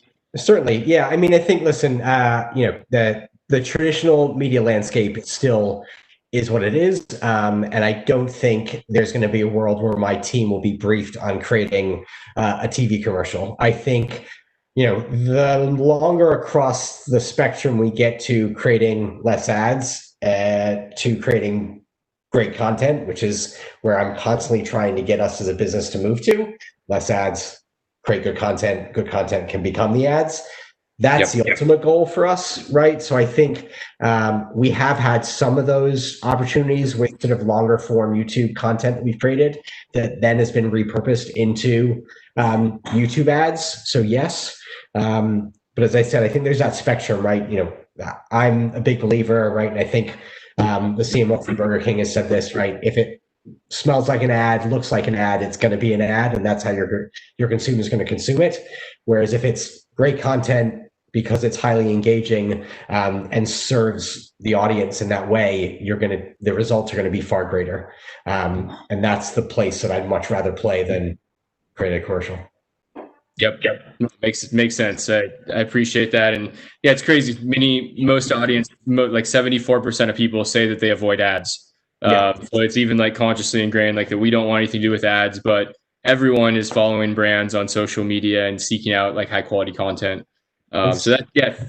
Especially when you think of Gen Z, like this audience doesn't like traditional advertising. They are not, they are skipping commercials all day long. So I think, yeah, it's definitely, if we're talking about Gen Z, the traditional marketing or media efforts are less relevant potentially. Yeah. Well, thank you so much, James. And thank you for Kristen. Great job moderating. So for our next session, it's actually not a fireside chat, but it's going to be a keynote by Adam Pierno. And Adam is the Associate Vice President for Marketing Strategy at Arizona State University. He's actually written 2 books, so Specific and Underthink It, which it's actually used in universities and at agencies, Fortune 100 companies to teach marketing strategies. So Adam, I'm going to hand the mic over to you. Welcome. Thank you, Casey. Really appreciate that. Great to be here. Let me share my screen so you guys can see what I'm seeing. And then I'd like to go to present.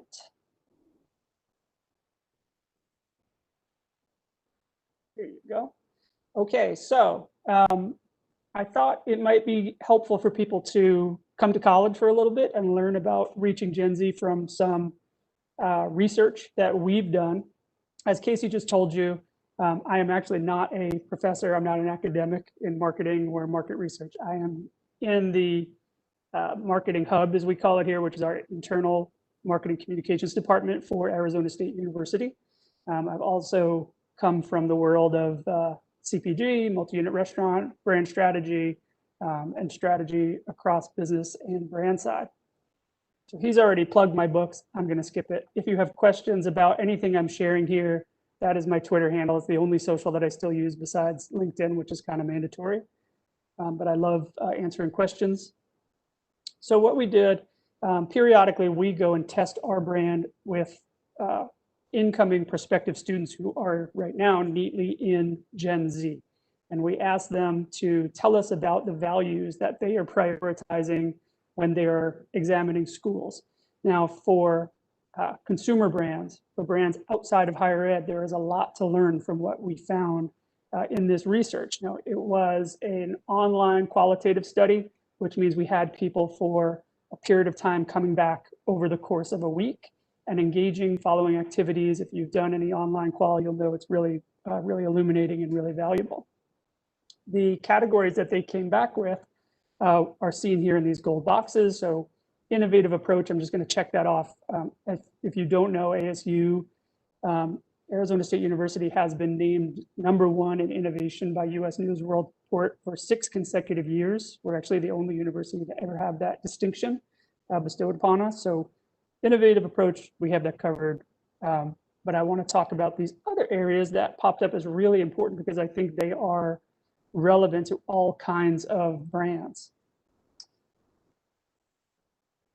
So when it comes to innovation, Gen Z is definitely comfortable finding new answers. They are extremely, extremely online. You know, most teens say they are online almost constantly. They're going to YouTube a lot. I just heard James talking about TikTok. Obviously, depending on how that shakes out, I think it's going to be around for a little while. But they are really engaging in any kind of online platform they can, and they're using it in a variety of different ways. They're not just, they're not looking for brands necessarily, but they are looking for answers. They are looking for engagement, and they are looking for, as you'll see, something more. You have to remember that this is a generation of people that came from not just we call digital natives, which became this overblown thing, but for the bulk of Gen Z's lives, they had not just Google, where any thought they could come up with was available, but they had Google Auto Suggest. You know, they had something guessing what they were thinking, which, you know, Google Suggest came in 2004 experimentally and then was rolled out broadly in 2008. So these people have grown up with AI and computers guessing their thoughts and guiding them towards answers. They're extremely comfortable in this space. And when they think about innovation, we have to be a few steps ahead of that if we're trying to solve their problems, because they've already, the shock and awe that I experienced as a Gen Xer of something like this, it's just table stakes for them. So when I think about Gen Z, I think about 2 things here: flexibility and facts. They are comfortable with the way things are shifting now. Older consumers are set in their ways. Me again, as a Gen Xer, I have habits that now are coming into being challenged, and things that I was raised, certain behaviors, certain things that I was taught growing up are being questioned, and I'm questioning. And as I raise my own kids, as I work with students, and as I talk to younger people, I'm saying, well, maybe that was wrong, or maybe that was different. They're growing up and they're very comfortable with flexibility on a lot of different fronts. And that includes brands, that includes brand communication. And then facts, as I just said, they can go to Google and check you. So one thing that we've learned is here at a university, everything we put out is fact checked, is proofed. We're a public institution, so everything we create is meant to be shared, but it is put through the rigor that it will be checked, and these facts are meaningful to people. In a lot of brand environments, you're creating things that might be metaphor or might be hyperbole. This is a generation that will actually go check it and turn it into something good or bad with what they find. And they have the capability to engage in that way through all the platforms that they use on a regular basis. So not just YouTube auto-suggesting a result, but going to TikTok and creating a series of videos about something they found and sharing that with other people in their network. So one of the next things they brought up was diversity. And diversity was a huge topic that came up. I want to talk about these 3, diversity, inclusion, and community all together. When I started in marketing and advertising, I got to work on a brand that was a retailer, and they thought about diversity through the lens of a famous brand, Benetton, and that was showing different races and demonstrating diversity through using models of different races and different backgrounds. Diversity to Gen Z is not that alone, although that is important. You know, representation is important, but it's not just that. They expect more than diverse student representation. They want diverse people, experiences, and ideas woven into every part of what they're doing. So if it stops with the models in your ads, if it stops with the faces in your Twitter feed, your TikTok, it's not enough. You have to figure out how to really make it come to life. And to be honest, to be frank with you, if you can't do that, you have to rethink your organization internally, because maybe it's not diverse enough. And that it's important to Gen Z consumers in almost every category. Now, especially in higher ed, you can see we all want to do better and make the world and ourselves a better place. They are looking to brands, they are looking to the products, they are looking to the services, everything as a partner. Now, especially in higher ed, it's going to shape the way they think. It's going to shape the potential network of their future career and future life. But for everything they do, they think of it as a partner.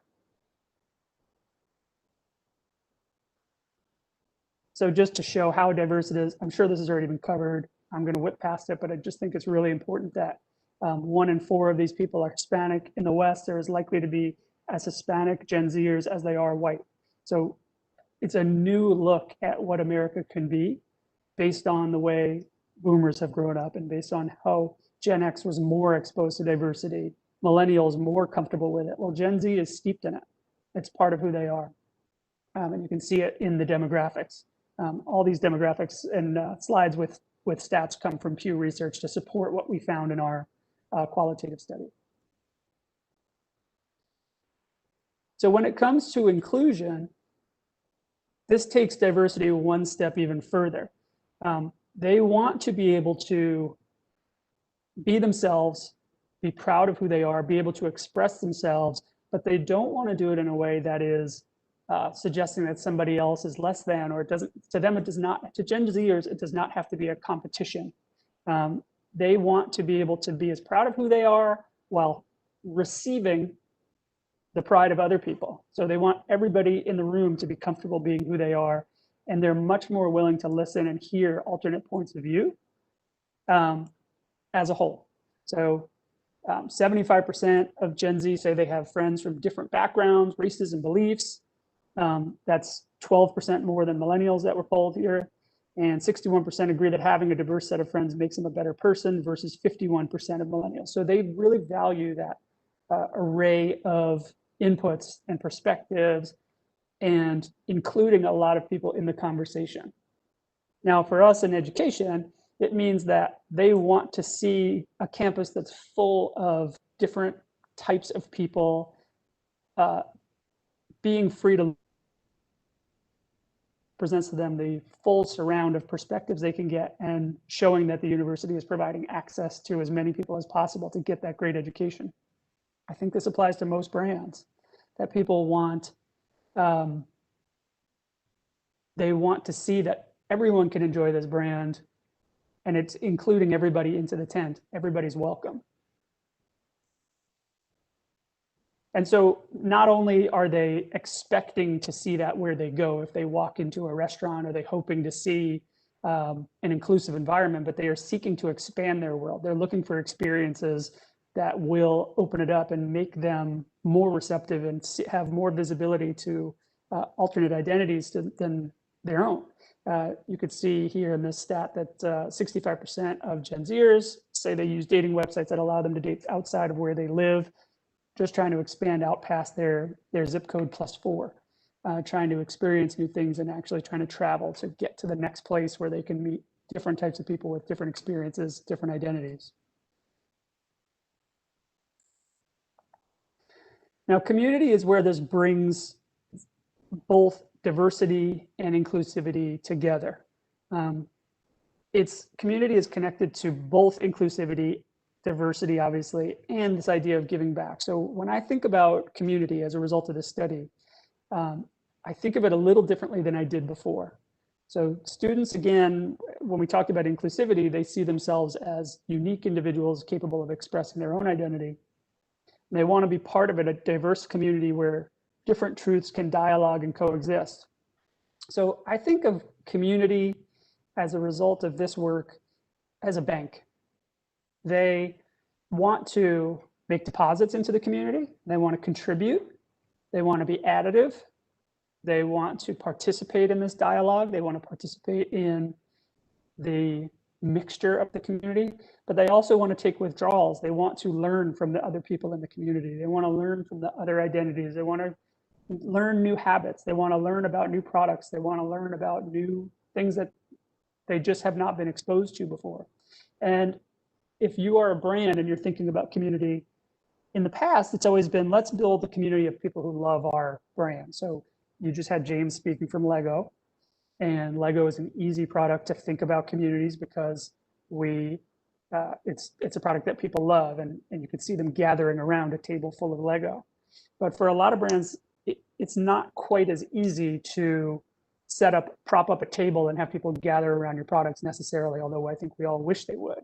So for brands seeking this type of community, it's about not only what are we attracting them with, but what are we offering back that they can take away, and where are we offering them a place to have input. So for Lego, it might be, Lego probably does not need to do this, but for Lego, it might be more in the way that they've invited people to create designs and to create kits, create models. And so for your brand too, I would think you're looking for ways to get the input from Gen Z audiences. They can feel like they've made a deposit, and then when they're ready, they will make that withdrawal, which may be a purchase, maybe a share, maybe a recommendation. And this is reflected in their political views.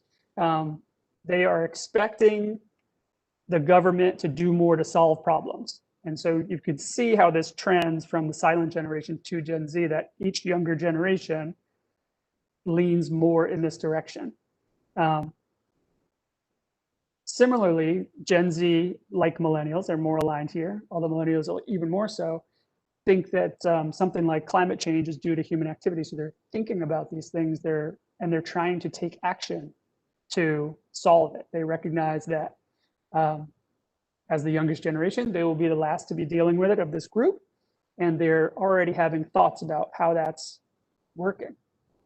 So I wanted to talk a little bit about how we are reaching out to Gen Z as a part of the current COVID-19 pandemic. Now, this is not our normal brand. This is not what we look like, but it is pretty similar to what we look like. So if you're not familiar with ASU, our colors are maroon and gold, and this look and feel is pretty similar. You'll notice right away that you see some masks. When I talk about flexibility in facts, in this case, we went really hard towards facts. Here are the things we know that will make campus a better place to be, make people comfortable, help them understand how to return to campus in a way that is the most positive and most constructive, and how to be a good member of the community when you return to campus. So this was part of a campaign that came starting in late July. So this is not the normal way that we would be talking to Gen Z prospects or incoming students, but the team at Brand Innovators wanted me to talk a little bit about how we're communicating this message. And so we are trying to show, it's really hard to show community. I think anybody who works in a social brand, social, I mean physically social, not social media. It's really hard to show togetherness and community for like a dining brand, for example, when safety precautions say that people should stay 6 feet apart. So we're trying to do that with depth of focus and show people that are coming together while maintaining the appropriate amounts of social distance. But using things like small animations, using GIFs, and using a more fun take on the visuals gives you a little bit more of a playful feel. After all, people come to college to have these experiences. And though this is a truly unusual, unprecedented time for people to do that, we still want people to be excited to come. We still want people to be looking forward to coming. We want them to be excited about waking up and going to class every day, excuse me. Looking at community another way, if you think about how much Gen Z considers themselves gamers, 90% in a recent Kantar, it was an article, I couldn't find the research behind it, but in this quoted piece, consider themselves gamers to some degree or another. Wendy's went and did something really interesting where they joined Fortnite. They created a character that looked somewhat similar to their Wendy icon. And instead of going in there and creating a bunch of ads or creating a team or doing what a activation might be, they went and they joined this game where there were, it was a unique game that had hamburgers versus pizza. For whatever reason, that was the theme of the game. And they went and destroyed all the refrigerators that had frozen beef as an extension of their brand, statement that Wendy's only serves fresh beef. So they found a way to get into a very tight community where, for a lot of people, for a lot of Gen Zers, Fortnite is serving a similar role as a social network. They're gathering there, they're chatting there. People are uniting inside of the game Fortnite around concerts, around other events. And Wendy's found a way to get attention inside the game, doing something that is true to their brand, while delighting users of the game who got to observe this and got to hear about it. So an interesting way to engage inside the community, following the rules of the community without screaming, hey, we're here to advertise. So then the last piece here is about support. So students, new possibilities coming to school for the first time will come with anxiety, concern. There's a lot happening in the world right now. This study was actually fielded in the spring. So it was fielded just before the shutdown. So there were people who took it before and after, and remarkably, they were able to answer really broadly without too much reference of coronavirus or COVID-19. But they did reference, having some anxiety, being aware of what's happening and looking for support. So as it comes to higher ed, the support is pretty clear. For other brands, I think we're looking for ways to provide that support and make people feel welcome, supported, heard. Because as it comes to the recent change, we could see that Gen Z has been particularly hard by the economic slowdown. From this Pew study that was fielded in late spring, you could see that 50% of Gen Zers said them or someone in their household had lost a job or taken a pay cut. So Gen Z was originally known, and I think this is a life stage thing about the younger people are, the more optimistic they are. But they are getting kind of worn down by the changing environment of coronavirus, the economy. So it's about how do we offer support to them? And for us, that means finding new ways to offer them learning. So we did that by launching what we call ASU Sync, which is a synchronous modality where they can learn remotely, zooming right into the class and seeing the professor in real time, and feeling supported that if they're not comfortable leaving, if they're comfortable learning remotely, they're able to do that. And so that's one way that ASU is serving both community and giving them the support they need while making them feel included and not just watching. If they want to participate, they can actively participate that way in their class. Yep. This is great to see. Thank you so much for presenting. We're running a little tight on time, so any kind of final points you want to get across in closing? No. This was great. It was my pleasure to join you today. Great. Well, thank you so much. And looking forward to having you back. Definitely. And also, Adam, real quick, if someone were to start with one of your books, would you recommend? Where would you recommend we start? I think if you're on the brand side, specific will have a lot more value. Underthink It, as you said at the top, is used in universities and agencies and some Fortune 100s to train incoming marketers and in strategy and marketing basics. If especially on the agency side where you have to play catch up really quickly, it's a great book for that purpose. Awesome. Thank you so much. All right. So next we're going to have Shrey Joshi, who is the head of growth and retention at Health-Ade Kombucha. And prior to joining Health-Ade, he was the head of e-commerce at Cha Cha Matcha. And the session is going to be moderated by Rob Gregory. He's the president of sales and marketing at Jelly Smack, which is my favorite name in the industry. So welcome, Rob and Shrey. I'm going to hand the mic over to you, Rob, to kick it off. Fantastic. Thank you for the Jelly Smack shout out. I appreciate that. Hi, Shrey. How are you? Good. How have you been? It's been a little while since we last spoke. It has been, and you've got a super cool new gig. Congratulations. Thank you so much. Did you move to another part of the country for this, or are you still located in the same place? So yeah, right now I'm still in New York. The original plan was to come out to LA, but with kind of what's going on right now, gonna take a couple more days to head over there, Yeah. Good plan. So let's jump right in because we don't have a whole lot of time and we have We have a lot to talk about. Quick introduction. I'm Rob Gregory at Jelly Smack. I am what they call a media veteran. I was in the print world, publisher of Rolling Stone, worked at the Daily Beast. I was a co-founder of Husei, which was an influencer marketing company that started early on in the influencer boom and was acquired by Viacom in 2018. And I'm president of sales and marketing at Jelly Smack. And the Jelly Smack is a school of jellyfish. So the name of the company is a metaphor for how like-minded creatures and communities behave in recognizable patterns. Jellyfish in the ocean and consumers on social media platforms. We are a social-only publisher. We're probably best known for our communities like Beauty Studio, and Oh My Goal, and soccer, Gameology, and gaming, and other verticals. Our company's been growing like crazy this year for a lot of obvious reasons, as people are spending more time on social and more time on their devices. We as a creator company, we published about 10 billion video views in the month of August, and hired about 70 people this summer. So pretty exciting growth. We tag those videos in a very granular way, and then we use a proprietary AI-based system to look for patterns and reassemble audiences based on actual behavior of these jellyfish or metaphorical consumers on social media. So it's actual content consumption behavior that can then be targeted by performance marketers, D2C brands, and lower funnel marketers.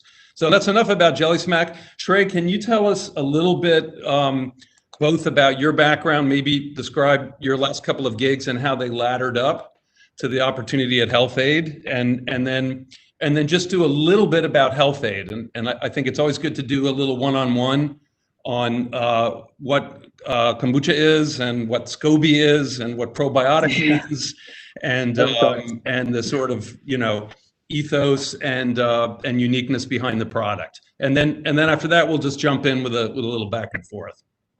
Yeah, sounds great. So a little background on me. As it was kind of discussed, I was the head of e-commerce at a company called Chacha Matcha. They're a matcha brand that sells both on DTC, retail, and their biggest, point of business was their cafes. So we kind of really wanted to reimagine the cafe experience where Starbucks felt like it was much for an older brand or an older audience rather. And Chacha, we really wanted to make it fun where you can kind of just go with a couple of your friends, take a couple of Instagram pictures, and have a delicious drink. So I was there to help with rebranding on the website as well as launching the new iced teas line. And then on top of that, I helped with a lot of the influencer, the social strategy for organic, as well as the paid social strategy. After that, I was the head of growth and marketing for a company called Nugs. It was that plant-based chicken nugget company that you might have seen, just went extremely viral. We launched on TikTok in week 1. We did about 45 million views just organically through there for our new 2.0, as well as helped with launching our new parent brand, Simulate. And then now at Health-Ade, where I'm the head of growth and retention, where I focus mostly on paid acquisition and retention. A little background on actually Health-Ade itself is that it was basically just founded by 3 best friends who were all in LA, wanted something healthy to drink, and basically couldn't find something in the market that sufficed that. One of the founders was also having a lot of gut problems, gut health issues. And one of our founders, who's now the CEO, basically said, hey, I'm like this nutritionist in LA. There's like this weird little thing called kombucha. Why don't you try this out? I think it'll help you. And Justin, the now COO, basically fell in love with it and was like, hey, we should bottle this. So they started off super small, did a lot of the more farmers market routes, and then just slowly started scaling on retail. And that's kind of just a little bit of background on Health-Ade there. Fantastic. And for those who don't know what SCOBY is, I think I learned this one.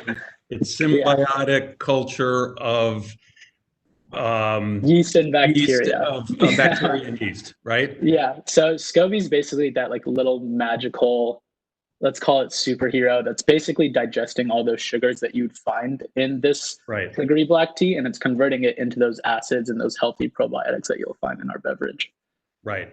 And as more and more people are realizing gut health is everything, and it impacts so many aspects of your general health and your well-being and your mental health and all these things. Super, super important. So let's just jump in on Gen Z. For people who are just tuning in now, I've been able to catch some of the conversations today, including most of the last one from ASU on Gen Z characteristics. Super interesting. Let's just agree on a baseline definition, give or take, right? Okay. So roughly 7 or 8 years old, maybe 9 years old to mid-20s right now is the cohort. Raised by Gen Xers primarily, but by some boomers. I'm a baby boomer and an older parent, and I have a 21-year-old who is Gen Z. Raised during very volatile economic ups and downs and swings and all that implies. Generally don't remember a world before 9/11 and all that suggests. And then here's some of the more debatable characteristics, and I realize some of these are cliches and maybe we can debunk some of them. Pragmatic, tend to be savers, obviously mobile natives, authenticity focused, somewhat skeptical, screen natives, mobile natives, socially very active, involved with marches and demonstrations and activism even before 2020 really started to change the world. Politically aware, socially conscious, and maybe more flexible than previous generations. So just to start off on the convention that Gen Z is arguably the most skeptical generation to come along, and for some of the reasons I just described, the framework that they grew up in, they're pessimistic. Other people believe that this generation feels the world is actually malleable and that they can actually shape the world in ways that really can make a difference, despite their skepticism about a lot of institutions and lack of trust. So I know on the Health Aid website, you're a very value and purpose-driven company, and one of the values is optimistic. You as a company and as a brand take an optimistic view of life. So how can you talk a little bit on how you reconcile if this is a young generation that's kind of pessimistic, how can you be optimistic? I think that, as you stated, Gen Z, since they did grow up with basically a phone in their hand, there is a certain amount of pessimism towards, let's just call it traditional media. So, the BS meter is quite sensitive with that generation. Yes. I would say overall, I would actually say that this generation is extremely creative and extremely funny. I think that if you spend maybe an hour on TikTok, you'll have some of the best laughs of your life.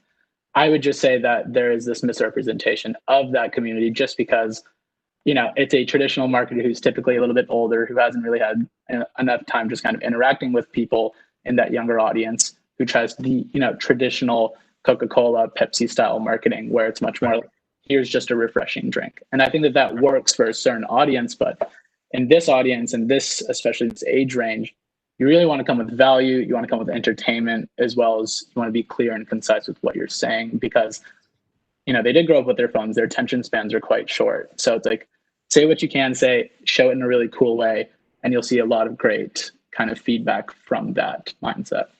Yeah, that's a great answer, and totally agree with you about creativity and also the currency of humor. Just looking at TikTok in the midst of the pandemic and Black Lives Matter and the Trump presidency and all these things, the sense of humor and the and the ability to make light of really serious topics in a very clever and creative way is absolutely, and to do it so fast is absolutely phenomenal. It's really changing the comedy industry in a lot of ways, and it's producing a lot of new stars. So another thing about Gen Z is their diversity. It's, depending on which study you look at, it's arguably or probably the first generation to have a non-white majority.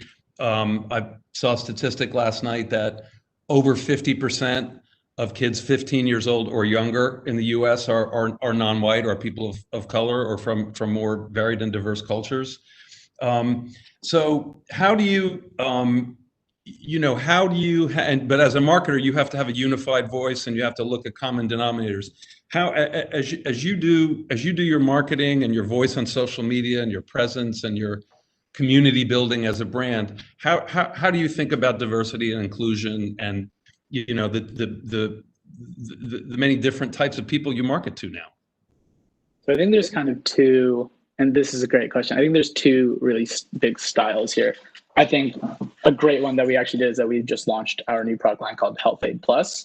And in knowing that the diversity of our actual consumers is just super varied now, it's super important to have that diversity in your creative. It's, having people of color and having people of different sexes represented.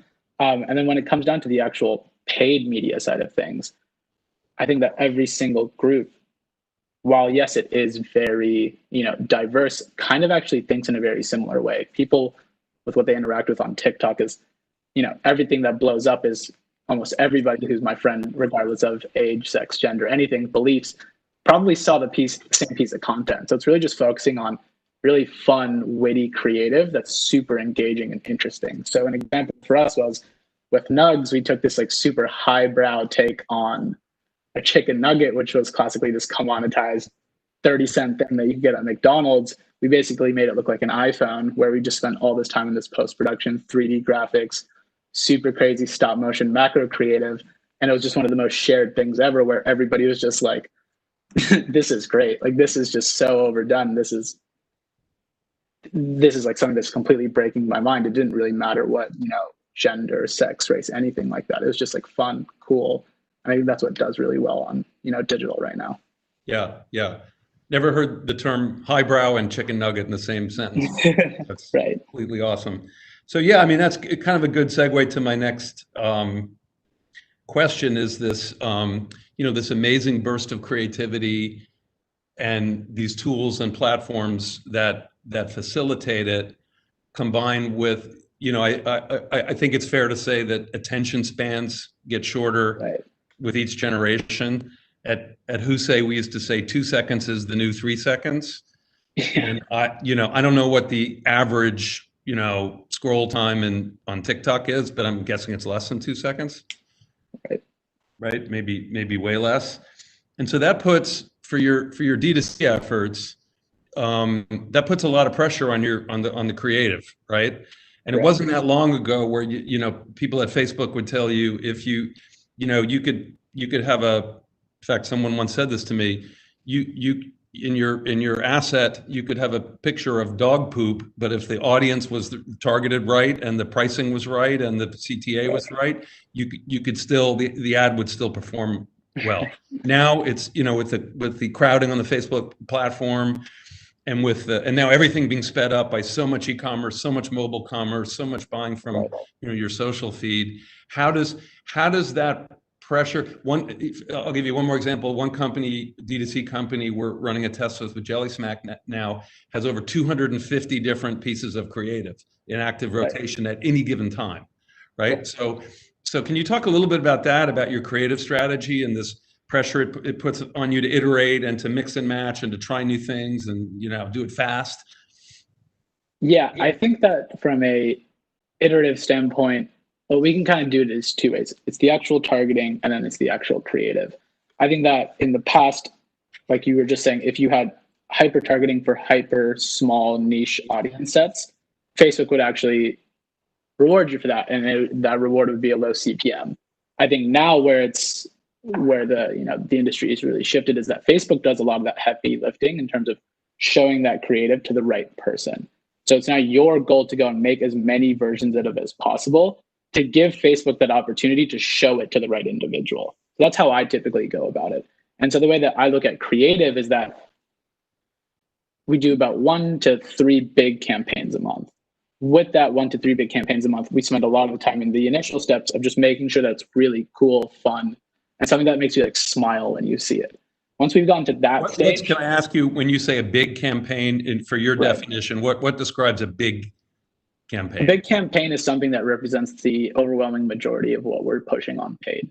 So something that takes up more than 20 to 30% of my media dollars is something that I consider a bigger campaign. Right. And so the way that I typically go about that is that it's first finding the right creator to work with. I think that with DTC brands, when you have creative all in-house, that actually kind of limits the way you think about your brand. What I've seen work really well is that when you go and work with a lot of these really fun, young, hungry creators, they can actually show you and represent your brand in a way that you've never really thought about before. And once you're able to do that and make that first piece of content, that then starts the iteration process. It's like, okay, we now have this, for an example, like a spinning bottle of Health-Ade just in the middle of the screen. That's like this beautiful 3D render. From there, it's like, now how do we layer in value as well as like other things that want to keep your attention, which is either social validation, it's product highlights, it's, you know, product benefits, it's founders stories, kind of everything like that, that then keeps you engaged with the video or creative, that then gets you want to click. So an example for us is that right now we're running one piece of creative that has around 300 different variants. That's simply just testing, you know, 4 or 5 different pieces of music, you know, 10, 15 different pieces of copy, and then just changing it up between the formatting. It's really not that hard. It's just that a lot of people, when they get lost in all that testing, is that first piece of creative is not actually that interesting or important or engaging.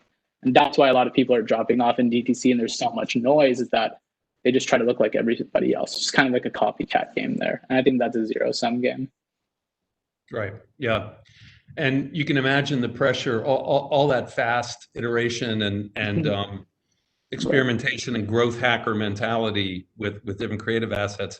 The pressure it puts on more traditional brands, more traditional, you know, old school retail brands who are used to having creative approval process ladder up to somebody in, you know, Paris, if it's a luxury brand, maybe, and it can take days or weeks to do that. It's just it's a really radically different way of thinking. So back to communities again, with you know, one of the ways that the ultra connectedness of Gen Z and this, you know, long tail of connected communities around passion points, and, you know, and again, the acceleration of it when so many people were at home and you know, gravitating to like-minded, you know, other jellyfish like them, as we would say at Jelly Smack. How do you build, you know, brands always talk about community, and you know, you have you're in a really cool product category that seems like once people learn about it and they buy into the ethos of, you know, probiotic and you know, the specialness of the product, it is a sort of natural community that forms around that. How do you build the community? How do you use tools like blogs and especially now when you can't do, you know, IRL events and product sampling and that kind of stuff? Right. I think that if we were to keep it in the lens of Gen Z, I think that like blogs and newsletters are a little like really outdated, and like you said, don't require much longer attention span. Like, I'm not going to sit here anymore and read a 15-minute listicle talking about the top 20 reasons as to why probiotics are healthy for you. But what I would do these days is kind of go, and this is the secondary effect to it is community building, but the primary effect is really brand building and product education, is work with a lot of creatives and just have them talk about your product on their vlog as opposed to their blog. So like a great example of that is just hopping on, you know, is SeatGeek, kind of just working with David Dobrik, where it's like, here's a quick little 15-minute snippet as to, or 15-second snippet as to, here's what the product is, here's why I care about it, here's why I like it. Now here's something fun that I did with that brand. And having that little education as well as the entertainment value connected to each other is what really kind of keeps you at top of mind, as well as like building that community. I think that what a lot of brands really miss out on is that they just assume that based off of their own brand equity, they'll be able to reach a huge audience. I think that there's this huge bucket that people could be really pulling into, where it's to take advantage of other people's communities. And the way to do that is by doing really fun, interesting, iterative like collaborations with these people. An example of that is one of my friends, Naka, who did something with a company called Truff, where he just came up with a really beautiful 3D image video that basically just showcased what's on the inside of the bottle. It's basically just truffles, some peppers, some oil, and some hot sauce. And with that, they just got about 3 million different impressions off of TikTok within that 1 week. So it's just like this type of fun, great collaborative space is really the way to hit that omni-channel, omnipresent kind of brand equity that you're looking to build there. Right. That's a great example. So back to distribution channels and retail versus bricks and mortar, or bricks and mortar versus D2C. So I went into Walgreens yesterday to buy some Health Aid kombucha, and I got the lemon ginger flavor. It was delicious. Wanted to do my homework. Actually bought 6 bottles, so just might become a fan. So you got one new customer out of this Brand Innovators thing. And it was a Walgreens in Connecticut, and it was pretty empty. There was a huge Walgreens, and there was, you guys were in a cold reach in. I assume this product has to be cold shipped, right? Which is a whole other layer of complexity. Yeah. So just for a kombucha SKU, yes, but we did also launch a new product called Booch Pop, and it's an actual ambient product that's shelf stable. We can go into that later on. Okay, yeah, because I want to ask you about new products. But it was, gigantic Walgreens. I don't know how many square feet it was, but there were, like 6 people in there. So, obviously, some retail is going to, bricks and mortar is going to return, but it's going to be more gradual than people thought. And some habits are going to stay with us. We don't know how much, but people definitely are used to, buying stuff this way rather than, buying stuff the old bricks and mortar way. So what do you have? What's the urgency for you guys? Like, what do you want to get better at quickly in D2C and selling directly? So I think that with digital, the real biggest thing is we're kind of in this middle ground between being like a more legacy, old school, retail heavy brand and kind of slowly converting into a more digitally native company. And so what you've seen in the DTC space is that you see a lot of these like really beautiful, super custom, super crazy websites that are really attention grabbing. And so while we do have like the actual premium product, I think we need to spend a lot of time on actually upgrading that website experience to kind of match what consumers are currently engaging with right now. I think that for us to hit that younger audience, we want to be a little bit more bubbly, a little bit more fun, and even a little bit more colorful than we already have been. And then outside of that, it's much more just figuring out in each one of these, age ranges, who are the people that are drinking our product? Why are they drinking our product? And kind of like, why do they love it? And what I've seen is that when I'm able to have those conversations with a lot of those different, age buckets and figure out why they do love the product, and I then bring that into my marketing efforts when I go into the targeting and the product messaging, I've just seen huge lifts huge decreases rather in CPMs and CPAs. So I think it's just, that first step of really just updating a lot of our brand. And then number 2, it's really just about, communicating messaging that really is engaging and like really speaks to who that person is when they're looking and scrolling through their phone, like frantically through Instagram midway through their workday. It's like, how can you actually provide that value within those like 2 to 3 seconds that you do have? Right. That's kind of what we're focused on now. Got it. So we're gonna go to Q&A now, and one of the first questions is actually very similar to the next question I was going to ask anyway, which is great.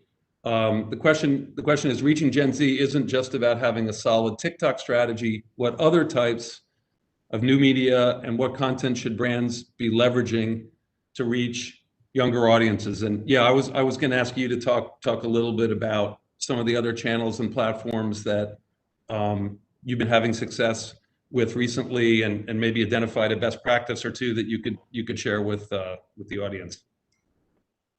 I think that YouTube influencer partnerships is an amazing tool to actually grab those younger audiences.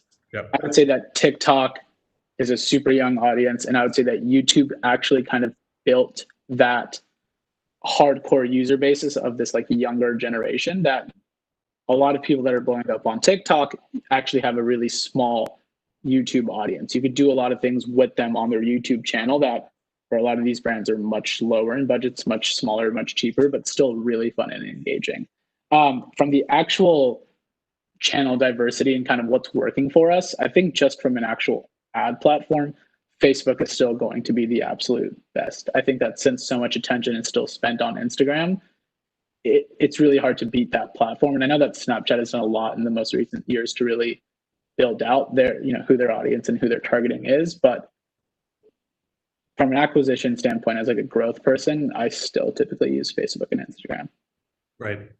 So here's a question, maybe without naming names. What are the biggest mistakes or fails you have seen with other marketers trying to use new platforms? Yeah. I think it's that when you just simply repurpose content from your Facebook or your Instagram and you think that it's going to work on Snapchat. Right. I think that you really need to have somebody who spends a lot of times in each one of those platforms, and they'll tell you right off the bat that those are very different experiences. You're going into Facebook and Instagram to just kind of see what your friends are up to and see what, other people are doing with their lives. Or at Snapchat, you're here to just basically have like one-on-one fun conversations with your friends. Whereas TikTok, you're looking for engagement and, entertainment. So it's like very different mindsets. So you need to really cater that creative to match that mindset that you have when you're using those platforms. Right. Just speaking of TikTok, I don't want to spend too much time on TikTok, but right, it's been the obsession of a lot of people, including us here at Jelly Smack, the last 6 months. Are there U.S. problems behind them, do you think, at this point, or about to be? So I think that actually maybe yesterday or the other day, it was that they went into an agreement that a US company was going to own their data and do all their data processing, and then Walmart was going to come in from the actual marketplace side. So long as that, the government's doing its due diligence and there's those protections in place, I'm not too worried really there. And especially with how TikTok is really shifting their company to be mostly US based, I just don't see a long-term issue there. Yeah, I know they're hiring lots of great people. I can tell you that. I have some former colleagues of mine who have gone over there, and they're best in class people. And for a while, I was worried for them, like, oh boy, which way is this going to go? But it does. It seems like it's in much more solid ground. Just back to heritage brands for a second. We were doing a D2C roundtable. I think it might have been the one you were on, and there was a heritage, big legacy CPG small team on the roundtable because they wanted to learn from digital first brands. So again, bringing it back to Gen Z, what's something that a heritage brand can learn from newer digital first brands to be, not making that authenticity mistake with Gen Z? I think that I would just say from a digital perspective, the biggest thing that a lot of these bigger legacy brands have is too many people steering the ship. I think that when one of the previous colleagues who are here, talking on one of the roundtables here was that, you have 2,000, 3,000 people on the team, you have 50, 60 different opinions. I think that what you want to do is set up a system where it's 10 to 20 people where they're really just focused full time on this. You have somebody who really understands the brand. You have somebody who really understands creative and graphics. And then you have a couple of people that understand media. And I think that that's something that if, these bigger legacy brands like Coke, like Pepsi, integrated that into their, their channel diversity, they would absolutely be top in class best winners. But with them, they think much more in years and, decades as opposed to weeks, quarters, and months. Right. So here's another question. This is going back a bit to the idea of being purpose driven and marketing to a consumer base that's more concerned certainly than in many generations, maybe in 50 years or more, with civil injustice and things like climate change. So the question is having a purpose driven element to your business, whether it's fighting civil injustice, climate change, et cetera, is super important to Gen Z consumers. How has this shifted the way Health Aid considers or thinks about purpose-driven marketing? I think that for Health Aid, at least, we focus much more on letting you feel the best version of, like, getting you to the best version of yourself, so that you can go and kind of focus on what you do want to change in the world and you do want to help with other people's. I think that for us, it's much more focused on Be your best self. Be your best self. And we don't want to be there to be a preachy person basically saying, hey, you need to do this. And, you know, you need to drink this product and it's going to make you feel amazing, all this kind of stuff. It's like, you know, we're here, we're this delicious, you know, bubbly probiotic tea that will make you feel better and you'll feel amazing. Okay, what are the benefits of feeling amazing? Is that you can go and do the things that you want to go and do after that. Right. So we're almost out of time. Can you talk about what's coming up? You mentioned a new product line before, and anything else you want to share with the audience about the near-term future for Health Aid and what you guys are excited about? So yeah, we actually launched today a product line called Health Aid Plus. It's basically our baseline kombucha, but then we added a lot of these functional botanicals, like herbs, as well as you know, other functional ingredients such as like turmeric, black pepper, ginger, kind of all these other drinks that you're starting to see with a lot of brands like Recess or a lot of other brands in the space that are adding these functional benefits on top of, you know, their baseline carbonated water. So that's one thing that we're really excited about here on the Health Aid side, as well as a soda alternative, which is called Booch Pop. So the goal with that product there is to really say, this is much more of like a gateway to kombucha. It's like, okay, you're kind of a little intimidated by kombucha. You think that it tastes a little sour, and you're just not really willing to try that out. Like, hey, just try this. It's like a little sweeter. It's a little, you know, more bubbly, and it tastes like something that you've had before, where it's like kind of like a Sprite, or it's kind of just like a berry drink, or just like a lime drink. So it's like super, you know, super approachable. Yeah, and with a name like Booch Pop, what's more user friendly than that? That just right. just sounds like a lot of fun. Yeah, it just, you know, being new to the category, as I said before, it actually, I don't know if that's what people say in focus groups about kombucha, but there's a slightly sour taste. I expected more of that. It was actually much more sort of palate friendly than I thought it was going to be. Although I know we're just about out of time.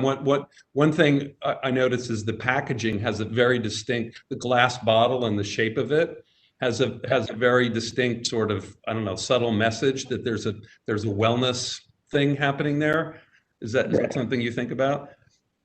Yeah, it's definitely, at least from my perspective, it's much more of it's very different and it's very attention grabby. That's what I really like when I first picked up the bottle. You've never really felt it before. I really love just like the cap where it has an anchor on there. That's great. And yeah, I just think that it's one of those things where it's super different from everything else that's in your fridge. So I think that you'll kind of always come back to it just for that one little bit right there. Yep. Okay. I believe Casey's going to tell me we're out of time now. So my school of jellyfish behind me, I don't know if you can see that, our work is done here. Yeah, great job, Trent and Rob. That was awesome. Yeah, we only have 2 more sessions left for the inaugural Marketing to Gen Z Summit. So we are flying through this. A lot of great speakers today. This next group is no exception. We have Asia Thornton. She is the social media marketing lead and manager for Fenty Beauty, which is part of Kendo Brands. She's been part of Kendo Brands almost 4 years now, but prior to that, Asia was at Yelp. And this session is going to be moderated by Lauren Levinson, who is the editorial director at Revelation. So welcome to. Hi. Hi. How are you? I'm good. Excited to connect with you today. Thank you for having me. Of course. So for everyone out there, I'm Lauren Levinson, and I'm the editorial director at Revelation. My background is that I worked in magazines for over a decade at Pop Sugar, where I was the beauty director, and at Elle.com as the fashion news editor. I also worked in-house at Allergan on their medical aesthetics portfolio, which is Botox, Juvederm, and fun products like that, launching content and branded content for them. And now I'm at Revelation, where I'm working on branded content for a lot of beauty clients, like Kiehl's and L'Oreal Paris and Carol's daughter. But today it's not about me. It is about the mind and the content ideas from Asia. So I'm going to pass this over to her. I'm really excited to ask her a bunch of questions about how to market to Gen Z. So Asia, before we get into it, can you just let everyone know who you are? I know who you are, and you work for one of my absolute favorite brands on the planet. But it would be great if you could tell everyone who you are and what you do. Yeah. Hi, everybody. I'm Asia. I, as Casey said, have been with Fenty since the launch of the brand. So about 3 years ago, starting September 2017. And I kind of explained this to you, Lauren, but it was like an opportunity that just kind of landed in my lap and allowed me to really take over social and do something new in the social space. I think most people know that brands were a little bit afraid to break the norm and, be a little less traditional. And so what we were able to do at Fenty, really set a standard and really started to convert, people into this social climate where we didn't have to do everything so perfectly structured. We could let down our hair and have a little bit of fun. And so here I am today, 3 years later. It seems like I've been there before it even started, but it has been quite an amazing journey. Awesome. It's hard to even imagine a world without Fenty as someone, who is so immersed in the beauty space and has been absorbing content and also creating content around beauty for, over 10 years. I feel like Fenty, my opinion, changed the game, and it's just such a disruptive, awesome brand with such an amazing marketing and especially social media marketing strategy. Like, I'm such a fan of, I told you this when we talked before, but I'm genuinely such a fan of the brands and your work. So I can't picture anyone else better to talk about this stuff since you guys are doing it so well. So for us to get started, because the topic is not about how much Lauren Levinson loves Fenty, but it's about how to market to Gen Z, which is such a cool group. I want to know, in your words, Asia, how would you describe Gen Z? And then once we get into that, I would love to just to plant the seed. How is Gen Z different than millennials in your opinion?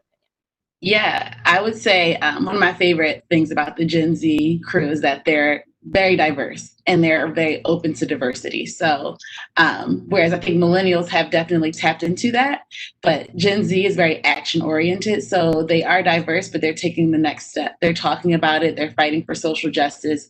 They're very innovative in the way that they think about how they can speak to those things as well. And they're very real. They don't need to sugarcoat. They don't want to dress up and play, fixies. They're very straight up and very blunt. I think you're on mute, so I can't hear you. Yes, you're right. Sorry. I was reading an article about them. It was saying how they embrace their realness. There's no right way, it's okay to be messy or real or enhance what they have. I don't know. Do you think that's true? 100%. I mean, Gen Z, they don't feel like they need to paint on a perfect face, right? I think most of the most popular content creators of the Gen Z audience are not typically the most glorified, glamified people. They're just the ones that are I'm going to be goofy today. I'm going to show up and be myself. And that's what I love about the Gen Z audience. I'm very much into the authenticity thing. And they are definitely not easily sold to. They know what's real and they know it's fake. So you can't get over on them. Yeah, that's so interesting. It seems this word is so overused, which is authentic, but it does seem like it is the right word. I don't know if you feel like that too for this generation of what resonates with them. Absolutely. It's very obvious in the way that they create content too.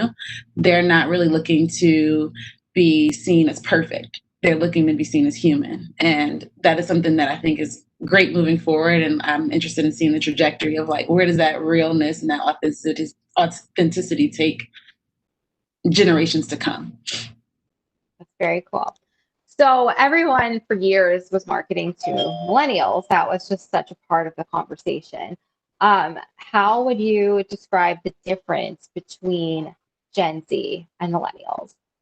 Yeah, again, it goes to that point of being real. And I think that's something that luckily at Fenty we've embodied for a long time. You get the opportunity to just be yourself and represent yourself in the best ways possible. And the best way doesn't always mean the picture perfect way.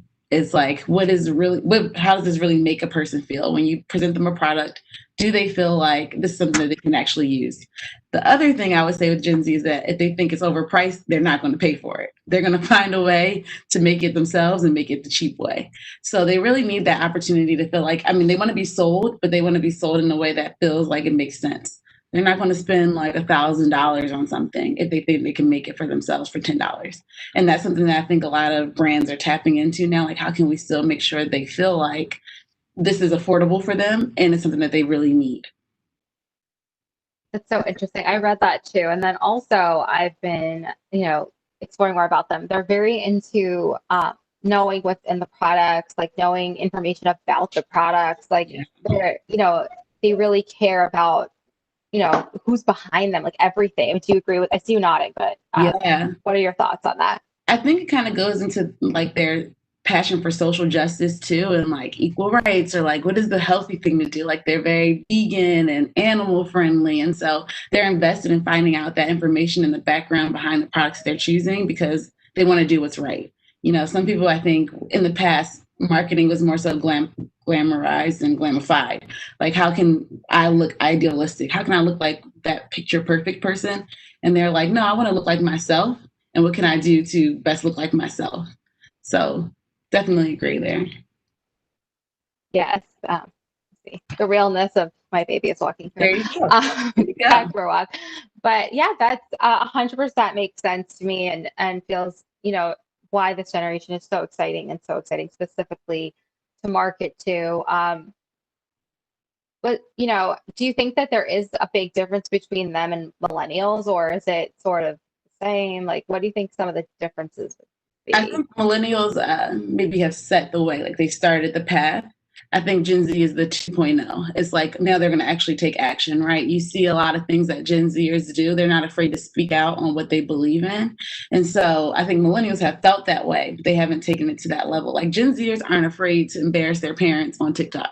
I don't know if I would have done that years ago. They're not afraid to, be a little bit more edgy and take a risk. And so I think that they have taken what millennials have set forth and they're taking it up a notch. Okay, cool. So, we're talking about a lot of trends about them, but specifically, what are some general trends you're seeing that resonates with them, or trends that they're doing on social that are really popular right now? Yeah, I would definitely, going back to something I mentioned is like they will do it themselves. They're very entrepreneurial and like DIY, they'll figure it out. And so I think one of my favorite things I love seeing is when they like find a product and they can, because I'm in beauty, of course, they find a product and they make their own version of it with like Vaseline and glitter. Not recommended, but the fact that they can do it, and at the end of the day, they are so young, they don't have the pockets or the finances of a person who's 30 plus. They're going to figure out the way that they can do it cheap and, uniquely and creatively. And it still looks as good. And that's at the end of the day what you want to see, what looks good. They're very crafty. Very crafty. Interesting. What about like the whole challenges thing? I feel like they're very into challenges. I've kind of mentioned on like TikTok, and when I think of challenges, I definitely think of TikTok. But I feel like this generation loves to like take a good challenge, reinvent things themselves, show their interpretation of it. What are your thoughts? I was going to say that's a really good point you bring that up, because one of the things that I love about the Gen Z audience is that they make the challenges, right? But they don't like the challenges that come from a brand, I think. I think that those always feel a lot more forced and uncomfortable for them. But when they make the challenges, those are things that tend to go more viral. So you see them all doing the same dances or the same fashion trends, but then they always put their own twist on it, right? Like there's no one way to do it. And I think that is what makes social so fun for them, right? It's like they're not trying to outdo each other. They're just doing it in a way that feels more fun for them. And what I love about it is that, I would say most Gen Zers are not really into bullying. So it's not like a competition right now. It's like we're just all having fun, and this is how I have fun doing the same dance you did yesterday, but this is my version of it. That's so nice. I feel like when I grew up, bullying was such a thing, that it was just different. Like people were on AOL and AIM. I'm old, but that was what people were doing, and it was definitely Facebook was coming up, and it was just different. And now it definitely has a much more inclusive, fun, silly feeling, when you see all of them participating on these challenges or whatever it is that's going viral on social media. Yeah, it's funny that the word is even challenge because it's not like you're competing. It's literally just like your involvement with what is trending. So I Yeah. love that they take those and they kind of put their own spin on them. Like I said, I just think it's the worst when a brand puts one out there. They it just takes away from the fun of it. The fact Yeah. that the creators are leading it is what makes it so exciting. Do you think brands can get involved? Like, it's hard when a brand does it instead of, the the Gen Z or the influencer themselves. Like, do you think that brands can participate at all in those conversations or not really? Yeah, I think you can participate. You don't have to create it, right? Because most of the time when I think brands create these challenges, they're creating them with the intention to sell a product. I think one of the most successful cases on like TikTok, for example, that people refer to is Elf when they did the Eyes Look Face song. And that song was easy for people to hop on without feeling like it was shoving a product down your throat, right? So that's why I'm hesitant to tell a brand like, oh, you should create the challenge first. It's like, let the creators do it. And then you hop in on the conversation. And that's how you get to, I think you thrive most on like a TikTok. When you hop in on the conversations that are already happening, then you are more seen and it feels more authentic and it's not really shoving like, this is the Fenty Beauty TikTok challenge. Like, no, this is the challenge that's going on TikTok and we are in the conversation. That's really interesting because it's very different probably than, most of our marketing folks on the phone are used to where, you're saying, what are my brand priorities? How do I fit them in with like what's going viral and this, that, the other? And it's very different than saying this is our interpretation of brand X doing X trending thing is usually how it's approached versus X is already trending. Let's enter it as another person out there, whether we're, a brand, an influencer, or just a person who's doing it. It seems like the latter is just a very casual way to participate. And I think that falls true into like a lot of social platforms, right? If you think about what works best on like a Twitter is whatever meme is trending. So if you can find a way to involve yourself in that meme or that trend, then it's a lot easier for people to feel like you're authentically in the conversation versus if you create it first, most of the times you're going to try to brand it with whatever your brand is. And then it becomes harder for people to want to participate because not everybody's already participating with your brand or they're not engaged with your brand or they don't know your brand. Yeah, it makes sense. If you participate in something that's already taking off versus starting it, unless you're really sure of how to start it, then by participating, you're going to get more organic eyeballs on your content because that trend or theme, meme, challenge, it's already taking off. Yeah. So anyone who's interested in it is going to see you as opposed to trying to create one and then getting eyeballs on it. It's a very different way of approaching content marketing. Yeah. What about Instagram? Just since we're talking about the different platforms, like any thoughts of what you see popular right now on Instagram with this generation? Well, one of the things is that Reels just launched, and I think that Reels are taking off. Most things on Instagram, when they launch new things or new technology, that they put a lot of energy behind it. And so they want a lot of creators involved. They're wanting their brands to be involved. And so I highly suggest people getting involved with Reels because Reels is just like another version of TikTok, but it's integrated into the Instagram platform. And a lot of people are finding that, I never really engaged with TikTok, but if you were an Instagram user, it's easier for you to kind of understand the content and why people are doing things the way that they do on TikTok. So Reels is definitely a high fave. And then I would also say Instagram stories. There's still a lot of value in Instagram stories because that's where people can still sell the product and also, let their hair down a little bit more. It doesn't have to be as structured. There's a lot of things in the app that are native to the app that I think do well, like polls and quizzes, and there's a lot of opportunity for engagement.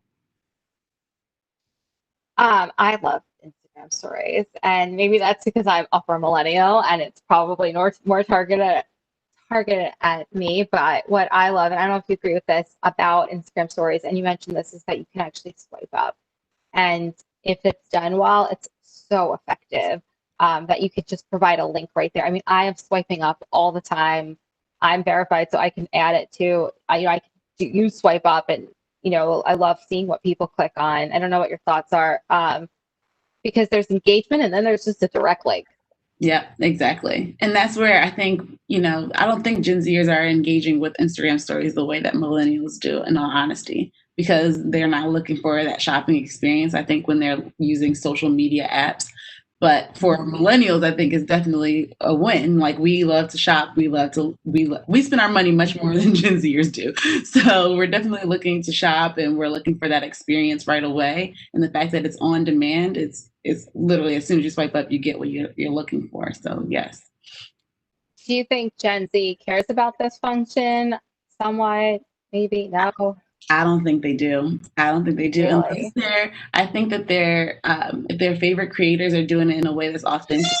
I'm sure you've seen before where a creator will post something like naturally, like, oh, I'm using a portable blender.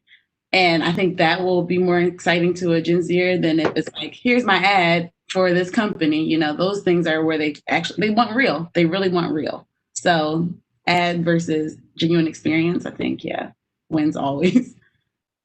So, I guess with everyone at home, myself included, you probably hear my baby yelling, like, be yourself, like, embrace the messiness of right now, is probably a really great way to talk to Gen Z.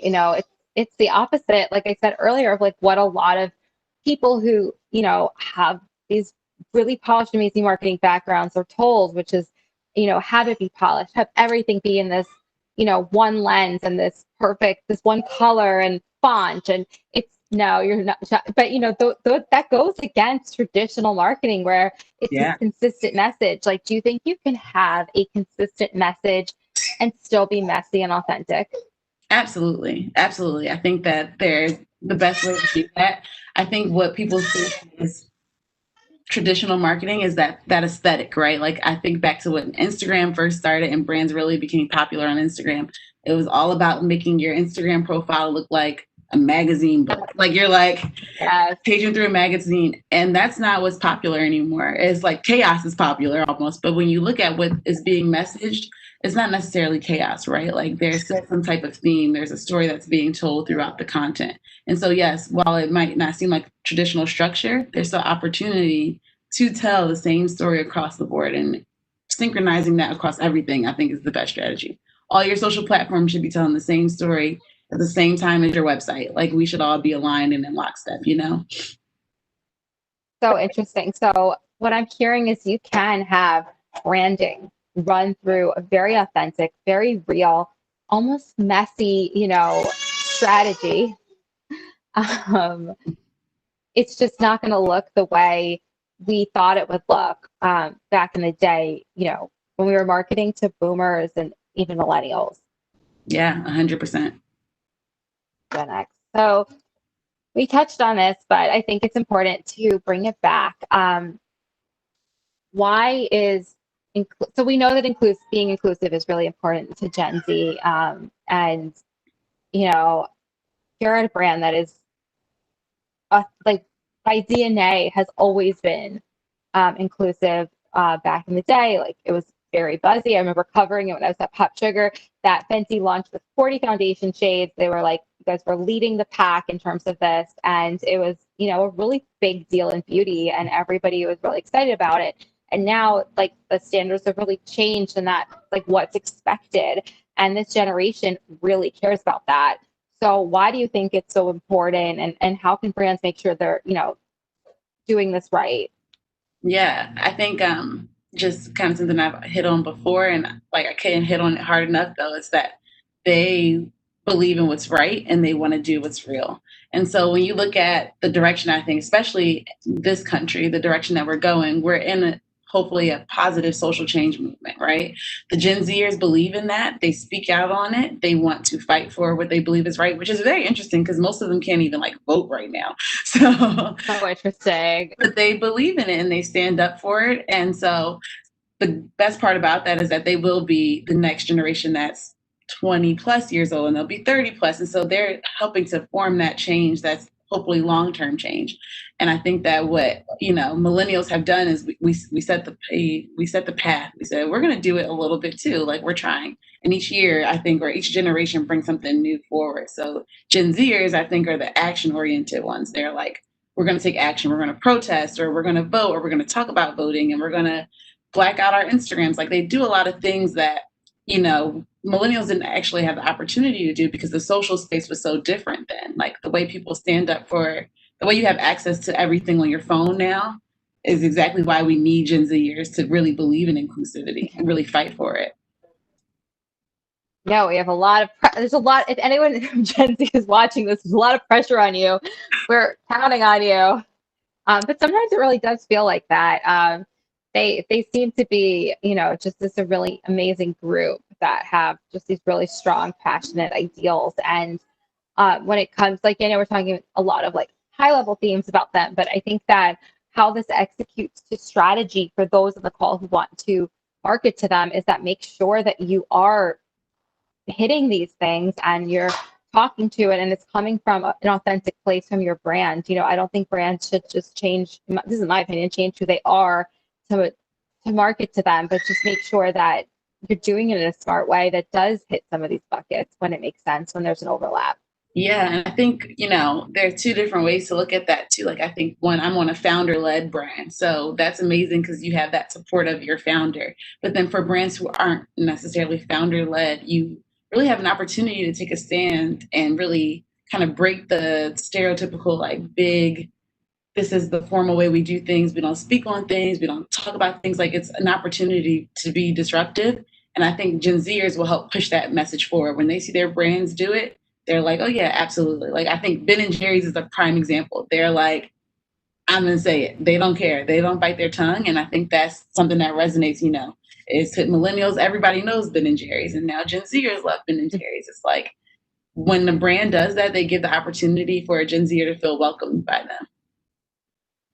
And it's like a brand that stood the test of time. And I see some of the audience questions, and you kind of answered one, which was, you know, what heritage brands can learn from newer digital first brands when it comes to authentically marketing to Gen Z. But based on what you just said, they don't have to necessarily learn from them. Like, there are heritage brands like Ben & Jerry's who are, you know, doing an amazing job of marketing to them. So maybe it's not about like new versus old brands, but just doing it right.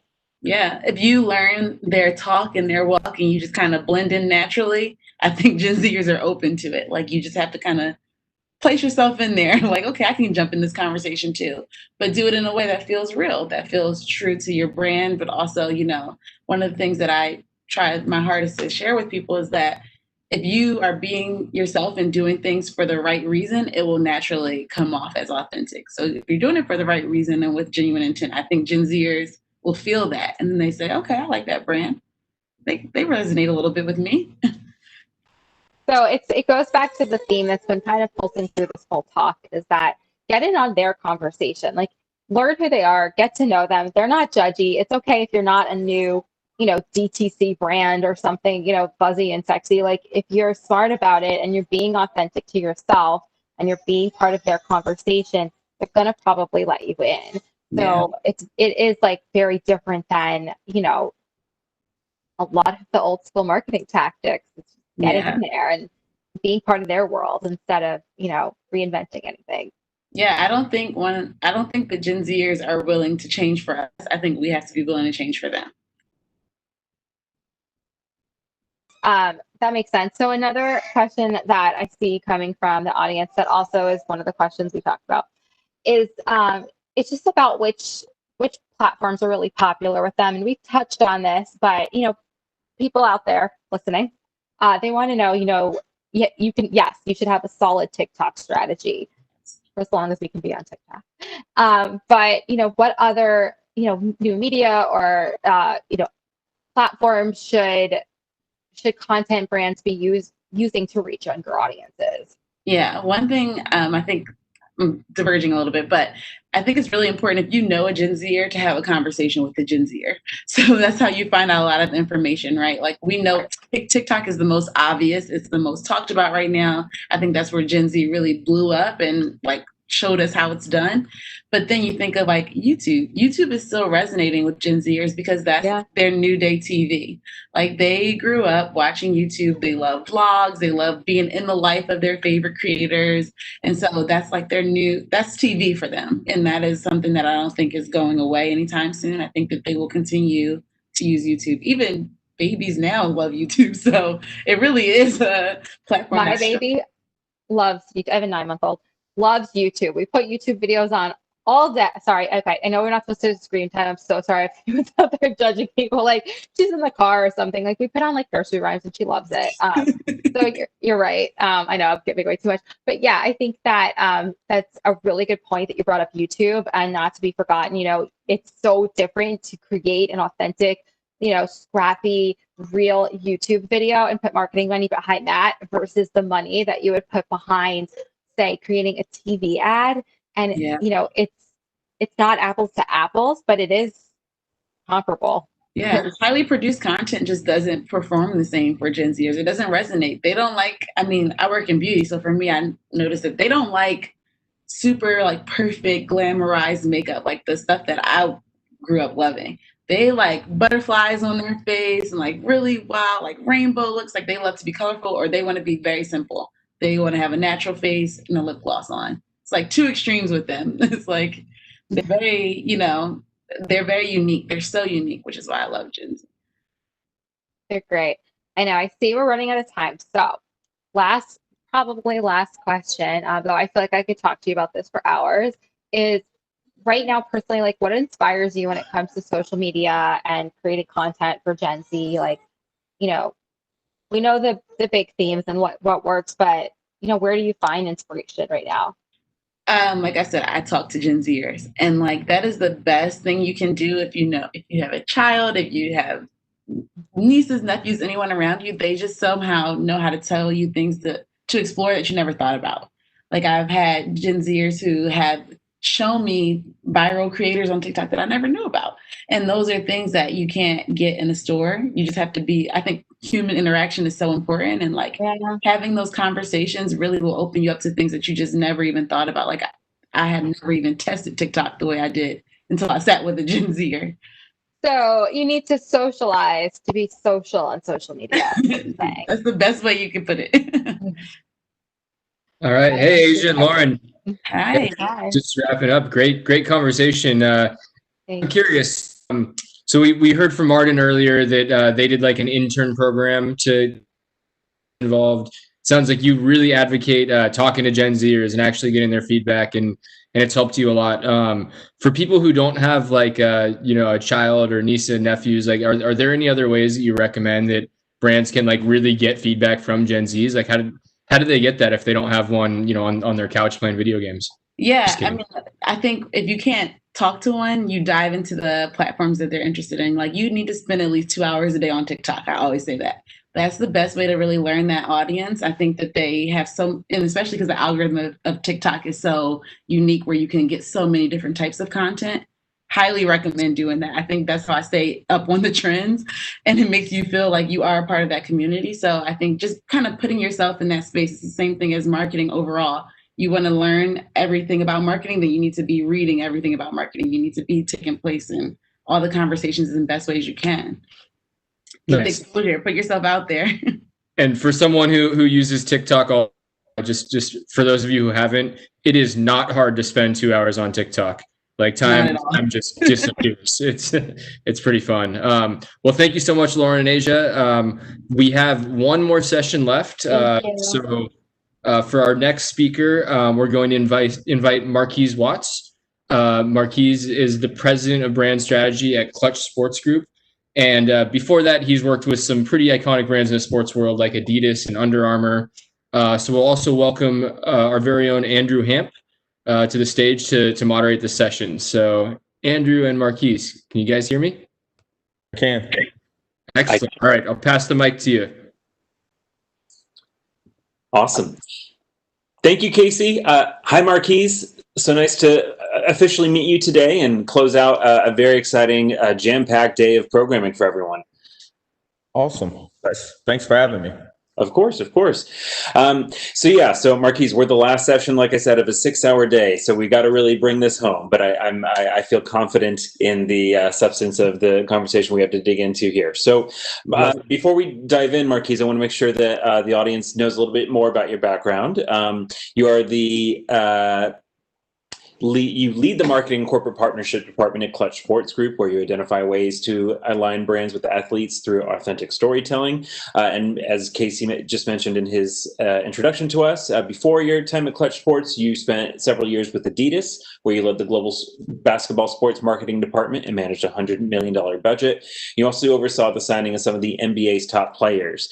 Prior to Adidas, you were at Under Armour for several years, where your achievements included building their basketball division, growing the company's footprint through sports marketing initiatives, as well as contributing to the brand's increase in value, resulting in the company growing from $600 million to a $4 billion brand. So a proven track record of the power of sports and what we're about to talk about with youth marketing to build those brands.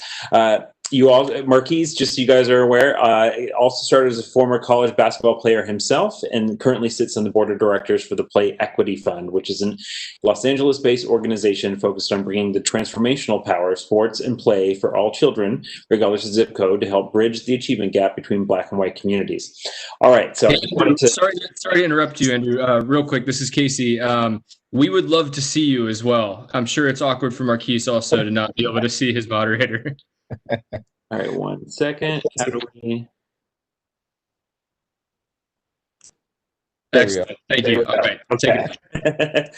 Sorry about that. Okay, so I've just set the table up for you, Marquise, just so everyone's aware of your background. So, walk me through, given the years that you spent on the brand side of the table, what appealed to you about joining the talent side?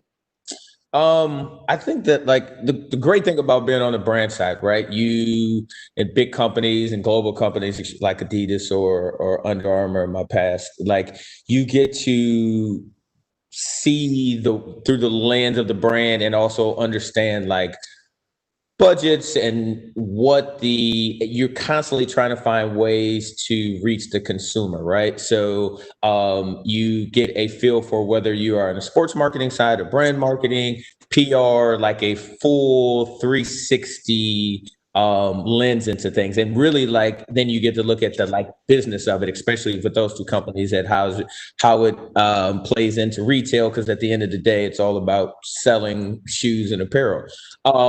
And so after I've done that for so long, having the opportunity to go on the talent side where you always were having interaction with a lot of different agents or agencies and talent, you get to, I would say I get to have an impact in more industries. So my like sandbox is bigger. Instead of just for one company, one situation, we've got all our different athletes and all different opportunities that may come from several different industries. So not just one lane. That's right. Well, and to that point, given today's theme of Gen Z, I mean, tell me about how you think about Gen Z as an incubator or a focus group when you're putting a deal together. I mean, there's been a lot of talk today about the importance of authenticity. So maybe that's a good place to start. I think especially on the sports marketing and brand marketing side, it used to be 30 years ago, if you just had an athlete and whatever that athlete was selling, people were buying it, right? If you look back in the 60s, 70s, and 80s, cologne or a sweater, gloves or whatever. And now I just think that Gen Z they're so in tuned and so smart just because they have so many resources that we didn't have and that wasn't available 20, 30 years ago. And now they literally can pick and see like I think they are the best versions of, because of all of this, they wear and buy and participate in things that like are just organic and true to them. So they want that same thing with brands and also of athletes and talent. And they can they sniff it out right away, right? And it's like, the other thing is they are more into like how it appeals to them than necessarily the whole group. right? Yeah. Like they understand that they're part of a group, but you're like, they force you to talk to and meet them in their space. To that point, have you ever changed the terms of a deal or like extended, renewed it because of the feverish feedback you get from the Gen Z community? Yeah, because they are extremely important, especially like, you know, on the brand side. In my former life, you look at, you're targeting that 16-year-old kid, right? Whether male, female, both, like, because they have such a presence. And the thing is, if you look, their social platforms and followers and whatnot are like crazy compared to 16, 17 year compared to somebody that may be like 35. Like they just use social in every way. So they're just more tapped in. So you have to, when you look at a strategy, you have to be like, okay, if we are targeting them, what do they like? And really listen. Because if you don't listen, then you're gonna miss the mark. Or if you think you know, it's like, no, we got to go listen and meet them where they're at. Absolutely. So let's get into the COVID of it all right now. Obviously, this is a very transformational year for sports, how it's played, how it's broadcast, and certainly how your athletes are even safely able to fulfill some of these partnerships that you put together. So yeah, how have the current conditions shifted how your deals are structured, how even a deal that was put together right before lockdown is currently playing out right now? So we'll go back. I think, you know, when COVID hit and everything kind of was on lockdown, right? I think what you saw immediately was everybody was on pause for a second, right? Like, I remember the last day in the office and we're thinking, all right, well, I'll see you in 3 weeks. And then it was, you know, this is like second week in March, and you're like, definitely by May, we'll be back. You know what I mean? You just didn't know what was coming. And so everybody paused for a second to like really regroup and figure out and take care of what really matters, right? And that's like your family and your people and health and all of that. And then all of a sudden what you saw is like brands went two different ways. They adapted and adjusted and said, okay, this is where we're going to be right now. We still need to reach the customer and the client, and we need to do something, and we've got these dollars to do it. And they went forward and we had conversations and adjusted. And then there were some that still got stuck in that, like, we don't know what to do, pause. And I think they're still paused right now, right? And so to that, the brands that decided to continue to activate or double down or even get more aggressive, they said, all right, well, everybody is locked in, right? Like, you have a captive audience because where is everybody? Everybody's on their screen, they're at home, they're whatever. So everything turned to, you know, virtual activations, or taking, let's say if you had an appearance in a deal or something that was going to be after a game or at an event, and people said, all right, well, can we take this to, maybe it was supposed to be 100 people. Can we take it to, like, do a contest and do it to our 15, you know, VIPs, or 15 random people by lottery or raffle or whatever it is. And so everything became virtual. And then through social I think that's where we changed and said, okay, well, if you've got in the deal 4 appearances or 3 appearances through the course of the year, let's alternate and see, can we do 6 things on social that it kind of equates to whatever. And everything has been, I think the best thing about it, and good, why we always talk about like a true partnership instead of an old term of endorsement, is you, as a partnership, you sit down and talk about it and say, this works. Okay, what about this, to come to, you know, to find a solution. Absolutely. To that point, you and I were having our prep call the other day. We were talking about you know, a non-sports deal, but certainly something that has a lot of tangents that tie into your world, which is the Travis Scott McDonald's partnership that's happening right now. Obviously, you know, it does pertain to sports in the sense that it's the first time McDonald's has done a celebrity-driven menu item for the first time since Michael Jordan in the 90s. So kind of tell me about why you think that says a lot about the power of Gen Z, given that it's selling out all these ingredients. It's become this huge hit, especially driven by Gen Z coming to the drive-through. Like, how does that kind of tie back into your world and the world of macro marketing? Well, I think one, it shows the power of an individual and their brand, right? That comes through Gen Z. Like, they have the ability to create and say and stay authentic, right? Like, I think in different time periods, they would have tried to water Travis down or water down and it was just like, you look at it and you're like, that's who he is. And his fans and all the Gen Z are like, yes, because he is true, we support it, right? And Right. You and I talked about, I don't think, was there really anything that changed off of the menu?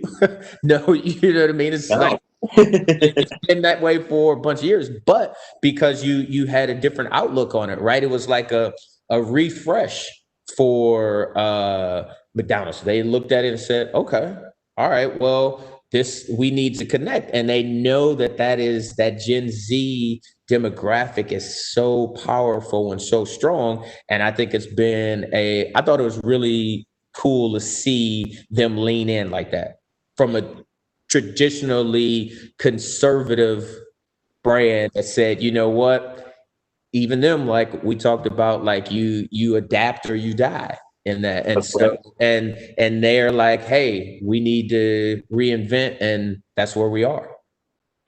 I mean, to contrast that for a second, as recently as 4 years ago at an agency that I was working with at the time, McDonald's came to us for a wrapper that we were working with, and it was a 5-page list of deliverables of 12 social posts and like an Instagram takeover and all these things that we just knew were never going to happen regardless of the check, because it wasn't authentic. It was plugging him into a list of things that had nothing to do with him. And then it was sing this song, this pre-written song. He didn't even get a creative voice in it. So I'm sure with your athletes all the time, you probably still get some of those lists and then pare them back down. So walk me through that process. Like, what's realistic when brands are approaching you as far as knowing how how your athletes are thinking about?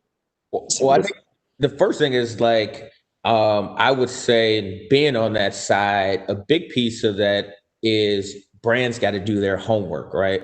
Yeah. In a sense, and have to know, like, because every athlete is different and has a different perspective and different background, and so how they want their partnerships to go are different. So know who you're going after first. And I think specifically to me, and what we try to do is always say, okay, is this brand aligned with the athlete?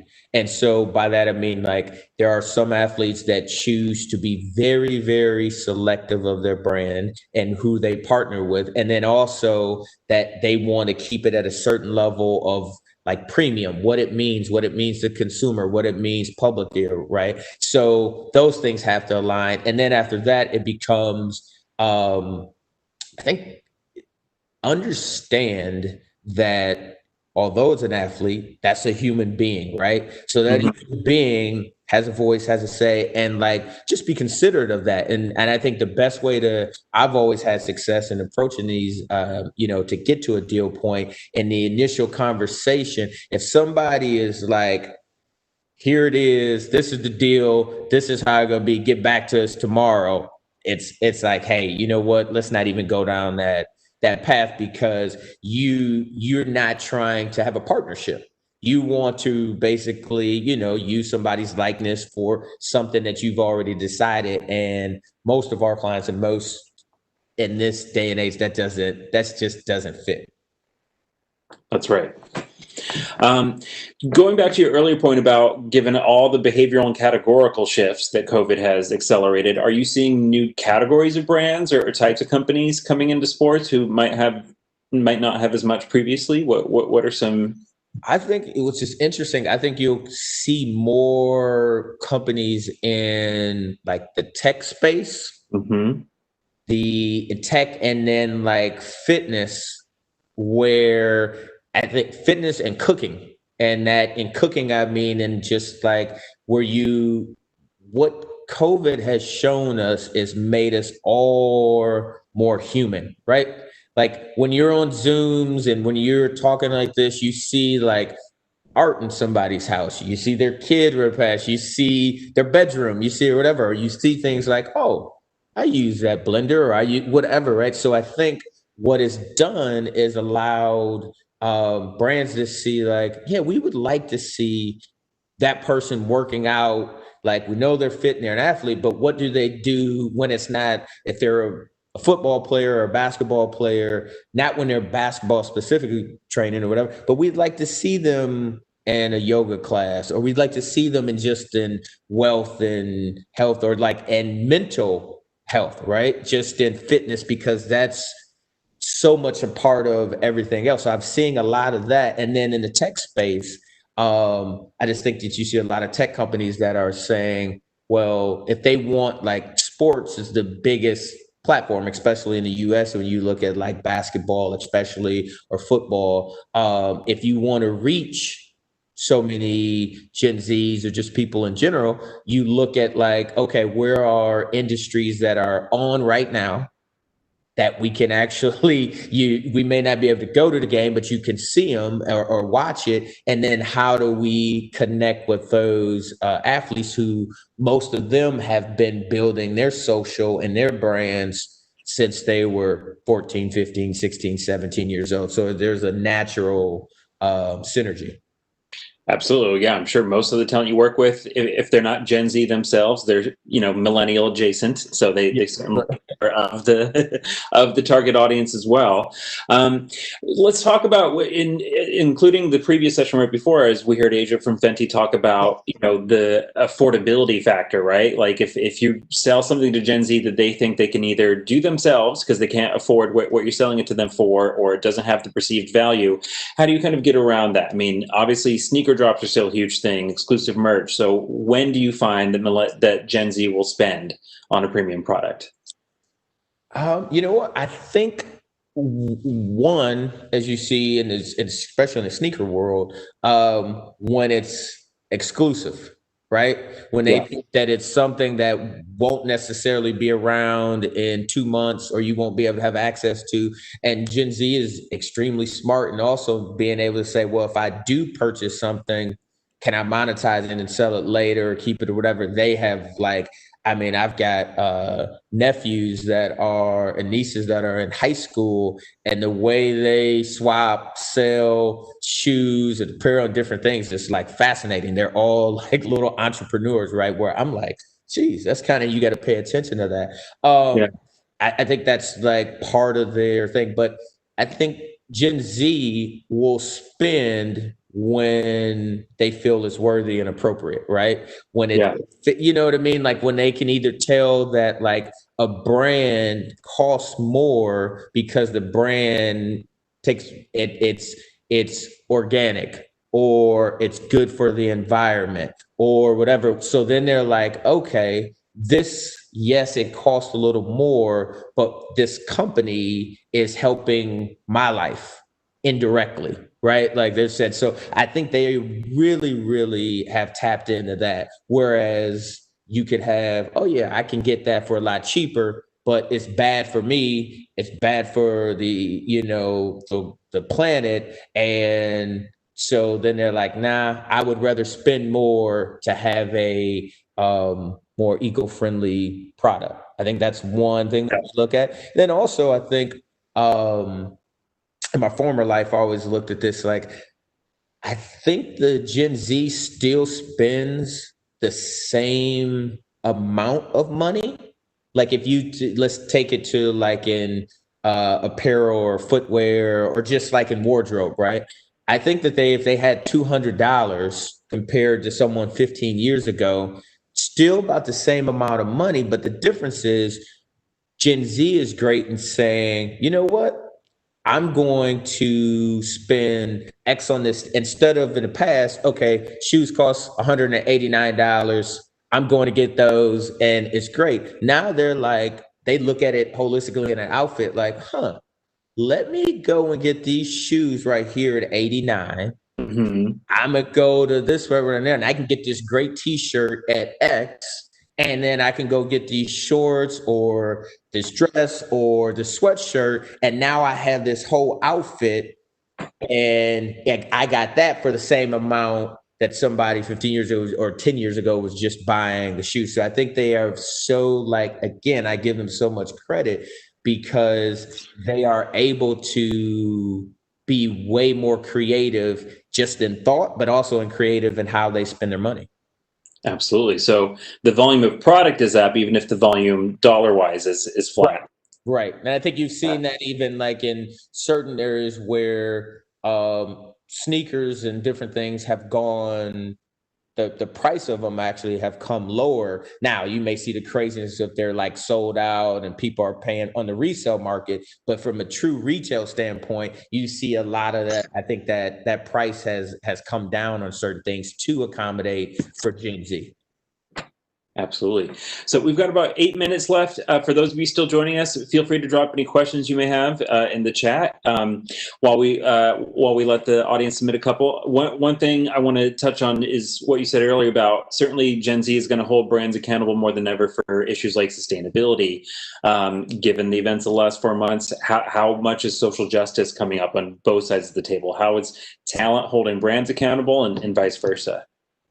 You know what? I think that's something that didn't just start 4 months ago. It certainly has a bigger spotlight now, but definitely on both sides, what you have is talent saying, yeah, if you need to show me that you truly believe, right? The good thing is a lot of talent now, a lot of athletes, because they make a great living just on court, they can be much more selective on partnerships and marketing opportunities, right? Because they're saying, you know what, it's not like we all want to make money, but I don't know if I need to take that just if we're not aligned. So when they have that leverage to say, if you truly want me, I need you to show, and not only by what you pay me, but like what is, now it's like, what does that your staff look like? Or if we're going to shoot something, what does your production crew look like? What do they believe in? All of those things they all have to align, walk the walk. Yeah. Yes, we've certainly talked. We've already seen some of that happen in some of the programming we've done this summer. So are you seeing some measurable progress in terms of leadership boards being more diverse, having more? I think so. And I think I think everybody's in this space of like trying to, most people, most brands, whatever, are trying to do the right thing. And that's just finding the right people to either help them or figuring out what that is specific to their business. And then also, if you've had a company for 60 years or 50 years or 40 years or whatever, and done things a certain way, you kind of got to like look in the mirror, then take care of, internal before you can go out and say, this is what we're doing. So I think you see a lot of quickly, but a lot of brands and companies and organizations trying to do that. Absolutely. Glad to hear it. So we've talked a lot today about TikTok. Beyond that, what are some other new media platforms that brands should be thinking about to reach Gen Z, especially in your world? In my world right now, I think everybody's still like TikTok, IG are probably the two biggest, just because that's what everybody is using. I would say that, and then I know there's a bunch that are out there that are, people saying if TikTok goes away or you can't use it, you've got X or whatever. I think those two still are like the main ones. And I think most brands right now are so comfortable with IG. And then you will see, it's weird because they need to like make sure a lot of people that are making the decisions of what to do with the brand are still Twitter or Facebook or whatever. So once in a while you get the request, well, can we make sure that they post on one of those platforms or engage in that? Because our CEO, that's what he's on or whatever, and he just wants to see or engage or whatever. But I think TikTok and IG are the most prominent as of today. I would agree with that. We Travis McDonald's a little bit earlier. Beyond that, is there another deal on the market right now that you weren't personally involved with, but you think just kind of resonates with how brands should be thinking about how to engage with cultural marketing? You know, I think that's a good question. Off the top of my head, there's so many things that are great that are out there right now. Ginger, I saw one today that came across well, you were in the music industry, so you know it's like United Artists and United Master and TikTok. Their deal that they did, Steve Stout, and like I saw it today, and I'm like, that's interesting because you've got like these musicians and whatnot that are trying to not be traditionally under these contracts and whatnot with traditional labels and whatnot, and then you've got a platform like TikTok. So it's like that could be. I'm just want to sit back as a fan and say that's interesting. And want to see how it's going to play out, but I think that's a really cool study or seeing of how like you have these two things that are constantly evolving and trying to like break out of the norm, and then you get these beautiful partnerships that come out of it. And the hope is always that regardless of what, it's better for the talent, the athlete, the creator, right? So I'm a fan. Yeah. Also wearing my music hat for a second, Versus has been the biggest IG event of the music biz. Do you think there's an application for sports? Like, how have we not cracked the code on that yet? One, it's kind of, it's music, right? You can sit there and just play and it takes you back to a period, and you can, and you send the verses and you can debate on who's better or whatnot. And most of the artists have made it great, right? Because they've been so great in entertaining and what they play and how, and then you get me excited. I think in sport, it's a little harder because it's like, especially if you're done playing, it's kind of like, what are you going to get two former players that haven't played? And do we want to see that? It's different because in music, you can hear and it takes you back. You sometimes with the athletes or the ones that retired, it's like, I want to remember he or she like they were in their prime or the last time I saw them play in a uniform. If I had to get back out there and see them go screen to screen and play horse or something, I don't know if I would like that. But I think there's some cool things that could possibly happen where you look at like, could you put, internet already does it, but if you had like two former players and you put like highlights together, right? Yeah. On top of like music, and then have people say what it was like, your best dunk, my best touchdown pass, best home runs, and then like you did it to a music and score, and then you had the two athletes right there. You could do some creative things there. I think so. All right. I think you've just cracked the code. Let's get it done. We'll call Swizz after this and figure it out. Right. Marquise, one more quick question before we let you go. We talked a lot about best practices for marketing Gen Z. What's one worst practice? What's one thing brands should avoid when reaching Gen Z? Thinking they know, coming into the conversation or trying to not listen and just telling. If they're telling and talking, I think you've lost before you even started. Listen and be observant of the marketplace and see what's going on, because Gen Z is telling you every day. They are telling in every way when you wake up, and everything that you see, they are telling you and showing you what they like, what they're feeling, and what they're not. And if you don't want to pay attention to that, then I don't know what to say. That's right. Yes. Social listening above all else. Absolutely. Right. Awesome. Marquise, thank you so much.